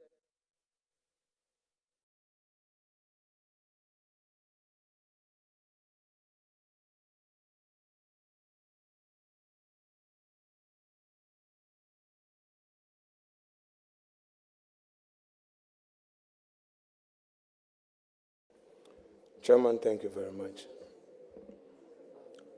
Honorable nominee,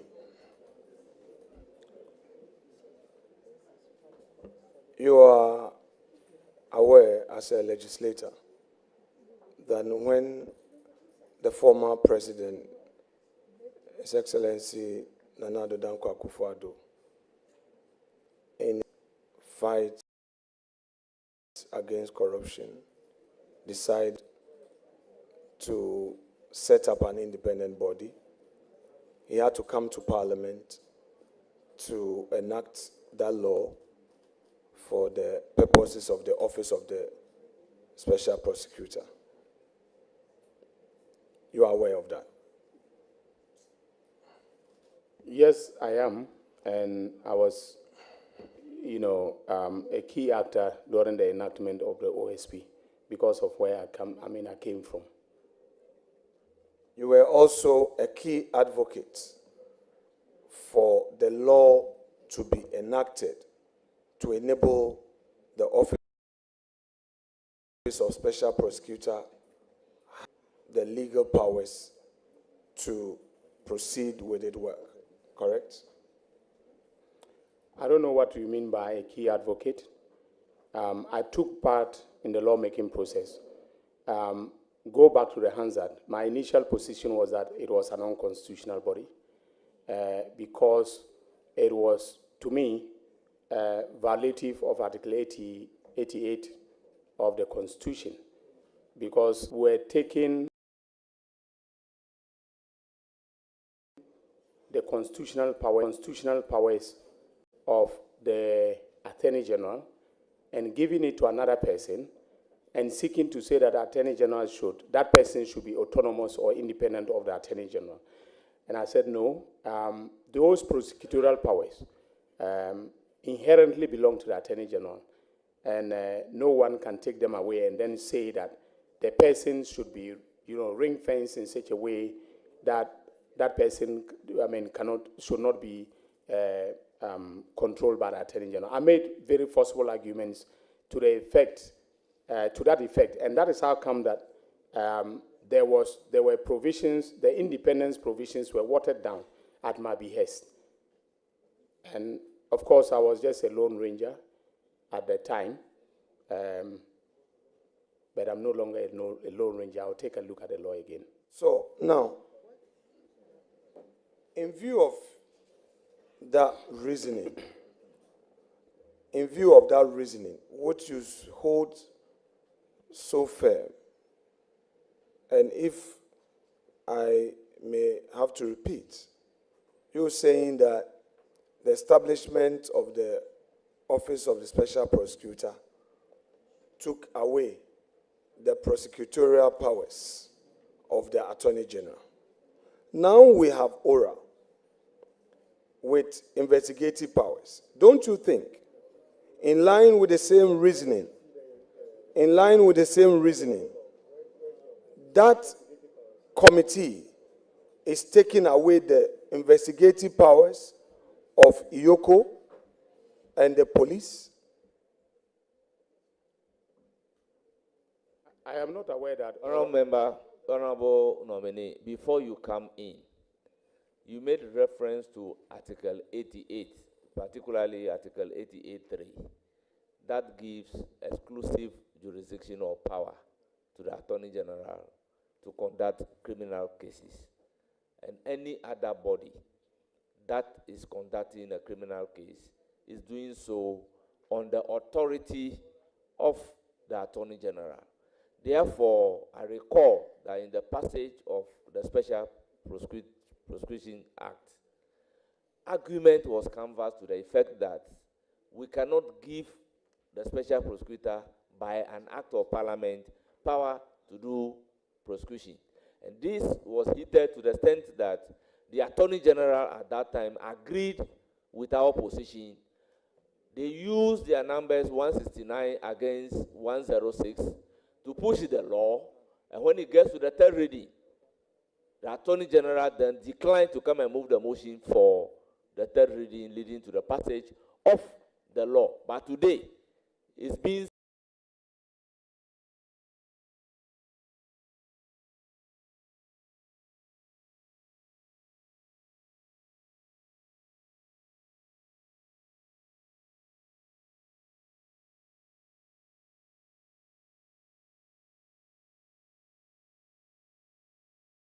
stated that there was from the nominee to the effect that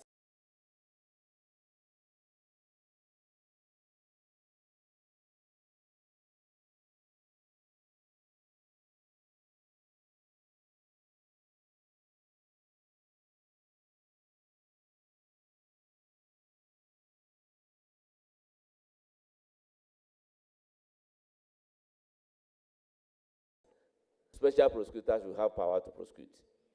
The Constitution is very clear on power to prosecute.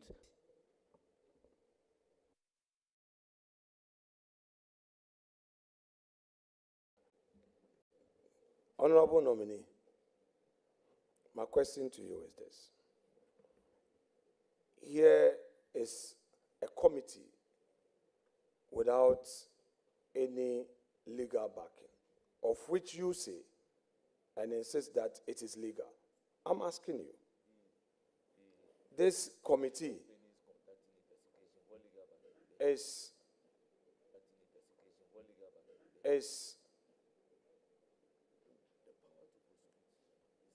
out there saying it is investigating supposed looting. Now, we have state institutions with the mandate to investigate allegations of corruption, conflict of interest, and certain actions of public officials. Shraj is a typical example. We've had situations where members of the public have gone to Shraj on certain matters. We have the police. The police has various units that does investigations. We have IOCO. We established IOCO, Act 804. If you look at their mandate, they have all the powers. Are you saying that this committee does not conflict the work of these statutorily established state agencies? Mr. Chairman, no. Your answer. No, no, it doesn't. And I'm not aware that Oral has been, conferred with investigative powers. They are gathering information for purposes of determining, whether or not some wrongdoing has taken place by a higher body. I remember them saying that once the Attorney General takes office, they will hand over the information. It's like a whistleblower, coming to the Attorney General with information. There's nothing legally wrong with that. So I still stand by that. Thank you very much. I don't know why Oral is posing so much threat to some Ghanaians.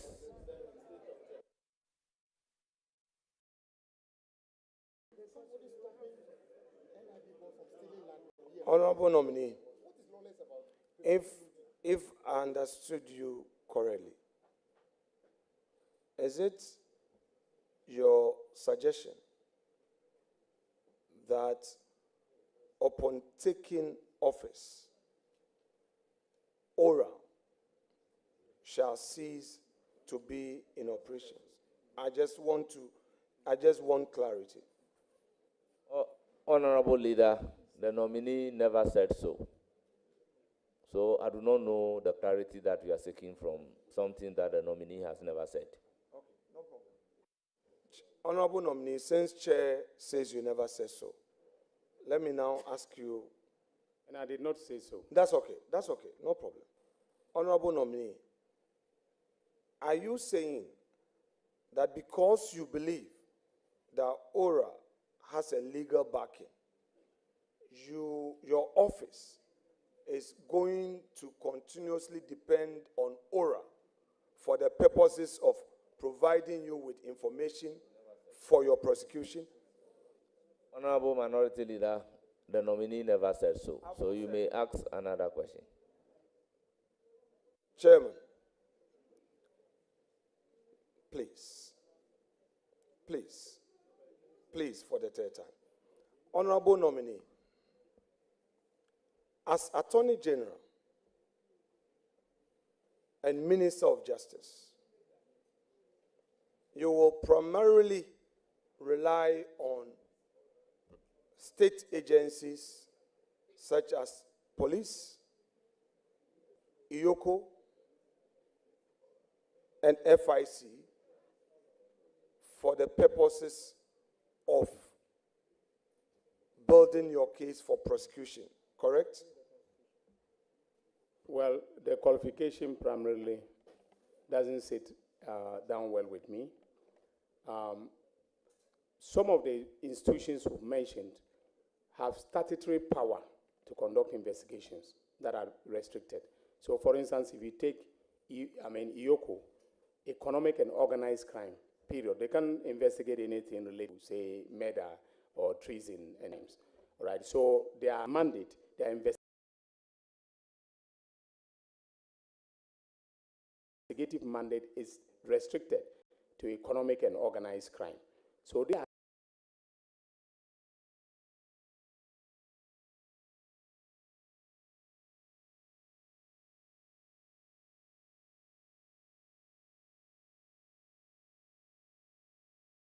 creatures of statute. ORA is to gather information for the Attorney General. So, for the Attorney General. So, I want to ask you, as Attorney General and Minister of Justice, will you continue to depend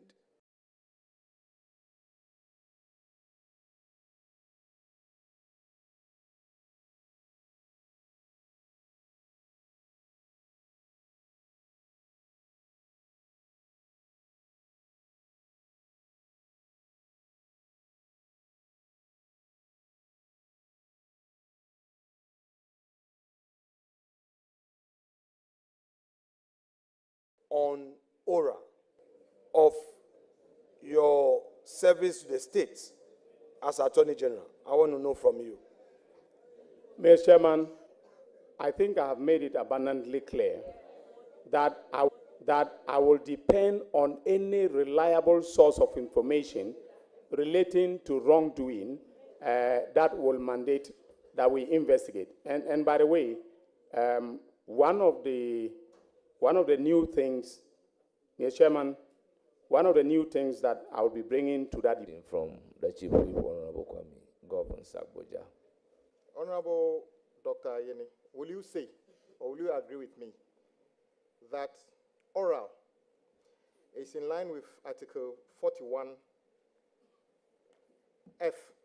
which says, the preamble says, the exercise and enjoyment of rights and freedoms is inseparable from the performance of duties and obligations, and accordingly, it shall be the duty of every citizen, in fact, not even oral alone.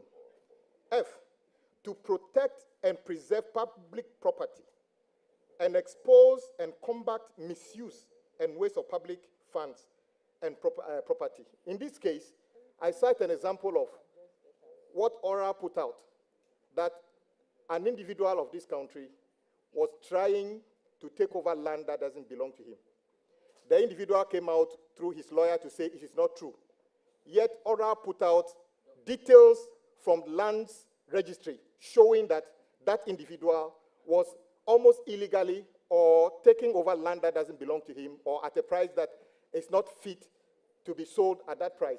In your case, do you think ORA has done this country good for that exercise, which is not illegal? Nobody was beaten, nothing was done to anybody, just that that piece of land has been saved for this country. Will you say that ORA has done well as far as you are concerned?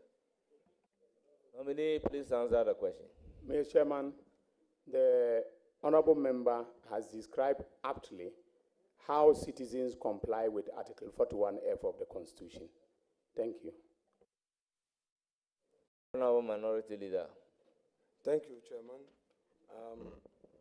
Good intervention by my respected colleague, Kwame Agboja. A good constitutional exercise we are doing now. So, on the Article 41 that he has introduced, the 41F,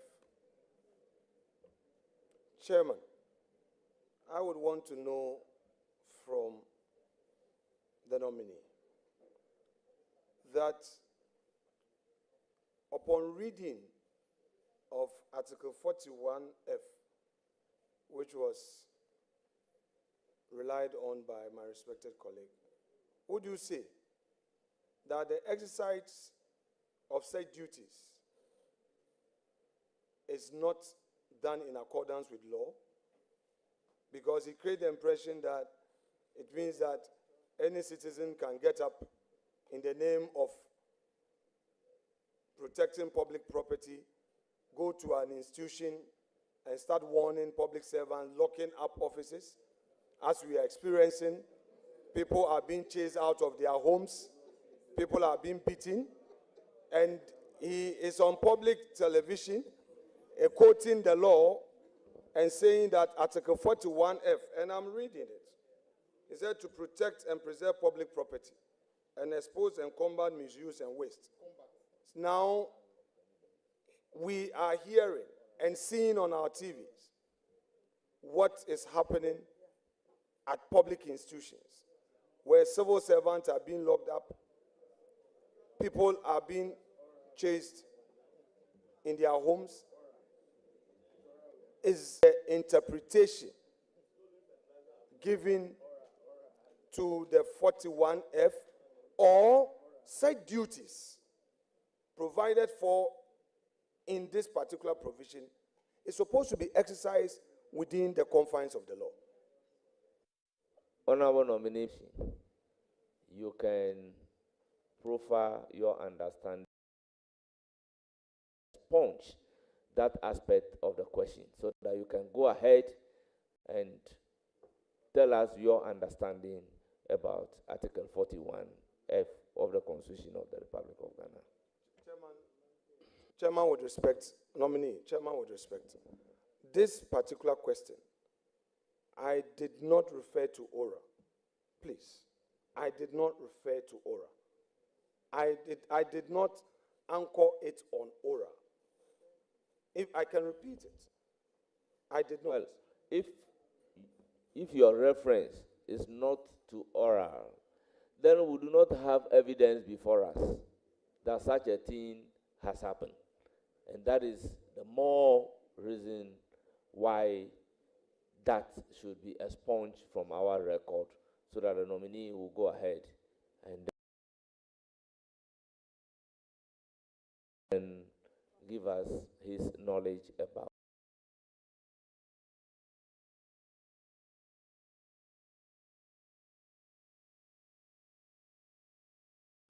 Article 41F of the Republic of Ghana, with due respect to my learned friend. Okay, so then let me, just because for the purpose of clarity, let me now rephrase the question so that the nominee will not be in any form of confusion. So that question is expunged. That's okay. You may go ahead and ask another that's okay. question. That's okay. Honorable nominee, have you become aware of post-election violence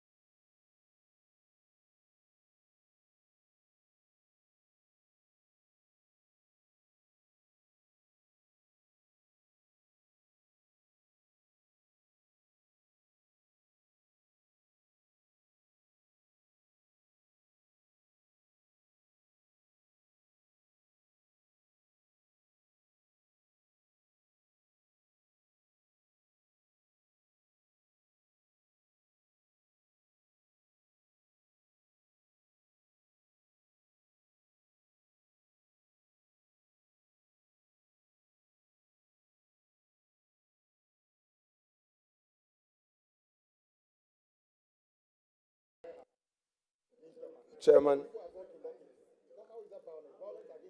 Chairman, can I?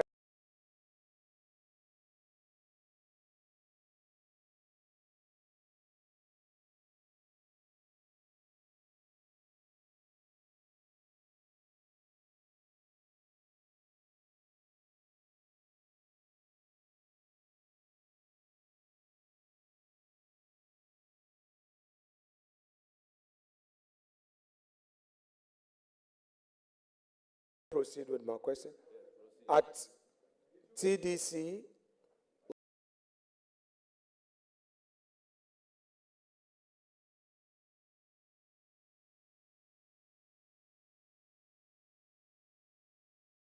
locking up the offices at Bui,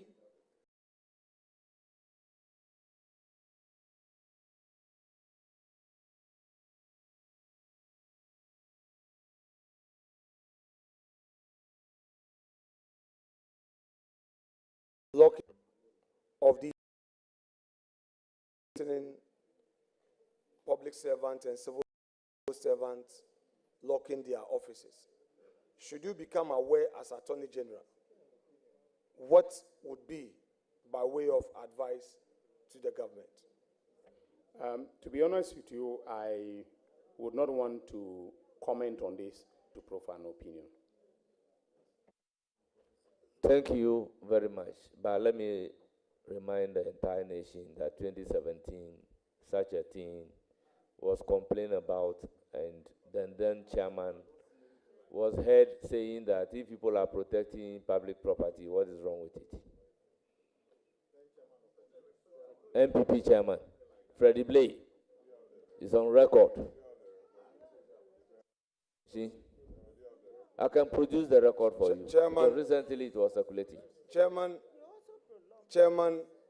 a moment ago, when I was asking a question, you asked me, since there's no evidence before us, you directed that that question should even be expunged. That was the position you took. I have asked a straight question.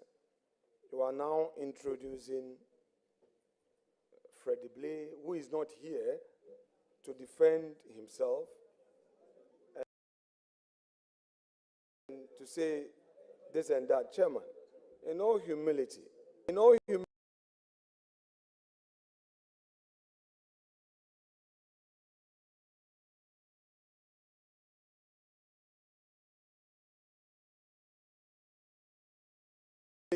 I believe that since you are calling on the Ghanaian public to watch proceedings consistently since morning, there are members of the public behind each of the nominees who have gained notoriety for shouting and heckling as if they are part of the proceedings. You have had the cause to ask them to stop. They continue to do that. You see, let's be fair, because if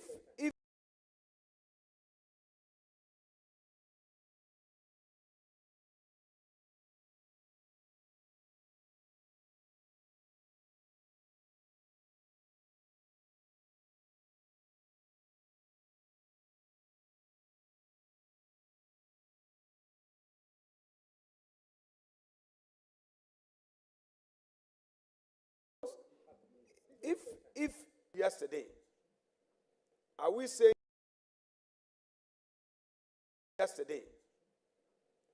saying that we should continue to endorse it?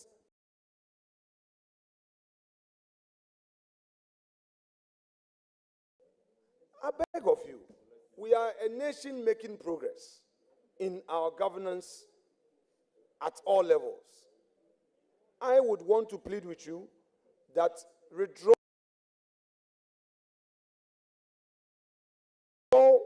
or retract the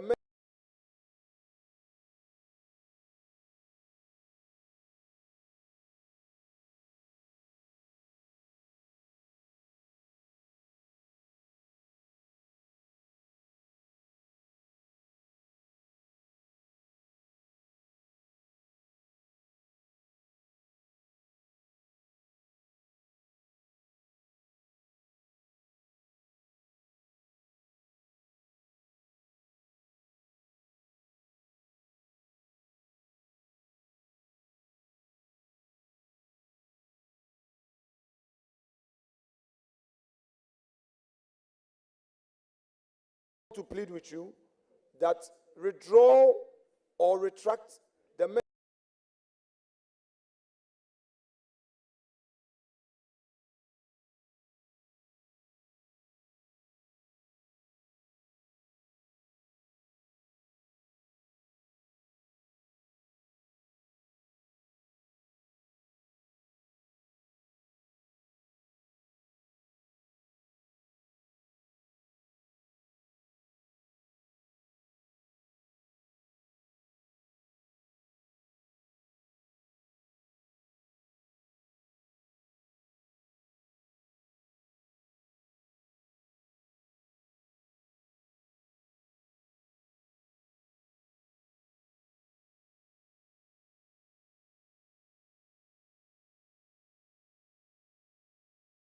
they have gained notoriety for doing something that they've been warned.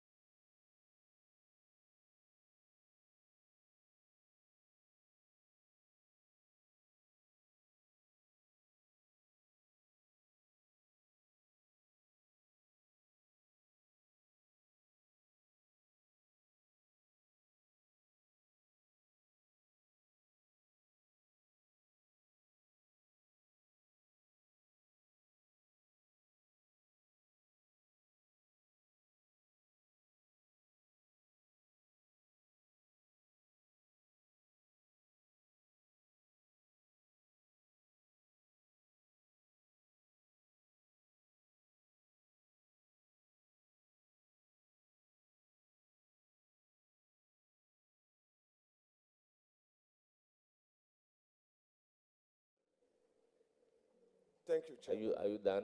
Yeah. Leader? Thank you, Chairman. Are you done? Yeah. Chairman, I have my last set of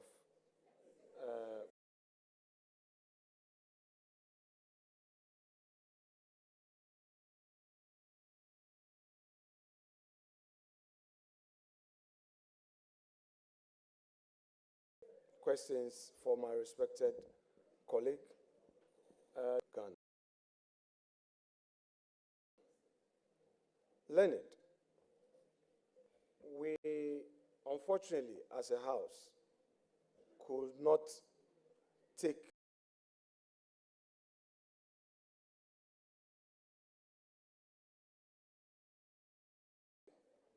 the appointment Komkua Bernasco Issa.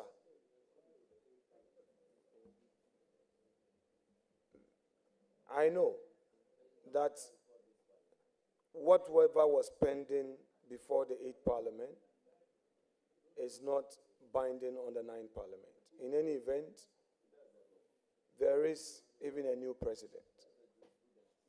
Now, what is your own view regarding these two citizens of the land? The ordeal they've gone through and the fact that Parliament could not elevate them. Given the opportunity as an Attorney General to make an input in any nomination, any future nomination to the Supreme Court, would you consider making your views known on these two nominees to the appointing authority? Honorable Minority Leader, you rightly stated the position that nomination during the tenure of office of the 8th Parliament lapsed by the 8th Parliament. And in the 9th Parliament, we have another executive president in whom the power to appoint is vested. The nominee before us doesn't have the power to appoint. And there is no law that states that he should make an input into the appointment of the Supreme Court judges. So I believe strongly, with all due respect to you, this is not a fair question to the nominee. Chairman, please kindly allow the context of the question to proceed. I ask the nominee, in view of what happened, these are citizens of our country who were nominated, who went through the rigorous vetting of this committee. Now, there is a new government. There's a new parliament. I want to know from you, what would be your advice to Mr. President, if you have the opportunity, on these two individuals in any future nominations by His Excellency the President? Thank you very much, Honorable Minority Leader. You know, the nominee is designated for the position of Attorney General and Minister of Justice. He is supposed to advise the President on all civil and criminal matters. Legal matters, for that matter, must be by the advice of the Attorney General. But it is different from issues relating to appointment. And here we are asking the nominee his view, his opinion on some judges that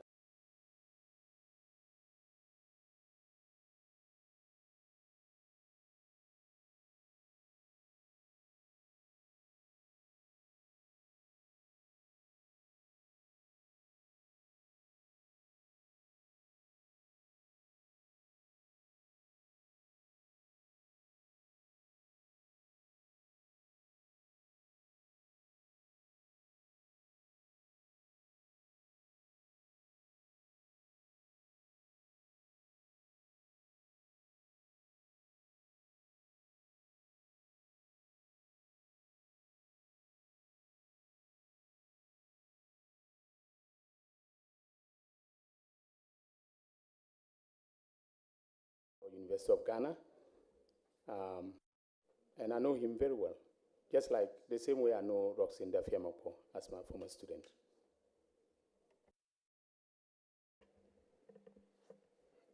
How do you know his practice of the law? Mr. Chairman, I have no details of his practice of the law. Very well, the question has been answered. Should you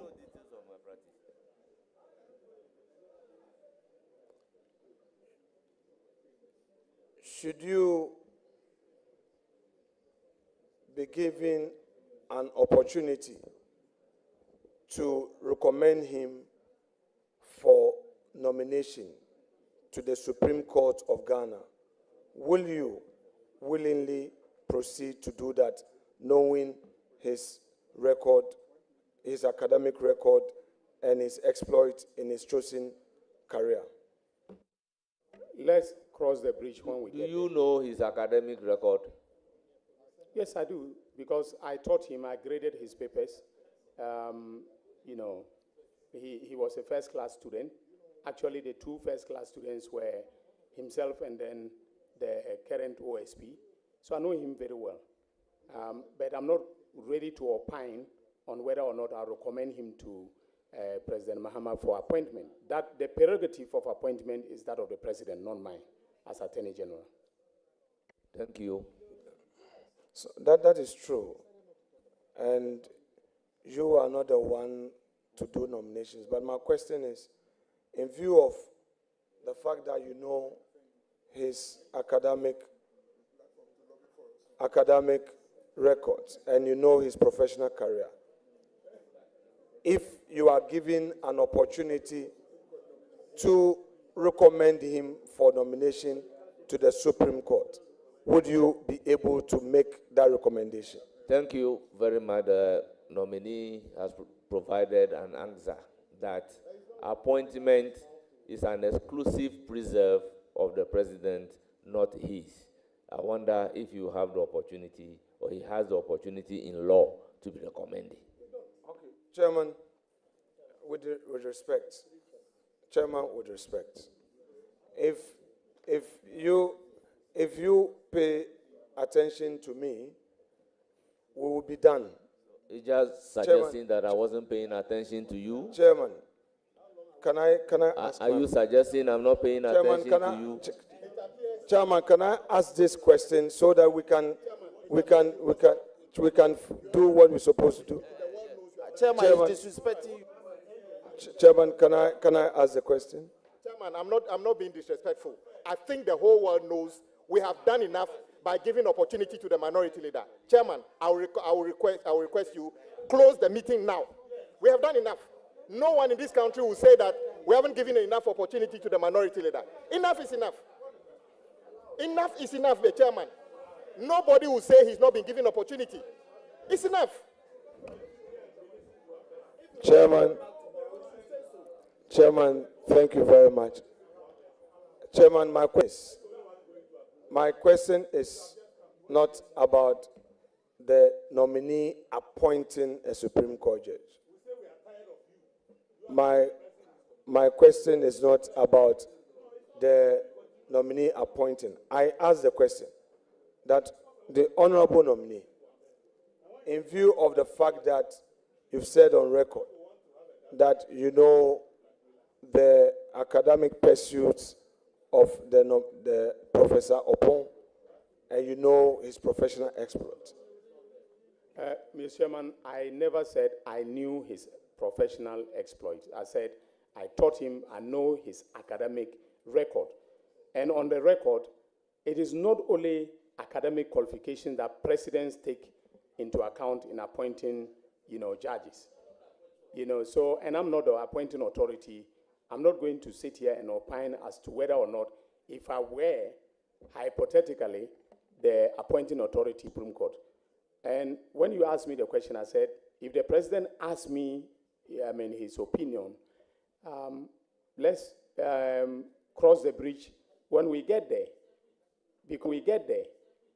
Because there will be a number of variables that the president would have taken into account in requesting my opinion. So I don't think that it is fair to me to want me to be answering hypothetical questions about future appointments. Okay, my final question to you. All members, let's allow. Let's take him by his words. Final question. Honorable nominee, you are now going to practice before our court as the first gentleman of the bar. Do you have confidence in the justice delivery infrastructure of our country? Mr. Chairman, I do have confidence, but there's room for improvement. It is not perfect. Thank you.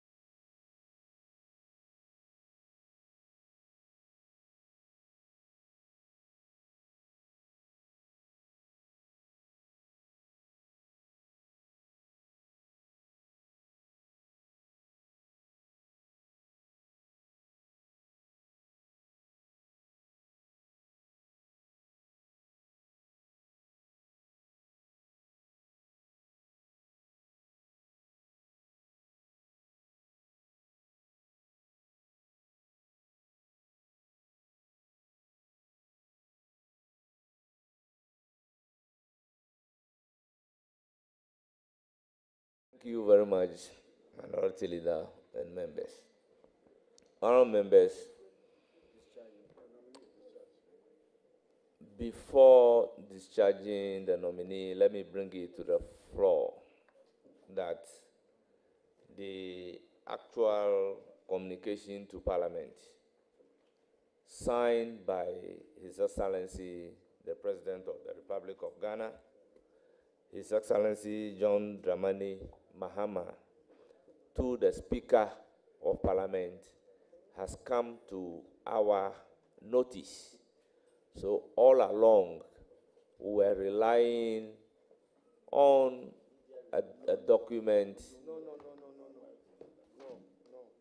that has been corrected, and the correct version has been brought to our notice, and the Minority Leader has perused same, and I believe he's satisfied with the content. You know, he indicated that he wants the right thing to be done. At the time that we have no knowledge that it has already been done, I believe he's seen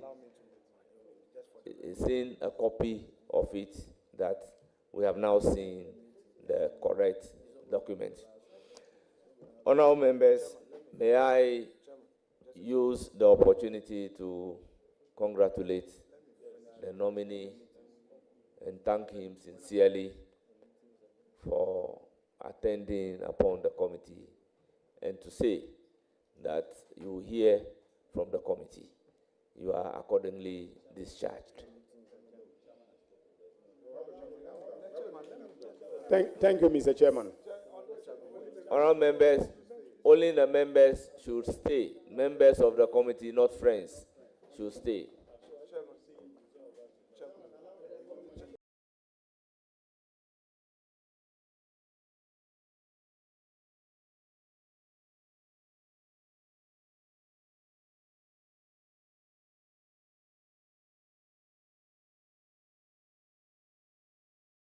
But in the opening, it says Minister Designate, comma, Attorney General and Ministry of Justice. So I'm asking that the Minister Designate, comma, should it have been Attorney General's Department and Ministry of Justice? Honourable members, preliminary comment doesn't take the form of questions to nominee. So I would plead with the Honourable Minority Leader that if his preliminary comment is in the form of a question, then you can hold it. When we get to question time, then you look at the document and pose a question to the nominee. Thank you very much. Apart from the Minority Leader, no member of the committee or a friend to the committee has a preliminary comment. Can we proceed to swear the witness in? Let's do it. Let's do it. Let's go by that. Chairman, if you don't want it that way, I think I'd go by that for you. So it's an observation. Learned Attorney General, I'm sure as your colleagues, we know what you stand for, and we want to assure you that the exercise we will undertake this evening will be done in utmost good faith and with utmost respect to you. Please, your practice has taught you that when you get an adversary, a witness in the witness box, you do all you can, but it's not to be taken personal. That you're already aware. So I just want you to take your emotions out of the exercise we are going to do and see yourself as a witness in the box that we are cross-examining you. And we as counsel would not mean any ill fate for you. We don't mean any harm, but to do our work and do it well. So I just want you to bear that in mind, even before you take your oath for us to proceed. Thank you very much. Thank you very much. Minority Leader will always warn me that we should not take a witness in a box to answer questions by way of vetting or inquiry. As a witness under cross-examination and at the trial. Committee clerk, please swear the witness in. Thank you, Mr. Chairman.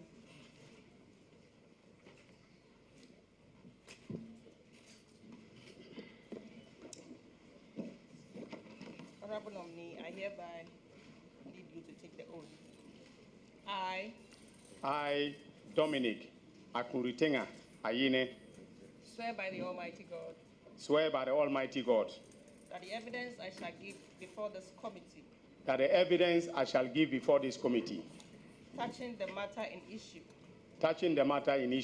shall be the truth, the whole truth, the whole truth, and nothing but the truth. and nothing but the truth. So help me God. So help me God. Thank you very much.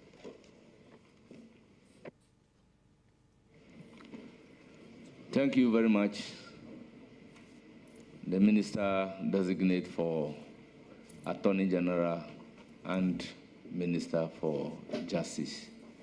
As usual, we'll start the questions from the subject matter committee members from the minority. Menchia South, Bafo, Honorable Bafo. Thank you very much, Mr. You have Chairman. the floor. Dr. Ayini, welcome to the committee. And I'd like to congratulate you for your nomination. As for the approval, it's yet to be done. So I'm constrained. We know ourselves from practice, even though you are my senior at the bar. We cross swords in the case of the Henry Nana Boakye versus Attorney General, when you were the Deputy Attorney General. And subsequently, we found ourselves in the same aisle in the case of the Republic versus Dr. Kwabena 4 and 8 others, when you were the initial attorney. So welcome. Doc, of particular concern to me is what I find in the your party's manifesto, which is titled Resetting Ghana 2024. At page 142, you have stated that you will establish the regional tribunals provided under Article 142 of the Constitution and pass a law to reintroduce the community and circuit tribunals, first established under the Courts Act 1993, Act 459, but abolished under the Courts Amendment Act 2002, Act 620. It is of concern to me because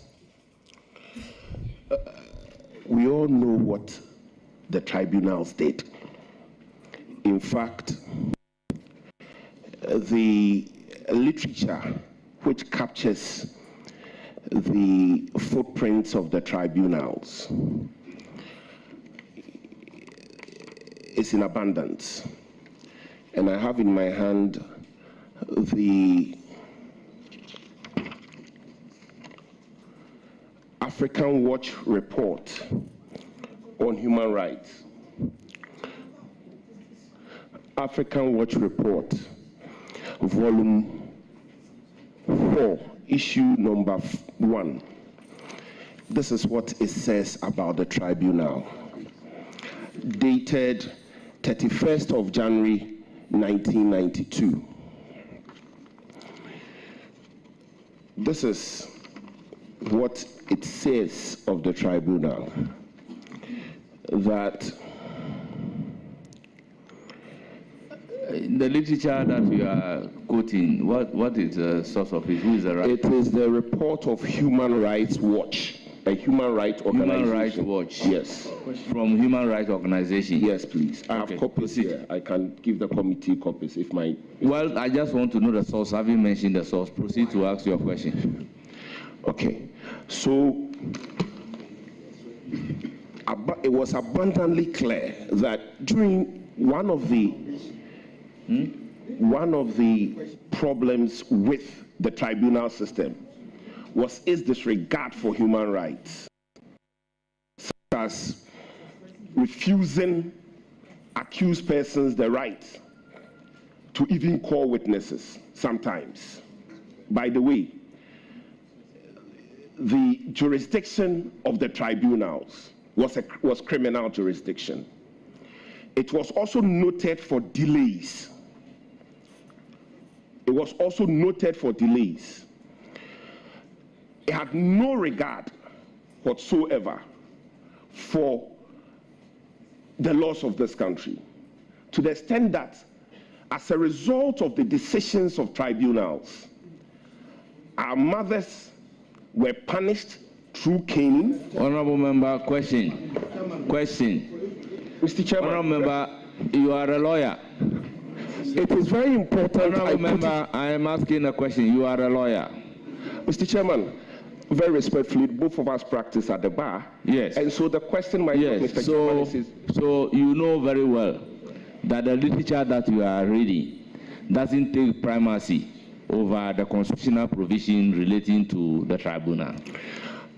Mr. Chairman, the constitutional provision relating to tribunals, Article 142, has to do with just regional tribunals. It is not related to district and community tribunals.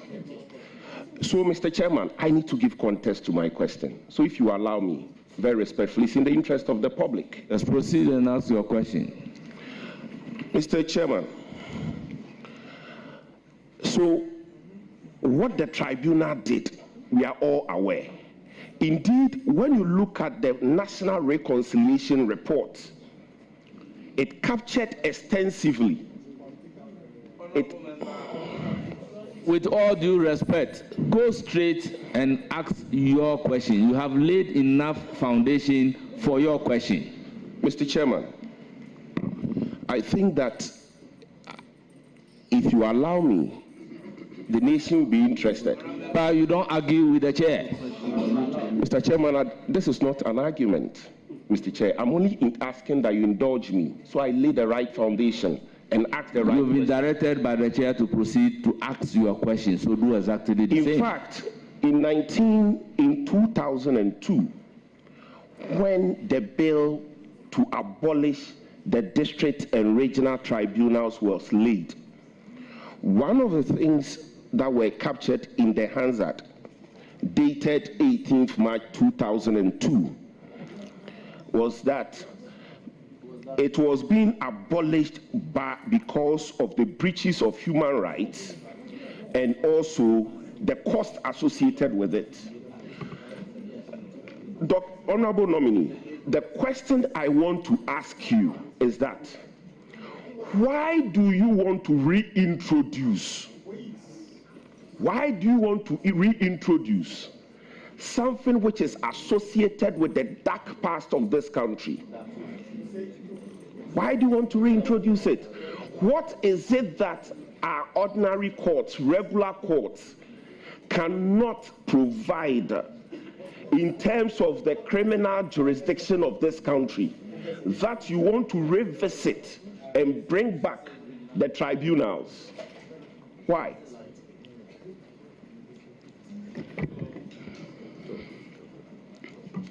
Your microphone should be one of.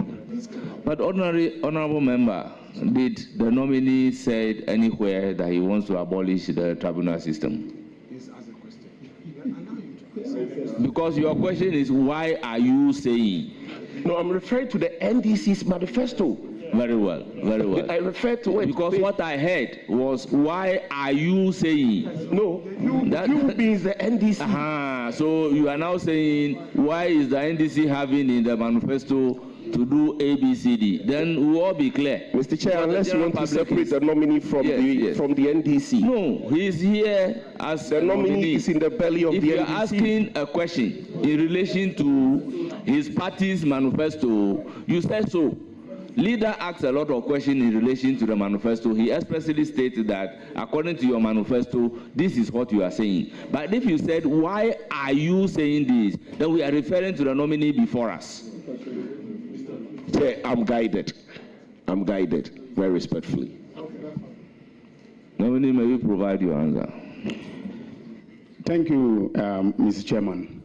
The honorable member is right that the strategic trust of the President's manifesto, or the NDC's manifesto, which is an expression of intent regarding what we will do, the set of policies, and measures that we will implement when we are in power, is one to reset Ghana. Now, resetting Ghana doesn't mean taking Ghana back to factory settings. It means correcting the things that, in our experience as a nation, we've come to realize that they are deficient and they are not auguring well for our development as a country. Now, talking about the public tribunals, the honorable member will note that in terms of Article 25(1), it is provided that justice emanates from the people and will be administered in their name, in accordance by the judiciary and in accordance with the Constitution. The internal logic or internal morality. Leonard, with respect, which article were you referring to, please? Article 125, Clause 1 of the Constitution of the Republic of Ghana. May you read it? Yes. Mr. Chairman, I was trying to. Honorable nominee.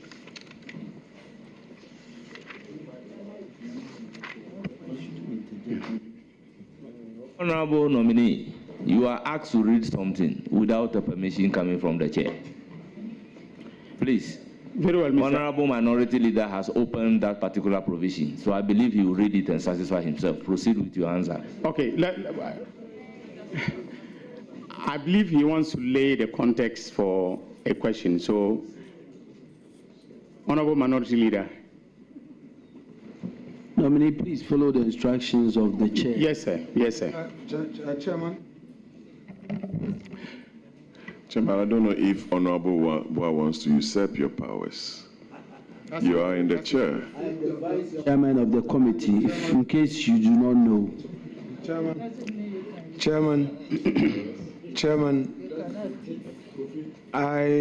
when we try to push, we get calls from your own side, we are in this together.